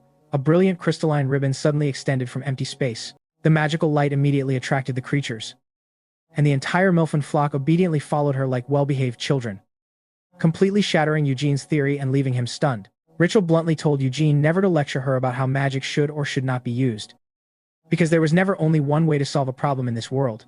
She declared she was tired of hearing rigid cliches, and her greatest desire was to become a wizard with her own identity, not a copy of anyone else, and she would prove she could reach the destination using only her own magic. Rachel's overwhelming confidence deeply impressed both Examiner Alara and Agath, but Eugene, a strict believer in rules, considered it impossible. He firmly argued that since this was a formal exam, it required textbook standard answers. As beginners, using unverified magic would guarantee failure. However, Rachel deeply despised following outdated rules simply because it had always been done that way, insisting that if a spell did not exist, she would create it herself. Noticing the atmosphere between them becoming tense, Agath skillfully intervened to ease the situation. She said that failure was actually a valuable form of nourishment that brings important lessons. Placing her hand on a cold stone, Agath smiled faintly, subtly referring to another student outside the cave who also approached magic in a similarly unconventional way, Coco. Then Agath told Rachel to freely take the exam in her own way, since it was none of her business. Rachel coolly replied that she never needed anyone's permission in the first place. The brief silence among the three was suddenly broken when another Milfon let out a sharp cry. Seeing the creature veering off and drifting away from the safe path, Agath demonstrated her top-tier IQ and reflexes.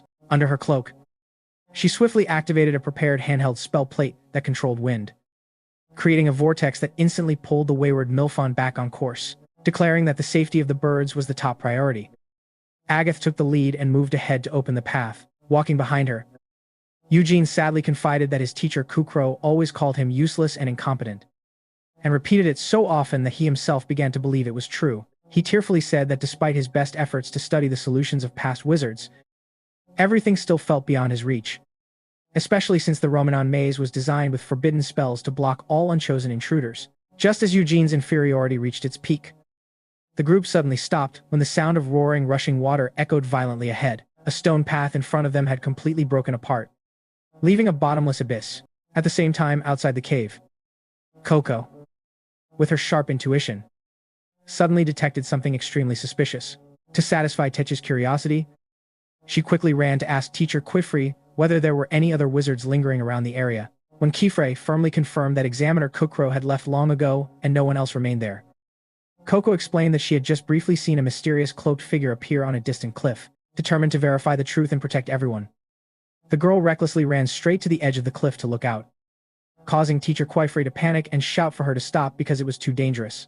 She stopped right when she was only one step away from the roaring, rushing waters below, and Coco sighed in relief, thinking the teacher was probably right and that there could not possibly be any other wizards in such a remote place, wondering if she had misjudged things like online antis. However, her wise intuition was not wrong at all.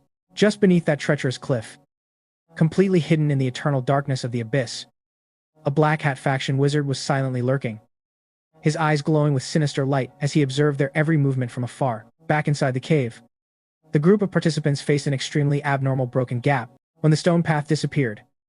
The magic, maintaining flatness in that area, also completely vanished, causing the waterfall water not to fall into the abyss, but instead float and swirl chaotically in midair in a bizarre state. While Agath was still racking her brain to draw a bridge formation under her cloak, Rachel demonstrated her fearless, rule-defying screwy protagonist logic by running straight toward the cliff edge. She explained to her teammates that since the supporting magic still remained on the original stone slabs, they only needed to extend the surface of those slabs to the opposite side. Saying so, Rachel decisively cast her exclusive spell, transforming the rough stone beneath her feet into a soft yet sturdy ribbon-like strip of stone, stretching across the abyss like a silk band. Activating her silk shoes, she held her milfon tightly and gently floated across the self-made stone bridge under the stunned gazes of her friends. After safely placing the creature on the opposite shore, Rachel turned back and told her frozen companions that by changing their approach to problems, what seemed impossible could be accomplished in an instant. Rachel's philosophical words left Eugene completely silent, while Agath smiled in admiration, admitting she had just learned a valuable lesson from this eccentric girl. Agath immediately grasped the core of the problem. As long as the body remained within the range of the supporting magic, it could be crossed. Swiftly applying this insight, she sprinted to the edge of the cliff, combining copy magic and repetition magic with precision. She extended the scale-like stones beneath her feet into a narrow bridge just wide enough for herself and the milfon. However, secretly drawing spells under her disguised cloak, while hiding the birds, had severely reduced the durability and accuracy of the magic. Just as Agath was about to fully step onto the opposite side, the magical stone beneath her suddenly cracked apart, nearly causing her to slip and fall headfirst into the rushing abyss. Barely managing to grab the edge of the rock and pull herself up, Agath panted heavily and reminded herself that she still needed to refine her hidden drawing skills if she did not want to die. At that moment, Examiner Alara coldly announced that it was Eugene's turn to face the trial. Standing before the roaring, empty space and the sound of violent water, Eugene was once again completely crushed by inferiority and psychological pressure. He collapsed to his knees in panic, clutching his head and crying that his teacher Kukro had been right. He called himself useless, cowardly, skillless, and extremely unlucky, as this very path had once collapsed before and caused him to fail the exam in the previous year. Seeing his friend in a state of utter collapse, Agath decisively stepped forward and grabbed him by the shoulders to shake him back to his senses, sternly reminding him that ever since entering the cave, it was Eugene who had been continuously providing extremely sharp magical analyses. She urged him to use that hard-earned experience and draw any formation he could think of, and not to turn himself into a quitter before even entering battle. Trembling as he stood under the pressure, Eugene gritted his teeth and activated the two spell seals he had secretly prepared in advance under his cloak, one Milfon Call spell and one Rain spell. Upon seeing this, Agath asked in confusion why he was wasting effort on spells that had already been solved, instead of creating a new spell to build a bridge across the gap. At this point, Eugene tearfully confessed a painful truth. His hands could never stop trembling whenever other people's eyes were on him. As soon as someone stared at him, he would break into a cold sweat, his pen would slip, and he would ruin every magic formation he drew. To compensate for this fatal weakness, he had secretly hidden a way to prepare all of the spell seals in advance before the exam began. He intended to use these handheld spell boards to activate them quietly, pretending to be someone competent in front of the examiners. However, this unexpected broken gap destroyed the entire patched-together plan. He bitterly regarded this as deserved punishment for attempting to cheat in the exam. Hating his own weakness, Eugene burst into uncontrollable tears, wishing he could become a completely different person with genius hands like Agath. Hearing these heartfelt confessions, Agath fell silent, she thought to herself that Eugene would never pass the exam. Because the core principle of this test was that a mage must bravely cast magic in front of ordinary people without hesitation. However, Rachel, with her independent way of thinking, had a completely different opinion. She loudly asserted that Eugene could still pass the trial in his own way if he could only draw formations perfectly when alone. Then why not create an isolated space to be alone right here? When Eugene tearfully panicked and said he had no idea how to create a hidden room spell, Rachel advised him to do it with his own intelligence without relying on pre-existing room creation magic from books. After asserting that inventing a new type of magic on the spot was impossible, Eugene lowered his head again and sank into despair. An awkward and suffocating atmosphere enveloped everyone. Agath tried to speak to calm things down, but was stopped by Rachel's sharp gaze, implying that they should let Eugene think and find his own way out. Hidden under the dark cloak, Eugene drowned in self-pity. He was convinced that his two peers were definitely mocking his incompetence, and that even the examiner Alara must already be tired of this pathetic performance. However, when he cautiously peeked out through the gap in his cloak, he was completely shocked to see that the female examiner Alara had not left at all. She was still silently, patiently kneeling beside him amid the misty waters. That warm moment made Eugene fully realize the truth. There was actually no one mocking or abandoning him at all.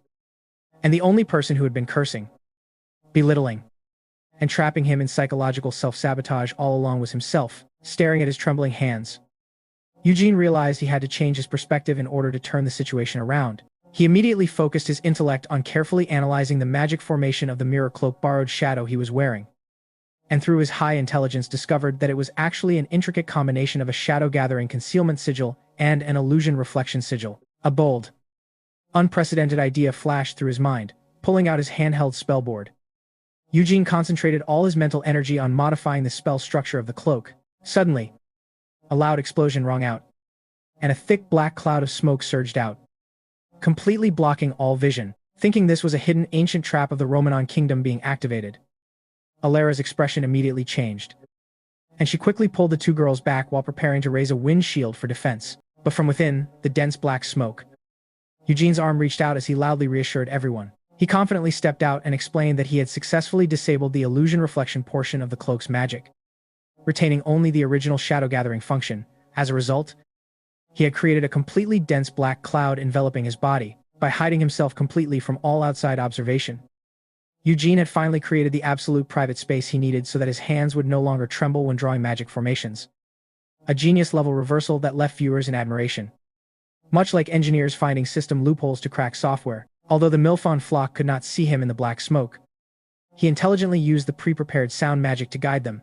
As long as no one saw him as a human, the exam would still be completely valid under Alara's rules. Hearing this extremely intelligent and decisive explanation, Examiner Alara smiled slightly in approval. By bravely confronting and using his greatest fear as a weapon, Eugene had found his own exclusive casting method, proving to those who once looked down on him that he was fully worthy of being a true mage. By firmly hiding within the self-created black cloud, Eugene found a perfect solution to cross the broken obstacle. He used magic to construct something resembling a broom handle, wrote it together with his Milfon, and skillfully combined it with his silk shoes to fly safely across the ravine. Once he landed on solid ground, he pulled the cloak off his head and awkwardly scratched his head, admitting to his companions that although hiding in darkness to cast spells was somewhat embarrassing and strange, it was the most suitable style for his current abilities. Seeing this, Rachel smiled meaningfully and asked whether he had truly grown tired of self-hatred.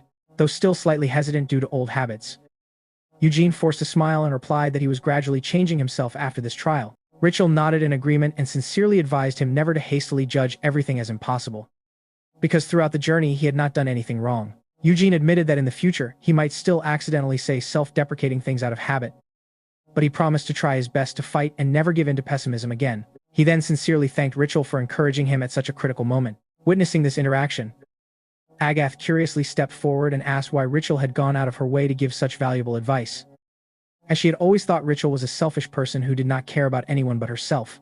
Rachel calmly explained that Eugene had once bravely rushed in to save her from the gravity trap, so helping him now meant they were even. Moreover, she fully understood the painful feeling of wanting to affirm one's identity but being constrained by helpless circumstances. Hearing this, Agath nodded in agreement, believing that frustration and repression from being unable to do ordinary things were in fact natural in life, and the strongest driving force for growth. Agath confidently declared that she would go even further on the path of magic, because she felt she still had many shortcomings in her current ability. and she would never allow herself to become complacent against any opponent. Having said that, she strode forward decisively to continue the journey, leaving a clear expression of surprise on Rachel's face. At that moment, Examiner Alara stepped closer to the three young students and gently shared that the Great Hall's examinations were not designed to fail candidates, but were golden opportunities for each person to discover and push their own limits. Examiner Alara further explained that although the Great Hall's exam outlined only a single path, the magic each individual chose to use to overcome the challenge was entirely different. Through bravely facing difficulties, each young mage would discover a path uniquely their own. She smiled warmly at Rachel and commented that this exam was not as bad as the girl had thought. However, Rachel still pouted stubbornly and declared that she had not forgiven Master Kifri, and would record an anger point in her notebook until he apologized for lying and forcing her to take the exam. Curious about this strange term, Alara laughed and asked its meaning, while also inquiring whether the group had noticed anything unusual about Kifri recently. But at that moment, a terrifying incident suddenly occurred. A dark mage suddenly appeared behind Alara like a shadow. The children screamed in panic, but it was already too late.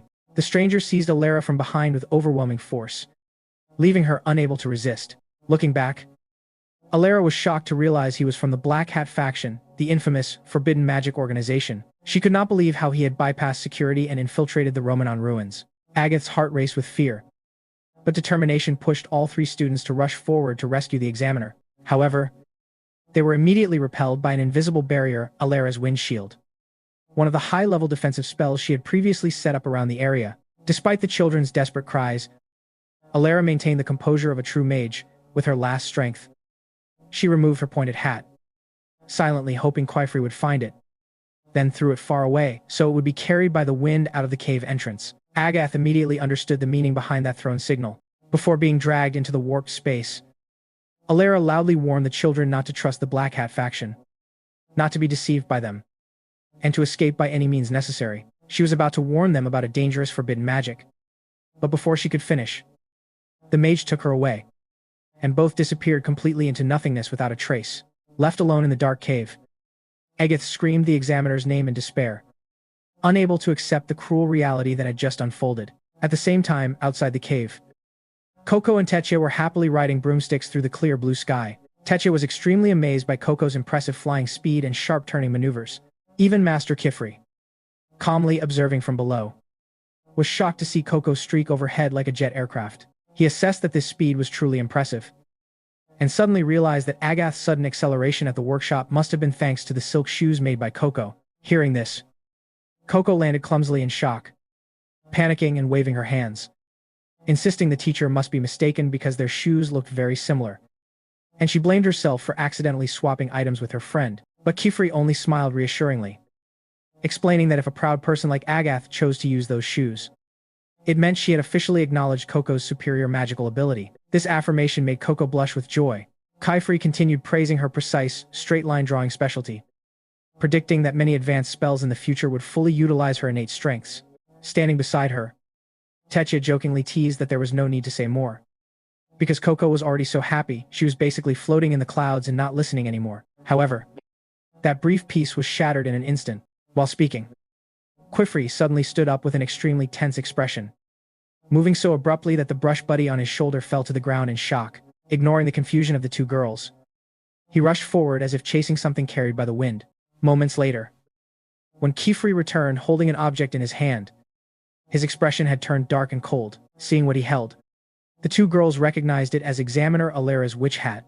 Kifri sensed something was terribly wrong. For a mage, a hat was a symbol of life, and he knew Alara would never lose it unless her life was in extreme danger. Holding the hat, he paled as he realized the students inside the cave were very likely facing the Black Hat faction directly. Seeing his concern, Coco tugged at his sleeve and asked anxiously about Agath and the others' safety. Unable to sit still, Kifri ordered that Arugio be summoned immediately to take the two girls back to the workshop for safety. After sending an emergency message to the Great Hall, he declared he would personally enter the Snake Spine Cave to rescue them. As soon as he finished speaking, the winding stone path behind them began to move unnaturally. Kifri quickly pulled the two students back. All three stared in shock as the broken path rose like a massive living creature, smashing everything around it. The terrifying shockwave threw all three of them into the dark abyss below. Using his body as a shield to protect the children, Kifri realized in shock that the moving stone mass was actually a golem, an ancient magic from the chaotic era. A construct of this scale could not possibly have awakened after thousands of years. He immediately concluded it was the work of the Black Hat faction. At that moment, a massive rock from the creature struck Quifre's back, causing the children to scream in panic for their teacher's life. Back inside the cave, Agath's group was running for their lives in a frantic escape exactly as instructed by Supervisor Alera. Even so, despair began to take root in their minds. Eugene started to pessimistically think that running away was completely pointless,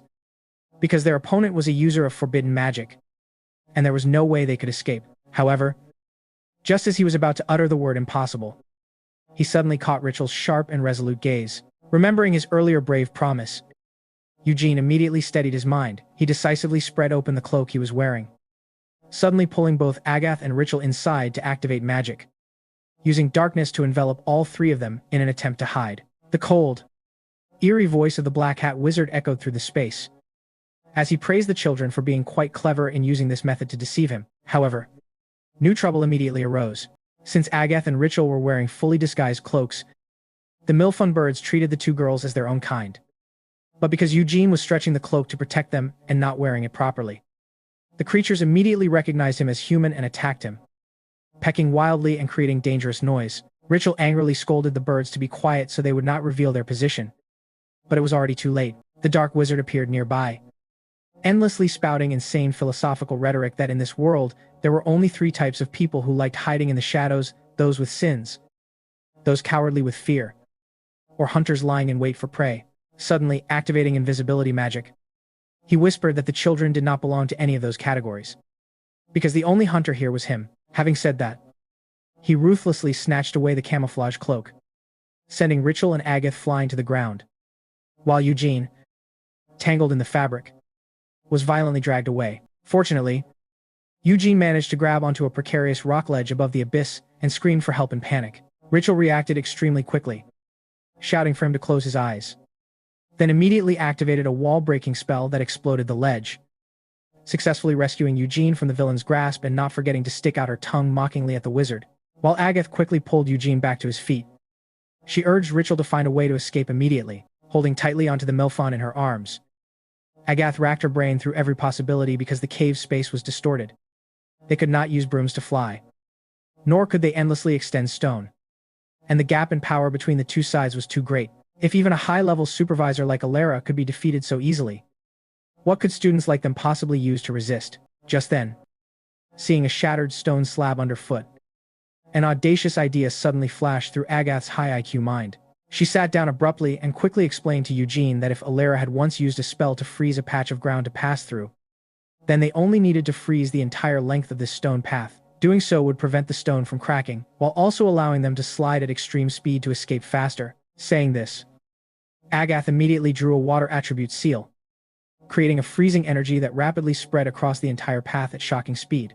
Working in perfect coordination with her teammates, Richel used magic to instantly create a large sliding board with a firm handle. The three immediately climbed onto the board, and Agath activated the silk shoes on her feet to push the sled forward at terrifying speed over the ice, creating a thrilling chase like a scene from a Fast and Furious racing movie. Eugene was shocked by the terrifying speed of the shoes, but Agath shouted that she would explain later and told him to focus completely on maintaining the ice so it would not melt. Even while sliding at high speed, Eugene still felt it was not safe enough to shake off their pursuers. He quickly handed Richel his spellboard, begging her to use the wind magic he had already drawn on it to push them even faster. Although she deeply hated using other people's magic, in this life-or-death situation, Richel still gritted her teeth, took the spellboard, and activated the wind seal. At the same time, frustration and resentment surged within Agath. She wondered why, just after being given the chance to prove herself in this trial, she had to face such deadly danger, recalling Tedia's similar words when they were chased by a dragon before. Agath's sharp mind suddenly realized a bitter truth. The Black Hat faction's true target was not the three of them, but Coco. In order to protect her friend's secret and safety, Agath made an extremely risky decision. She suddenly let go of the sled handle, separating from the group and standing upright to face the dark enemy directly. With calm and intelligent composure, she boldly lied to the wizard in a stunning deception, claiming that the target he was searching for was not here at all, because the Morales Knights had erased Coco's memory and exiled her back to an ordinary village long ago. Richel, sliding ahead, was stunned by her friend's smooth fabrication. Agath firmly insisted that his pursuit of them was completely meaningless because Kufri's magic workshop no longer had any outsiders. However, the Black Hat Wizard was not so easily fooled. He charged forward at terrifying speed, knocked Agath to the ground, and mocked that the students had been deeply poisoned by the false rules of the Pointed Hat faction, which was why they could speak such fluent lies. Seeing Agath in danger, Rachel and Eugene quickly turned back to rescue her. But a massive wall of ice suddenly rose from the ground, completely separating them from Agath. The Dark Wizard trampled on Agath's beliefs, mocking the weakness and cowardice of the Pointed Hat faction for constantly fearing true power and imprisoning witches within suffocating rules. Choking Agath and lifting her up, he leaned close to her ear and whispered about the absolute salvation of forbidden magic, that it could realize the wildest human desires. From manipulating time to remain forever in the body of a child, to freely flying in the sky without any magical tools, he declared that thanks to forbidden magic, he had cast off his decaying body and was ready to reclaim true dominance for the wizarding world. The ruthless villain insisted he would use Agath's life as bait. He wanted to see whether Coco, the girl Agath, was willing to sacrifice herself to protect, would dare to reject forbidden magic if it was the only tool that could save her friend. He regarded this as a fitting lesson for Coco, using Agath's life to force her to confront the ultimate temptation of darkness. Grabbing Agath's left arm, he cruelly declared she would be an excellent experimental subject, without any mercy. He slashed a deep cut into her arm with a sharp tool, causing her to burst into tears from pain. In extreme panic, Agath suddenly recalled the terrifying warning from the Morales Knights that Black Hat users often tattoo forbidden seals directly onto victims' skin to control them. An overwhelming fear flooded her mind, because she fully understood that bearing a forbidden magic mark, even if forced, was an unforgivable crime that would lead to permanent expulsion from the wizarding world.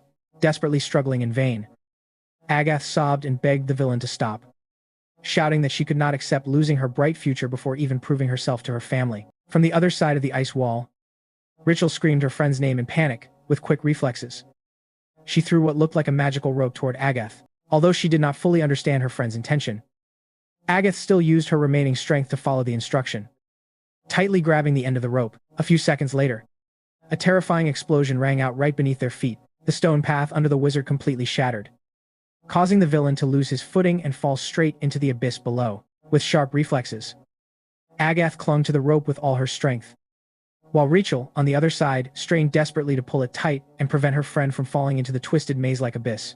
Through an extreme effort beyond her limits, Rachel finally managed to pull Agath safely back onto solid ground. While gasping for breath, Agath urgently asked about the cause of the life-saving explosion, and Rachel explained that Eugene had secretly used magic to destroy the entire stone path from below, since anyone stepping off the main path would immediately be swallowed by the Snakeback Caves maze. The two of them had decided to gamble everything and collapse the ground beneath the enemy. However, their newly sparked hope was extinguished in an instant when Agath horrifiedly realized that the Black Hat Wizard had been levitating from the very beginning and had not fallen at all. Beneath the rocky abyss, Eugene was still gripping the handle of the sled he had anchored earlier to a rock ledge, thinking his plan had successfully saved Agath. He could not hide the pride and satisfaction on his face. It was hard to believe that the makeshift magic he had once used only to conceal his weakness and trembling could, through clever adaptation, create a heroic miracle to protect his friends. A strange warmth, something he had never felt before. True confidence began to spread strongly through his chest. Remembering Teacher Kifre's guidance, Eugene suddenly realized that he truly had value. He was not hopeless or useless, as Kukro's insults or his own past negativity had made him believe. Clinging to the broken cliff edge, he fully realized a supreme truth of magic. It was precisely his difference from others, his unique and unstandardized style. That was the universal key, enabling him to accomplish miracles that only he in this world could achieve. Would Eugene's newly born confidence in Agath's dire situation be enough for them to withstand the Dark Wizard until Teacher Quifree arrives to rescue them? However, just as Eugene was about to grab the rocky ledge to climb up, the Black Hat Wizard suddenly appeared right in front of him like a ghost. He coldly spat out a vicious mockery, saying that if the boy had known his place and obediently hidden in the darkness, he might have spared his life. But since he dared to resist, he would be given an appropriate punishment, without the slightest mercy. The Dark Wizard seized Eugene and cruelly declared that he would grant him a grotesque, repulsive new form so that he would live in humiliation and hiding for the rest of his life. Above the cliff, Agath grew increasingly restless with a bad premonition. She keenly realized that if the wizard was not swallowed by the Snakeback Cave's maze-like gravitational force, even after losing his connection to the stone path, then they were facing a creature of the highest level of power. Agath immediately urged Rachel to go back and find Teacher Quifree to request reinforcements. While both of them continuously shouted Eugene's name in vain, the response was a faint growling sound from beneath the abyss. But it immediately caused Rachel's face to change in horror. From the broken edge of the cliff, Eugene was painfully crawling up in a strangely altered form. Rough, hard scales, sharp claws, and fangs were continuously sprouting from his flesh. He desperately reached out to his two friends for help, screaming in pain that he was gradually losing his humanity and sanity right before their eyes. The forbidden transformation completed in an instant, turning the pitiful Eugene into a ferocious scale wolf. Although he still retained his familiar student's hair, his entire body had become a spiked beast. When Rachel trembled and stepped forward to call his name, Eugene panicked, roared, and retreated in fear of himself. Rachel sobbed and begged him not to run away, then turned to Agath, asking for a solution. But Agath could only helplessly point upward toward where the Black Hat Wizard had just landed. He casually praised the transformation process as perfectly executed, not forgetting to mock the elegant dominance of forbidden magic. When Rachel angrily shouted that he was a demon and ordered him to return Eugene to normal, the villain merely sneered with contempt. He arrogantly challenged Rachel to use her weak orthodox magic to achieve it. Then his body faded into the void and completely disappeared, leaving the two girls in utter shock. Rachel tried to rush off to chase Eugene, but Agath quickly held her back. Although her heart was in pain and she desperately wanted to save their friend, Agath remained rational enough to remind her that their top priority was still to escort the Milfon birds to safety and report Supervisor Alera's critical situation to the adults.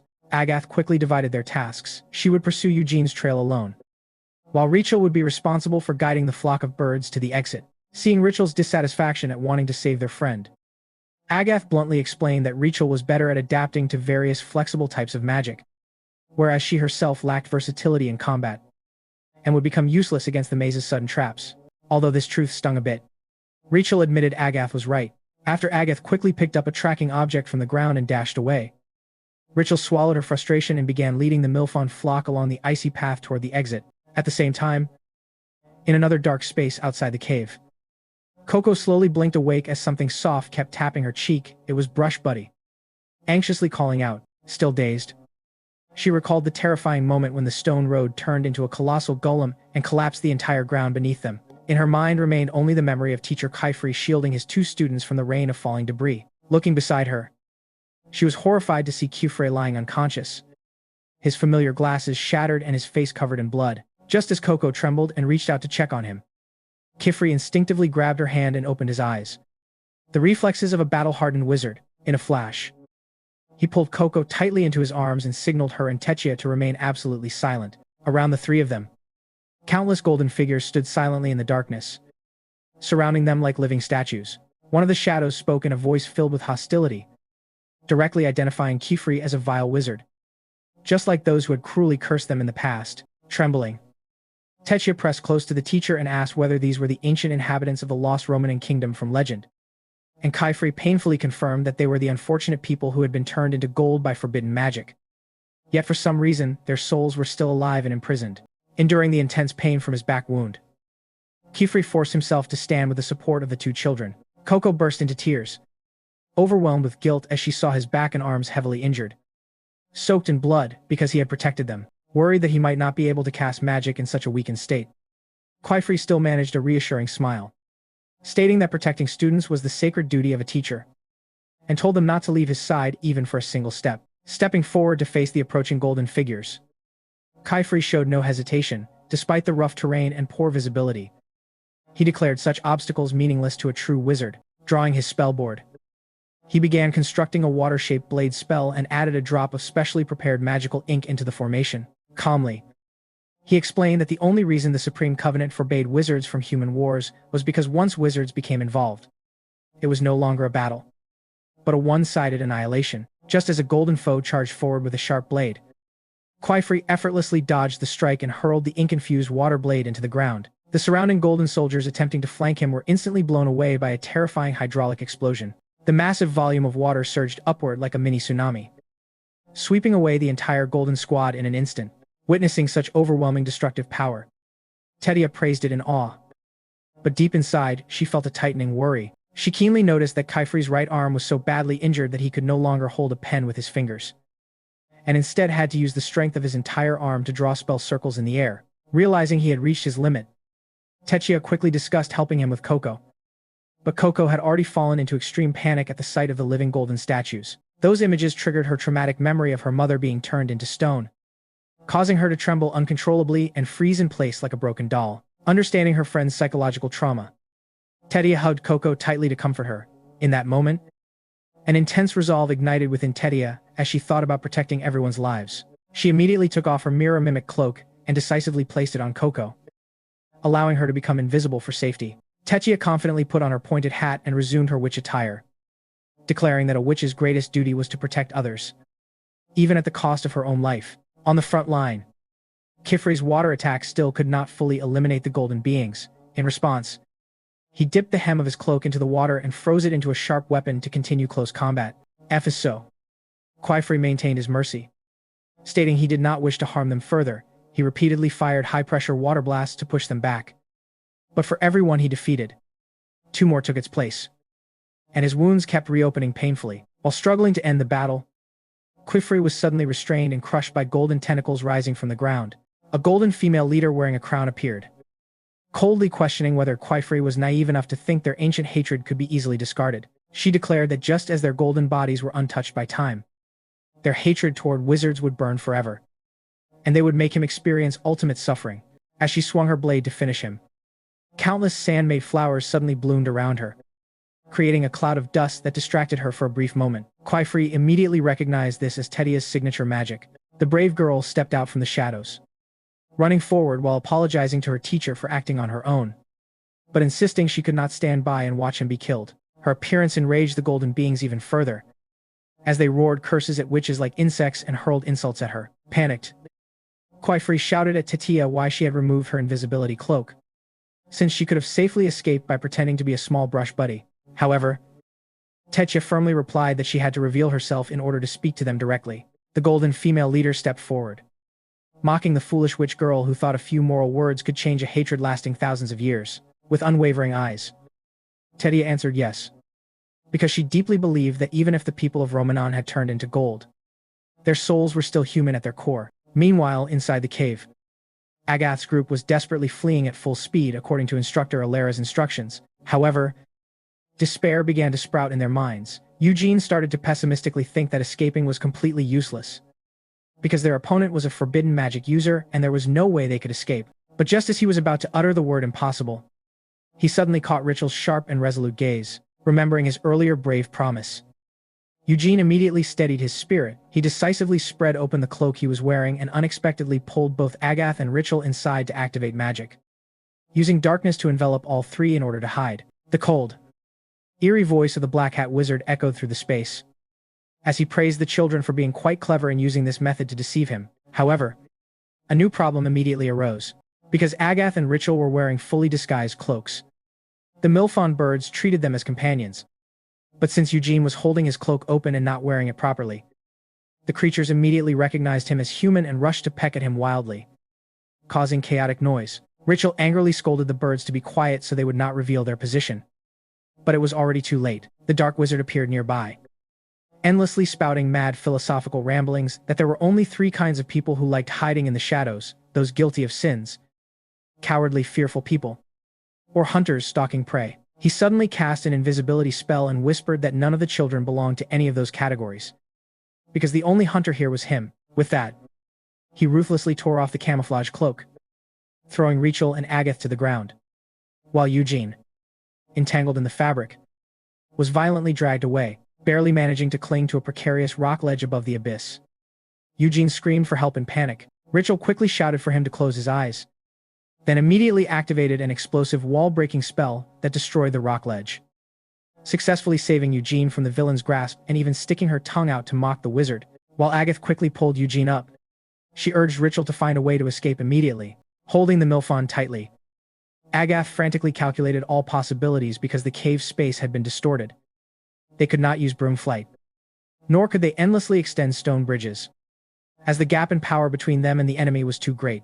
If even a high-ranking instructor like Alera had been easily defeated, then what could students like them possibly use to resist? Just then, seeing a shattered stone slab beneath her feet, Agath's high IQ sparked a bold idea. She sat down and quickly explained to Eugene that if Alera had once used a freezing spell to solidify a section of ground to pass through, Then they only needed to freeze the entire length of the stone path. This would prevent cracking while allowing them to slide forward at high speed to escape. Saying so, Agath immediately drew an ice-type sigil, releasing a rapidly spreading freezing energy across the entire path. Coordinating smoothly, Rachel created a large sliding board with a sturdy handle using magic. The three immediately climbed onto the board, and Agath activated her silk shoes to propel it forward at terrifying speed across the ice, creating a chase scene as intense as a fast and furious race.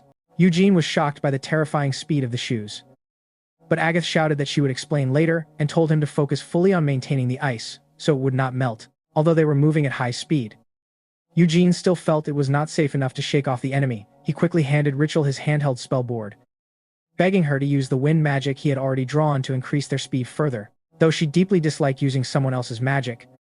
In this life-or-death situation, Rachel gritted her teeth and accepted the board, activating the wind sigil. At the same time, frustration and suffocating anger surged within Agath. She wondered why, just after being given the chance to prove herself in an exam, she had to face such deadly danger. Recalling Tetya's similar words when they were previously chased by a dragon, Agath's sharp reasoning suddenly led her to a bitter truth. The true target of the Black Hat faction was not the three of them, but Coco. In order to protect her friend's secret and safety, Agath made an extremely risky decision. She suddenly released her grip on the sliding board, separating from the group and standing firmly to directly face the dark enemy. In a calm and intelligent manner, she boldly lied to the wizard with a perfect deception, claiming that the target he was looking for was not here at all, because the Morales Knights had erased Coco's memory and expelled her back to an ordinary village long ago. Rachel, still sliding ahead, was stunned by her friend's seamless fabrication. Agath firmly insisted that his pursuit was meaningless because Chiefry's magic workshop no longer had any outsiders. However, the Black Hat wizard was not so easily fooled. He rushed forward at terrifying speed, struck Agath down to the ground, and mocked that the children had been deeply poisoned by the false rules of the Pointed Hat faction, allowing them to lie so fluently. Seeing Agath in danger, Rachel and Eugene hurriedly turned back to rescue her, but a massive wall of ice suddenly rose from the ground, completely separating them from Agath. The Dark Wizard trampled on Agath's beliefs, ridiculing the weakness and cowardice of the Pointed Hat faction for always fearing true power and imprisoning witches within suffocating rules. Gripping Agath's neck and lifting her up, he whispered into her ear about the absolute salvation of forbidden magic, that it could fulfill every insane desire, from manipulating time to remain forever as a child, to freely flying in the sky without any magical tools. He declared that through forbidden magic, he had shed his decaying body and was ready to reclaim the true dominance of the wizarding world. The ruthless villain stated he would use Agath's life as bait, to see whether Coco, the one Agath was willing to sacrifice herself to protect, would dare to reject forbidden magic if it was the only way to save her friend. He considered this a fitting lesson for Coco, forcing her to face the ultimate temptation of darkness using Agath's life. Seizing Agath's left arm, he coldly declared she would be a perfect experimental subject. Without hesitation, he used a sharp tool to carve a deep cut into her flesh, causing her to cry out in pain. In extreme panic, Agath suddenly recalled the Morales Knights' warning that Black Hat users often tattoo forbidden sigils directly onto victims' flesh to control them. A wave of horror overwhelmed her, as she knew that bearing a forbidden magic mark, even unwillingly, was an unforgivable crime that would lead to permanent purging from the wizarding world. Struggling in despair, Agath tearfully begged the villain to stop, crying that she did not want to lose her bright future before even proving herself to her family. Standing on the other side of the ice wall, Rachel shouted in panic for her friend. With quick reflexes, she threw what looked like a magical rope toward Agath, urging her to grab it no matter what, to avoid falling into the abyss. Although Agath did not fully understand, she used her remaining strength to grab the rope tightly. A few seconds later, a massive explosion erupted beneath them. The stone path under the wizard completely shattered, causing him to lose footing and fall straight into the abyss below. With sharp reflexes, Agath clung to the rope with all her strength, while Rachel on the other side strained desperately to pull her back from the void-like maze. Through extreme effort beyond her limits, Rachel finally managed to pull Agath safely back up. While gasping for breath, Agath asked about the cause of the explosion that had saved her, and Rachel explained that Eugene had secretly destroyed the entire stone path from below. Since anyone leaving the main path would be swallowed by the Snake Fang cave maze, they had decided to take a gamble and collapse the ground beneath the enemy. However, their hope was instantly crushed when Agath realized in horror that the Black Hat wizard had already been levitating from the beginning and had not fallen at all. Beneath the cliff, Eugene was still clinging tightly to the handle of the sliding board he had anchored to a rock ledge earlier. Thinking his plan had successfully saved Agath, he could not hide the pride and satisfaction on his face. It was hard to believe that the improvised magic he once used only to hide his weakness and trembling had, through clever adaptation, become an heroic miracle to protect his friends. A strange warmth, something he had never felt before.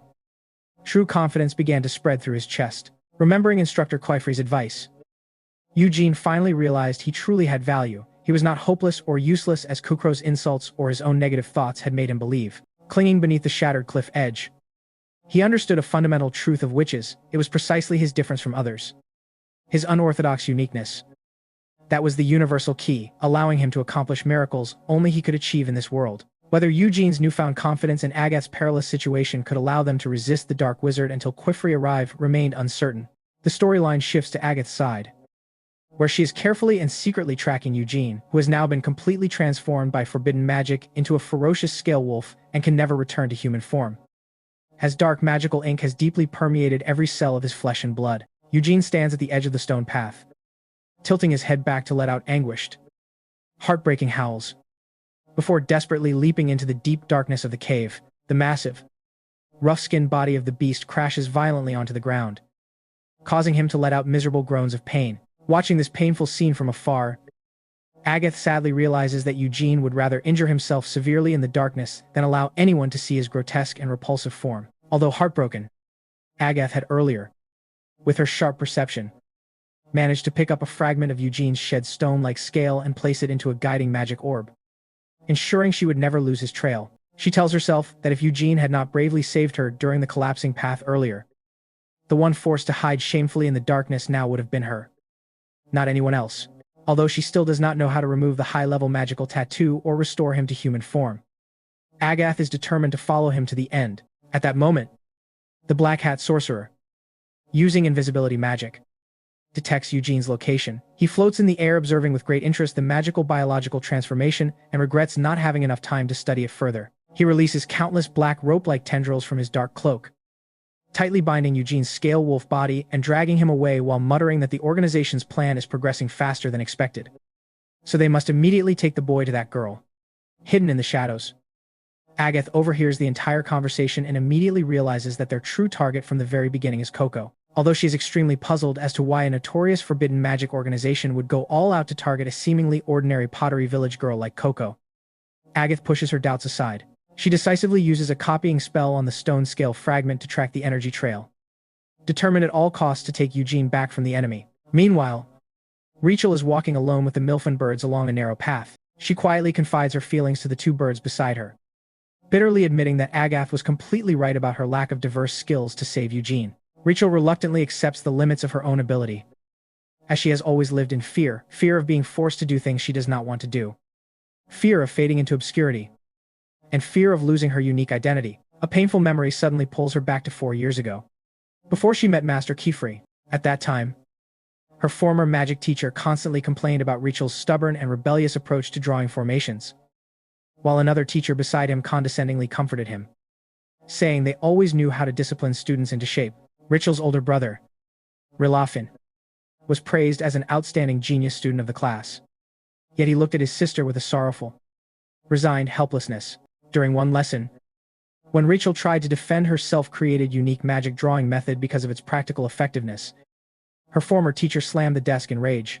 He swept all her books and spellboards onto the floor, insulting her with contemptuous words that magic existed to serve the world under standard rules, not for personal ego display, and forced her to kneel and practice strictly according to the textbook on the cold floor. Though filled with resentment and frustration inside, Rachel could only grit her teeth and obey to avoid being expelled. Worse still, the tyrannical teacher constantly used Rilafin as an example of obedience, forcing her brother to follow every order like a programmed robot. When Rilafin was taken away by the teacher, Rachel ran to comfort him. At that time, she innocently believed that as long as she secretly drew small original spells in hidden corners or on the back of spellboards, they would remain her private secrets and preserve her identity as a witch. Rilafin looked at his sister with deep gratitude, admitting that her radiant and unyielding spirit was the only reason he could survive in this suffocating cage. However, true tragedy struck during the first exam at the famous Data Mountains. Before the exam, the teacher called her by her given name, Richelet, and sternly ordered her to draw exactly as taught in the book, without a single deviation. like an emotionless machine. This forced situation was no different from making an artist swipe a credit card strictly on schedule, leaving no room for creativity. Rachel hesitated under the pressure for a moment before timidly lowering her head and replying, "Yes, sir." Looking up at the floating magical orbs in the Data Mountains, the young girl innocently wondered whether she could climb the mountain using a floating crystal bridge or a ladder woven from stone ribbons she created herself. However, she bitterly told herself that none of it mattered, because the correct answer in this world did not lie in artistic creativity, but was entirely determined by rigid adult standards. In the end, she could only suppress herself and obediently imitate her classmates to climb.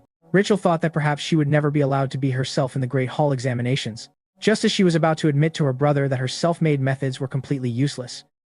She suddenly met Rilafin's deeply disappointed gaze as he turned away from her. The painful memory fades, bringing Rachel back to the dark reality inside the Serpent Hollow cave. She realizes a bitter truth: if she always obediently follows adults, she will lose her identity. But if she stubbornly withdraws into selfishness, she will become useless when her friends need help. Amidst her tangled thoughts about which path to choose in order to move forward while still preserving the person she wants to become, Rachel suddenly realizes that she has unknowingly reached the end point of the Serpent Back Road. Noticing that the distance to the cave entrance is not far anymore, she awkwardly concludes that the test is actually nearing its end. Looking ahead, the three Milfon companions suddenly dash forward in excitement. Rachel smiles bitterly, silently envying the creatures because they never have to hesitate or bear the pressure of living true to themselves. While lost in thought, the three birds suddenly turn back and stare at her, making her wonder why they have stopped. She then realizes she is still wearing the mirror shadow cloak, so the birds still believe she is one of their kind. When Rachel removes the cloak, an object suddenly falls from within its folds and hits the ground with a sound, causing her to freeze. It is Eugene's handheld spellboard.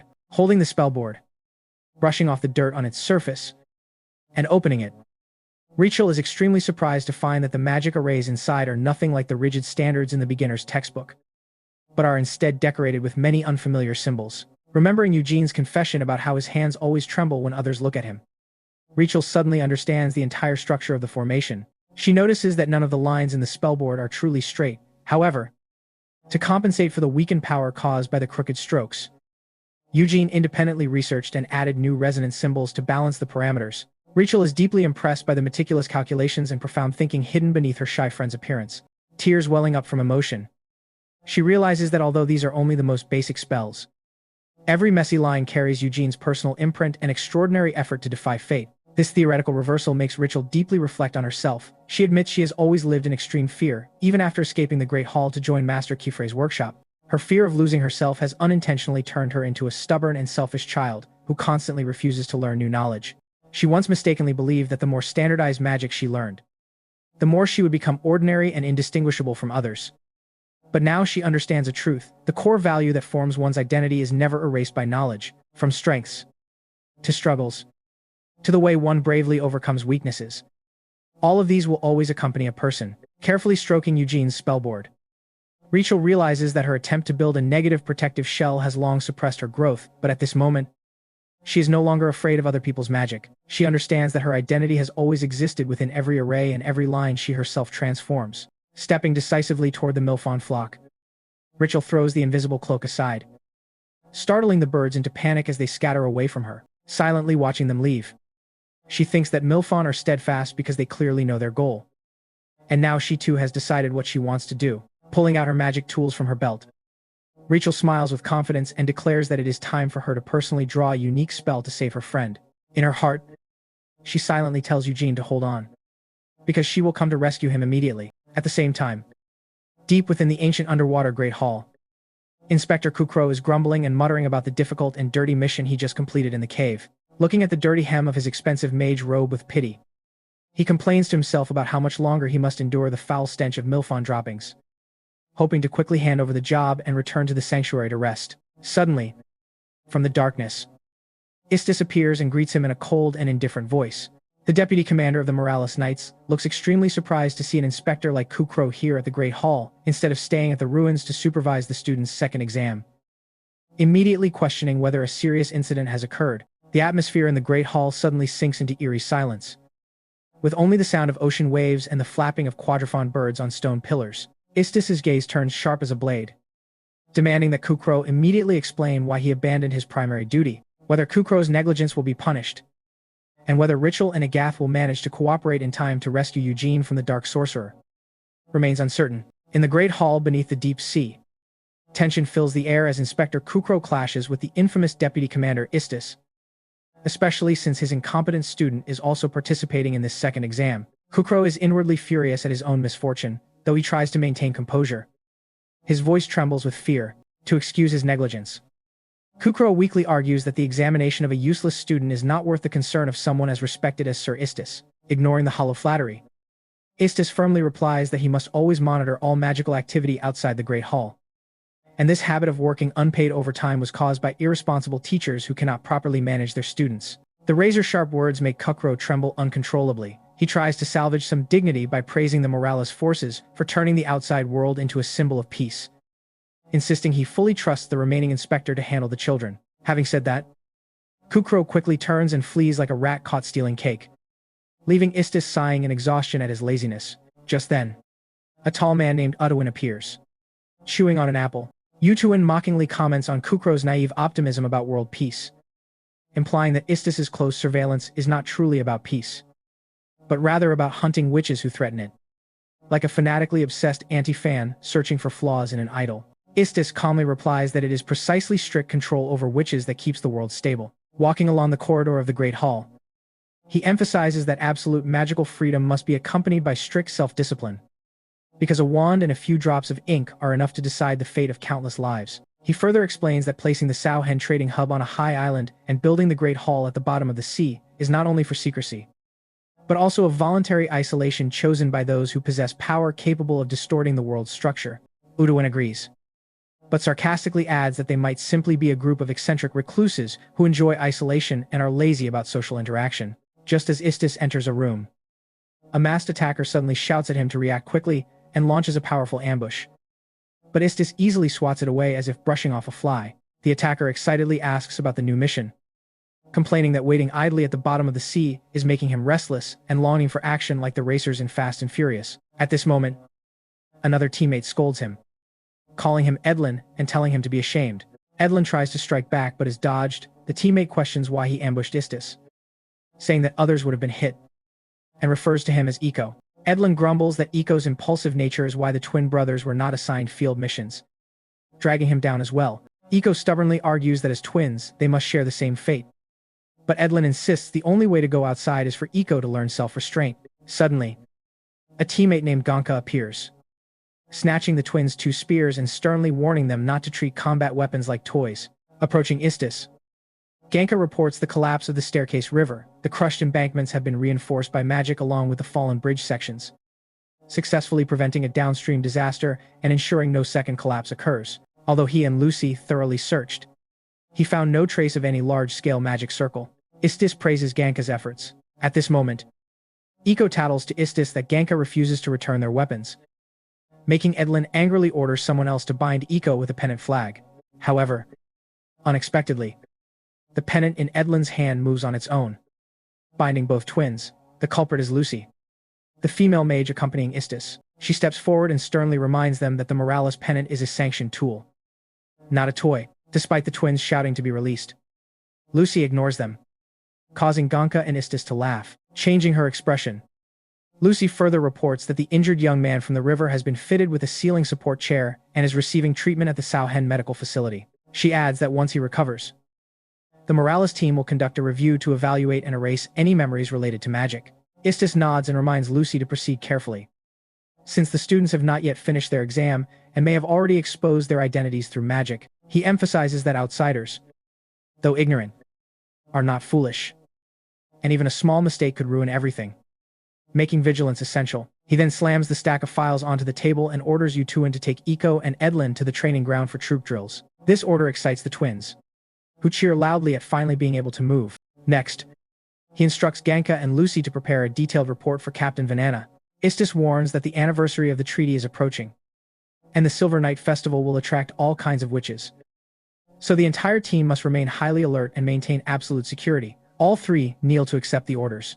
The storyline shifts to Agath's side, where she is carefully and stealthily following Eugene, who has now been completely transformed by forbidden magic into a ferocious scale wolf and can never return to human form. As the dark magical ink has deeply seeped into every cell of his flesh, Eugene stood at the edge of the stone path, tilted his head back, and let out piercing, heartbreaking howls before desperately leaping into the deep darkness of the cavern. The massive, rough-bodied beast crashed heavily onto the ground, causing him to groan in agony. Witnessing this painful scene from afar, Agath bitterly realized that Eugene would rather injure himself severely in the darkness than allow anyone to see his grotesque and hideous form. Despite her sorrow, Agath's sharp perception had earlier allowed her to pick up a chipped stone scale that fell off Eugene and place it into her guiding magic orb. Ensuring she would never lose you, she silently told herself that if Eugene had not bravely saved her during the collapsed path earlier, the one now forced to hide in shameful darkness would have been her, not anyone else. Although she still did not know how to remove the high-level magical tattoo or return him to human form, Agath remained determined to follow him to the very end. Just then, the black-hatted man, using invisibility magic, discovered Eugene's location, hovering in midair. He observed, with great interest, the biological magical transformation, regretting that he did not have enough time to study it more thoroughly. Releasing countless black ropes from his dark cloak, he bound Eugene's scale-wolf body tightly and dragged him along the ground, muttering that the organization's plan was progressing faster than expected. So he must immediately bring this boy to that girl, hidden in a dark corner.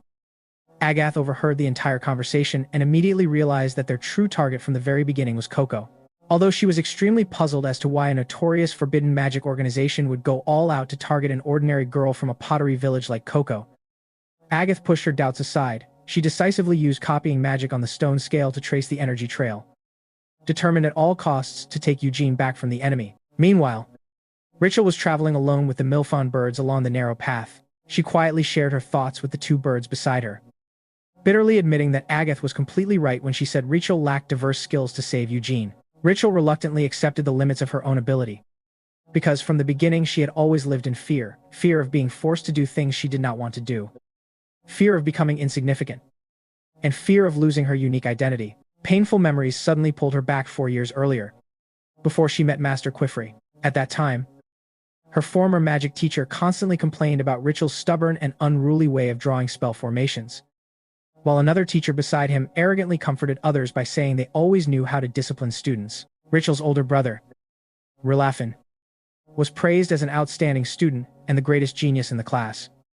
Yet he looked at his sister with a sorrowful and helpless expression. During one lesson, when Rachel tried to defend her self-created, unique magical drawing method because it was highly effective in practice, her former teacher slammed the desk in furious rage. He swept all her books and spellboards to the ground, scolding her with contemptuous words that magic was meant to serve the world according to standard rules, not a personal toy for her to express herself, and forced her to kneel and practice strictly according to the textbook on the cold floor. Although her heart was filled with resentment and frustration, Rachel still had to grit her teeth and comply to avoid being expelled. Worse still, the authoritarian teacher constantly used Rilafin as a model of obedience, forcing her brother to follow every command like a programmed robot. When Rilafin was taken away by the teacher, Rachel ran to comfort him. At that time, she naively believed that as long as she secretly drew her own small, unique spells in hidden corners or on the back of spell boards, they would remain her private secret and preserve her identity as a witch. Rilafin looked at his younger sister with deep gratitude, admitting that her brilliance and unyielding spirit were the only motivation that allowed him to survive in this suffocating glass cage. However, the real tragedy struck during the first examination at the famous Data Mountain Range. Before the exam, the teacher called her by her given name Rachelet and strictly reminded her to draw exactly as instructed in the textbook, without a single deviation, like an emotionless machine. This forced situation was no different from making an artist swipe a credit card exactly on time, leaving no room for creativity. Rachel hesitated for a moment under pressure before timidly lowering her head and replying, "Yes, teacher."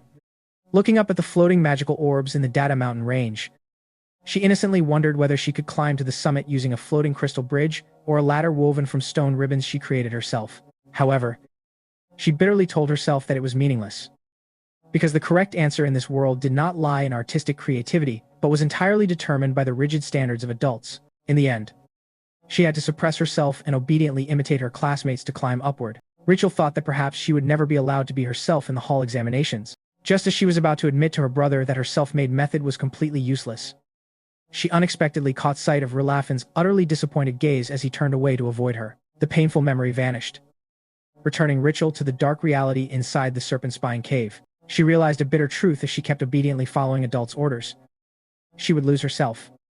But if she stubbornly retreated into selfish isolation, she would become useless when her friends needed help. At the same time, the situation on Kifri's side was becoming extremely tense. He launched a powerful water beam attack toward the black-hatted man, but it was easily evaded. The man mocked the weakness of his water magic, sneering that the peace-loving pointed hat faction seemed to care nothing about training combat spells, which was deeply irritating to hear. Immediately after, he arrogantly unleashed a series of sharp spikes from his own body, telling Kifri to take a look and learn, since physical attacks are only effective when there is a tangible form to hit.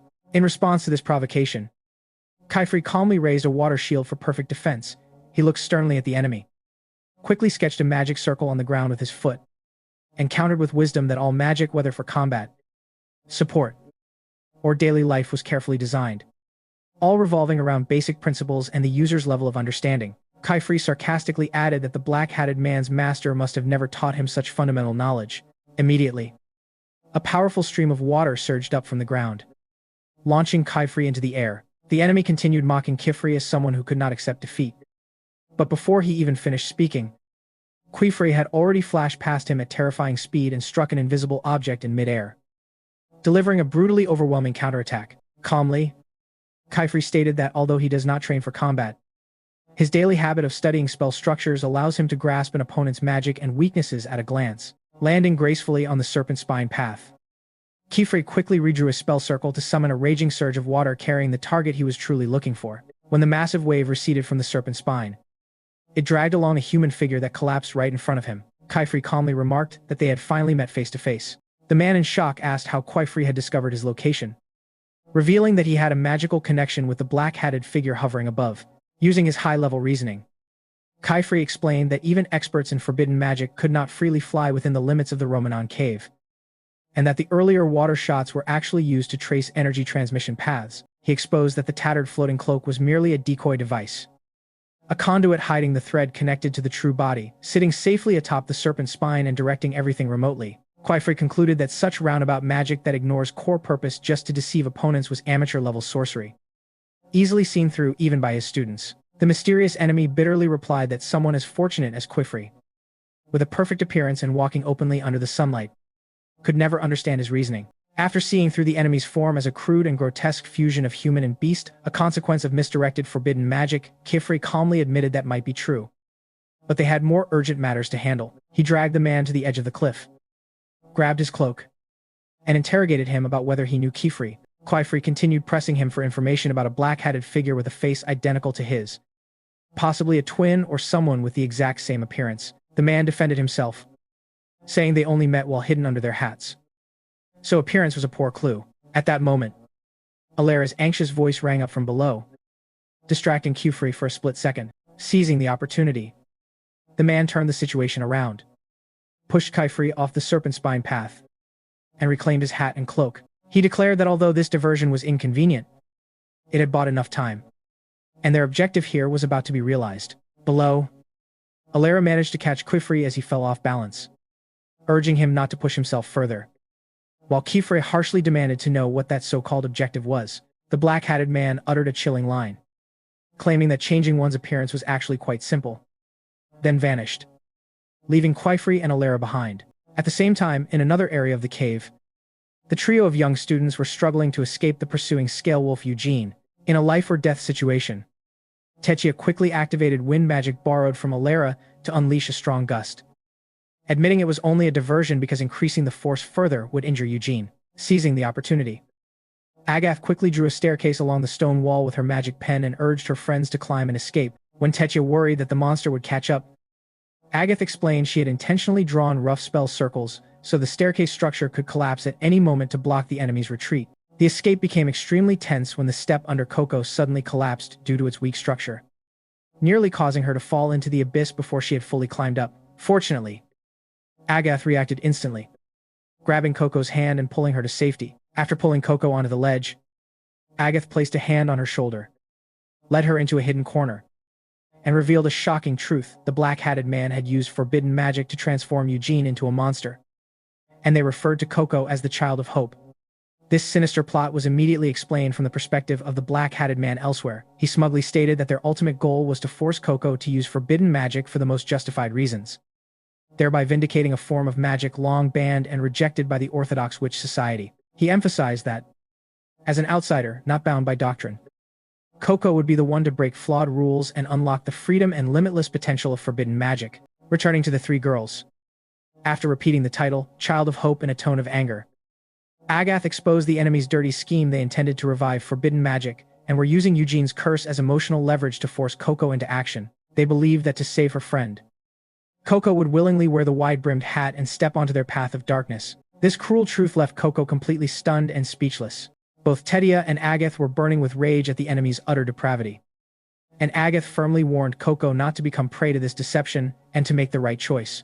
However, contrary to her friend's panic, Coco displayed the calm thinking of a genius. She said nothing, silently stood up, took her magic pen from her pocket, and slowly walked straight toward the raging scale wolf Eugene, leaving Agath and Tetia in utter shock. In another development, at a secluded library, a mysterious male wizard was sitting and reading a book with a well-behaved cat lazily lying on his lap. According to the lines of ancient text he was flipping through, bodily transformation is a curse. Interference with the mind is submission. Altering nature is destruction. And attempting to cling to eternal youth is classified as a serious violation of heavenly law. The book asserted that humans have absolute limits that must not be crossed and a fate that must not be changed. And upon reading this, the man let out a confused sigh.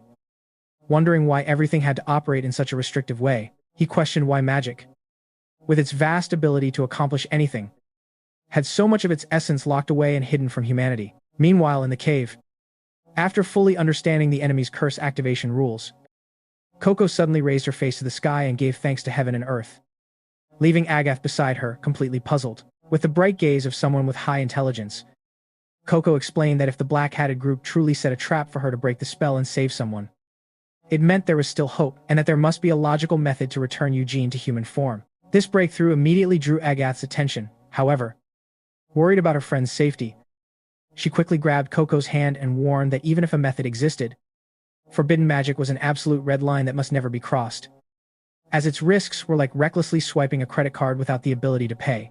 Agath reminded her that violating the Witch Association's principles would result in Coco having her memories erased immediately, and there was no guarantee that a beginner like her would succeed on the first try. More than anyone else, Coco had to understand how dangerous unfamiliar magic was.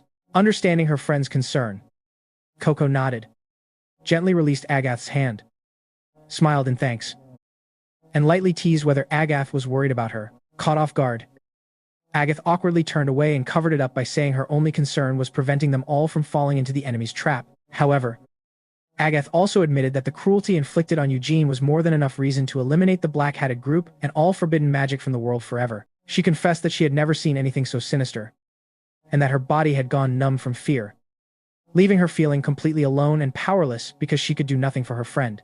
Just as the atmosphere grew heavy, Tetia spoke up to encourage them. She pointed out that one person alone might die, but here there were three witches, meaning 3 brains and therefore triple the ideas. To demonstrate her seriousness, Tetia tied up her own hair and proudly showed off her hairstyle, now transformed into 3 unique braids. She energetically declared it was time for all of them to exhaust their minds to find a solution, and happily stated that all difficulties in the world could be turned into happiness with just a single idea that was the true power of magic. Tetia's spirit greatly surprised Coco, but she quickly agreed with enthusiasm. Tetia invited the group to search through their thoughts and bring out every idea, no matter how crazy it might be, so they could analyze them together. Recognizing this familiar method, Coco asked if this was how they usually worked during lessons at Master Kifre's workshop. Tetia confirmed it, while Agath admitted that the disciplined habits they trained in every day were the strongest support in adversity. Since time was running out, Coco agreed they should begin immediately. At that moment,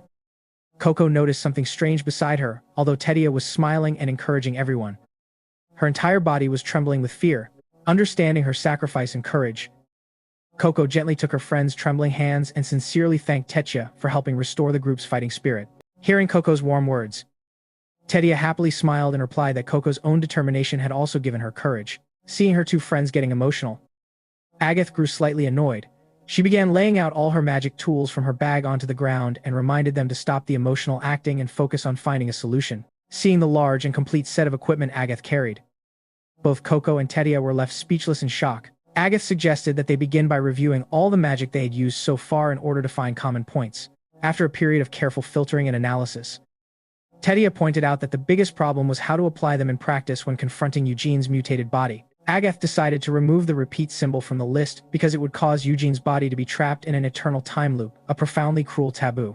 Tetia suddenly had a bold idea. She asked whether there was any way to strip all the forbidden magic ink from his body. However, she immediately dismissed it herself, because erasing magical tattoos has always been considered impossible in the wizarding world. At this moment, Coco demonstrated her superior IQ through a small experiment. She used a pen to draw a symbol that created a small flame on the ground, then placed a heavy object on top, causing the flame to be instantly extinguished. From this visual phenomenon, Coco proposed a shocking hypothesis. Perhaps they did not need to painstakingly erase the forbidden sigil, but only needed to prevent it from functioning. She explained that if they precisely recreated the structure of the sigil on Eugene's body, but with the symbols drawn in reverse, then overlaid the two sigils perfectly, they would automatically cancel each other out, according to the principle of opposition, and return Eugene to normal. This idea, which slapped common assumptions in the face, left both Agath and Tetia completely stunned. Seeing her friends silent, Coco nervously apologized, fearing that using magic to undo magic might also be considered a violation of rules. Agath exclaimed in shock that she had never heard of this reversal method in any textbook. Tetia then explained that magic had always been regarded as the highest blessing, so the idea of erasing it had never appeared in witches' minds. In short, something never conceived of could not be considered illegal by law. Understanding the essence of the issue, Coco was certain the method would work, and she tearfully realized that if she could save Eugene this way, she could also use it to rescue her mother, who had been turned to stone back home. Agath lavishly praised Coco's extraordinary intelligence, causing the girl to blush awkwardly. She admitted she had secretly been thinking about this principle for a long time, and saving Eugene was her only ray of hope to save her mother. The next problem was how to approach and restrain a crazed monster like Eugene without harming him. Thanks to the brush buddy's attention to the unfinished magic on the ground, Agath came up with a perfect combination to form the battle layout. The plan began when Coco bravely put on the shadow-mimicking cloak, transforming into a giant-scale wolf, holding a stone rope in her mouth as she rushed out as bait to attract Eugene's attention.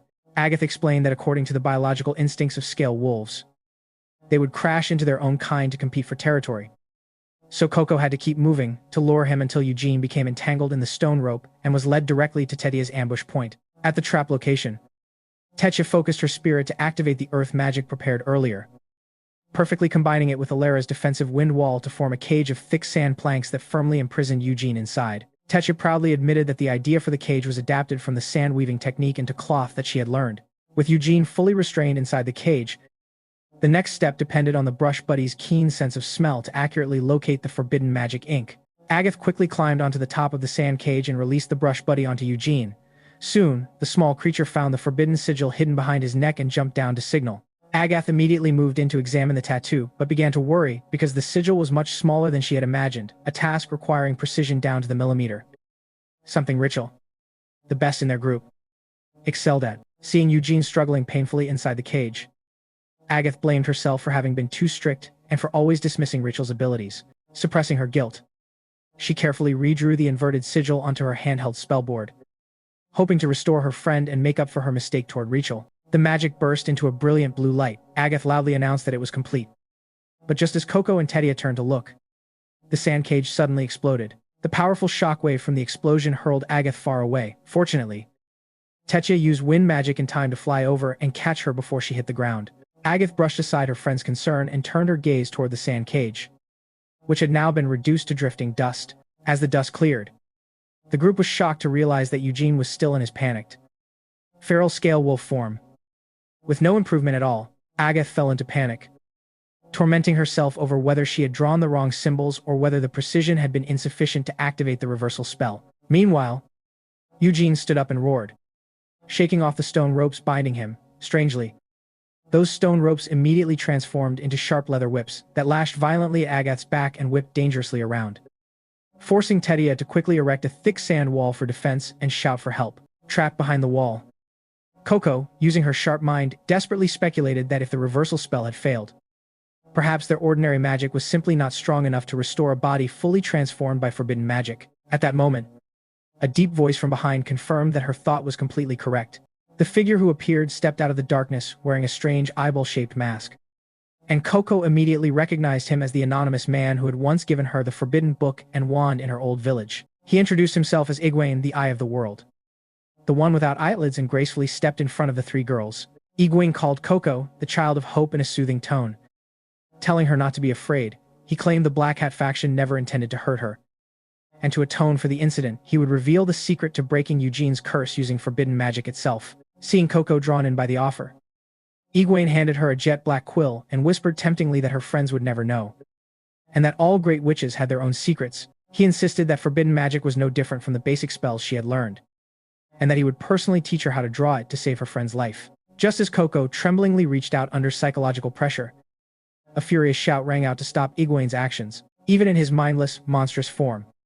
Eugene retained a fragment of reason and used his steel-scaled arm to violently pull Coco away from Egwene's grasp, throwing her aside and roaring that forbidden magic was destructive evil. This fierce resistance immediately made Coco and Tetia realize that Agath's reversal sigil had not completely failed. It had worked and restored part of Eugene's core consciousness.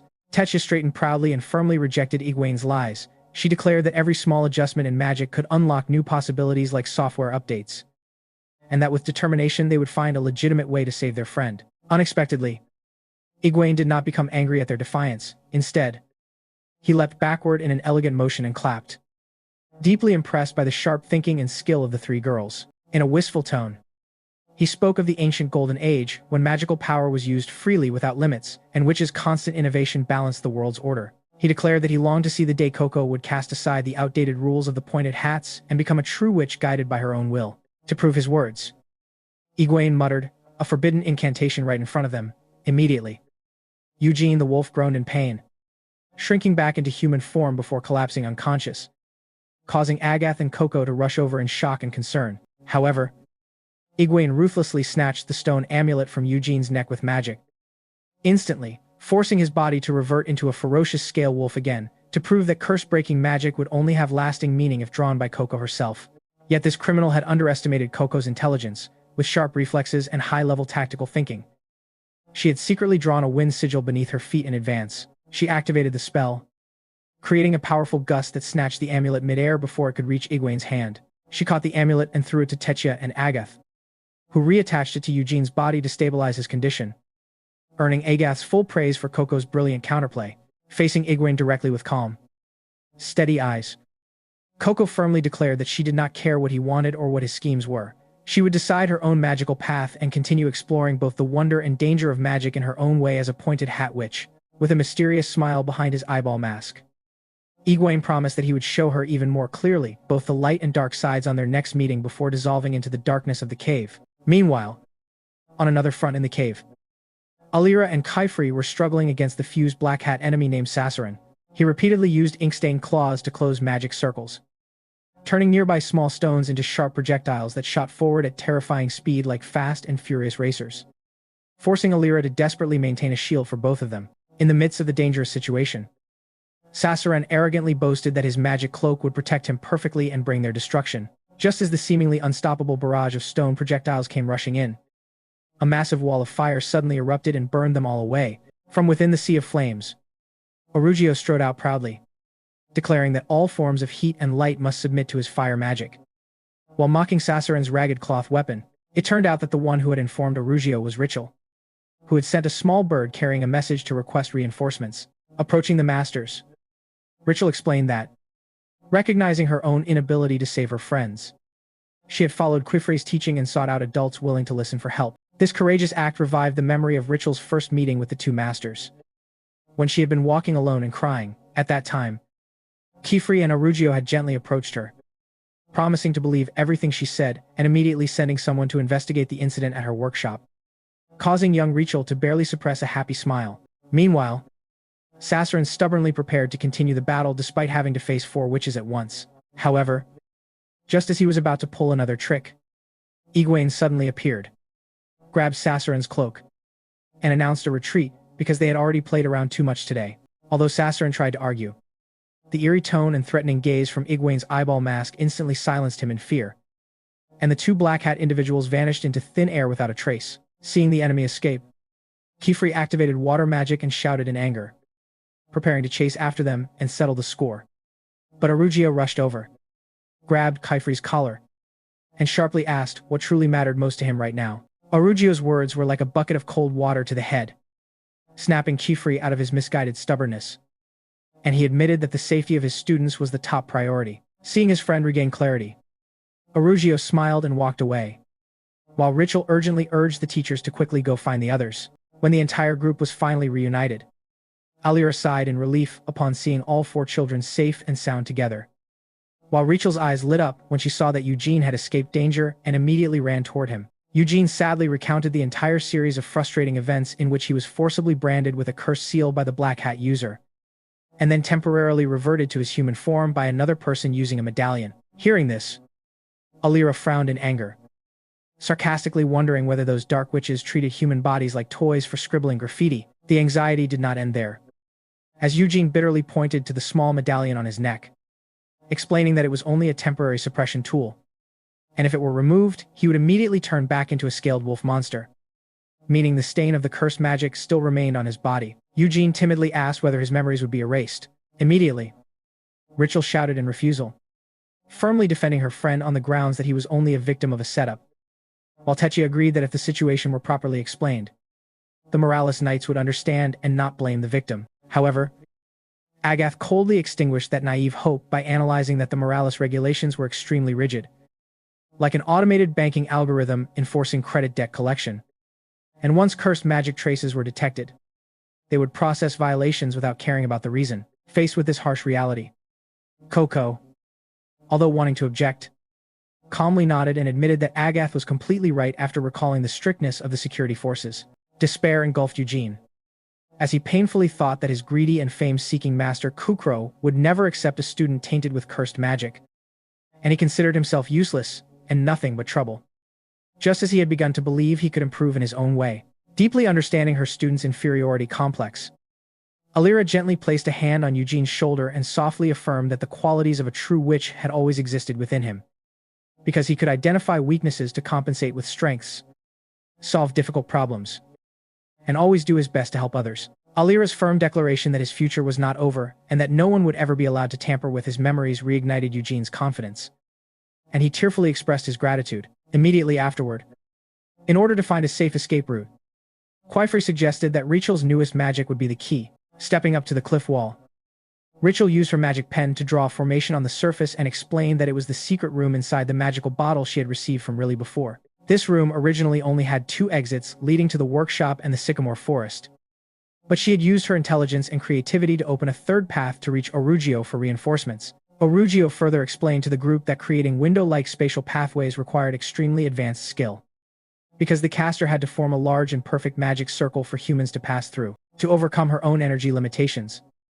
Rachel applied Kefri's teachings by combining multiple small magic circles together, like the principle of the flowing rain spell to create power equivalent to a large-scale formation. She skillfully combined her specialty of small circles, using the window symbol from Eugene's handheld slate and the circle from Riley's pathway to complete an unbelievable piece of magic. Turning to Eugene, Rachel sincerely said that this friendship-woven spell was made especially for him, hoping he would use it to escape safely.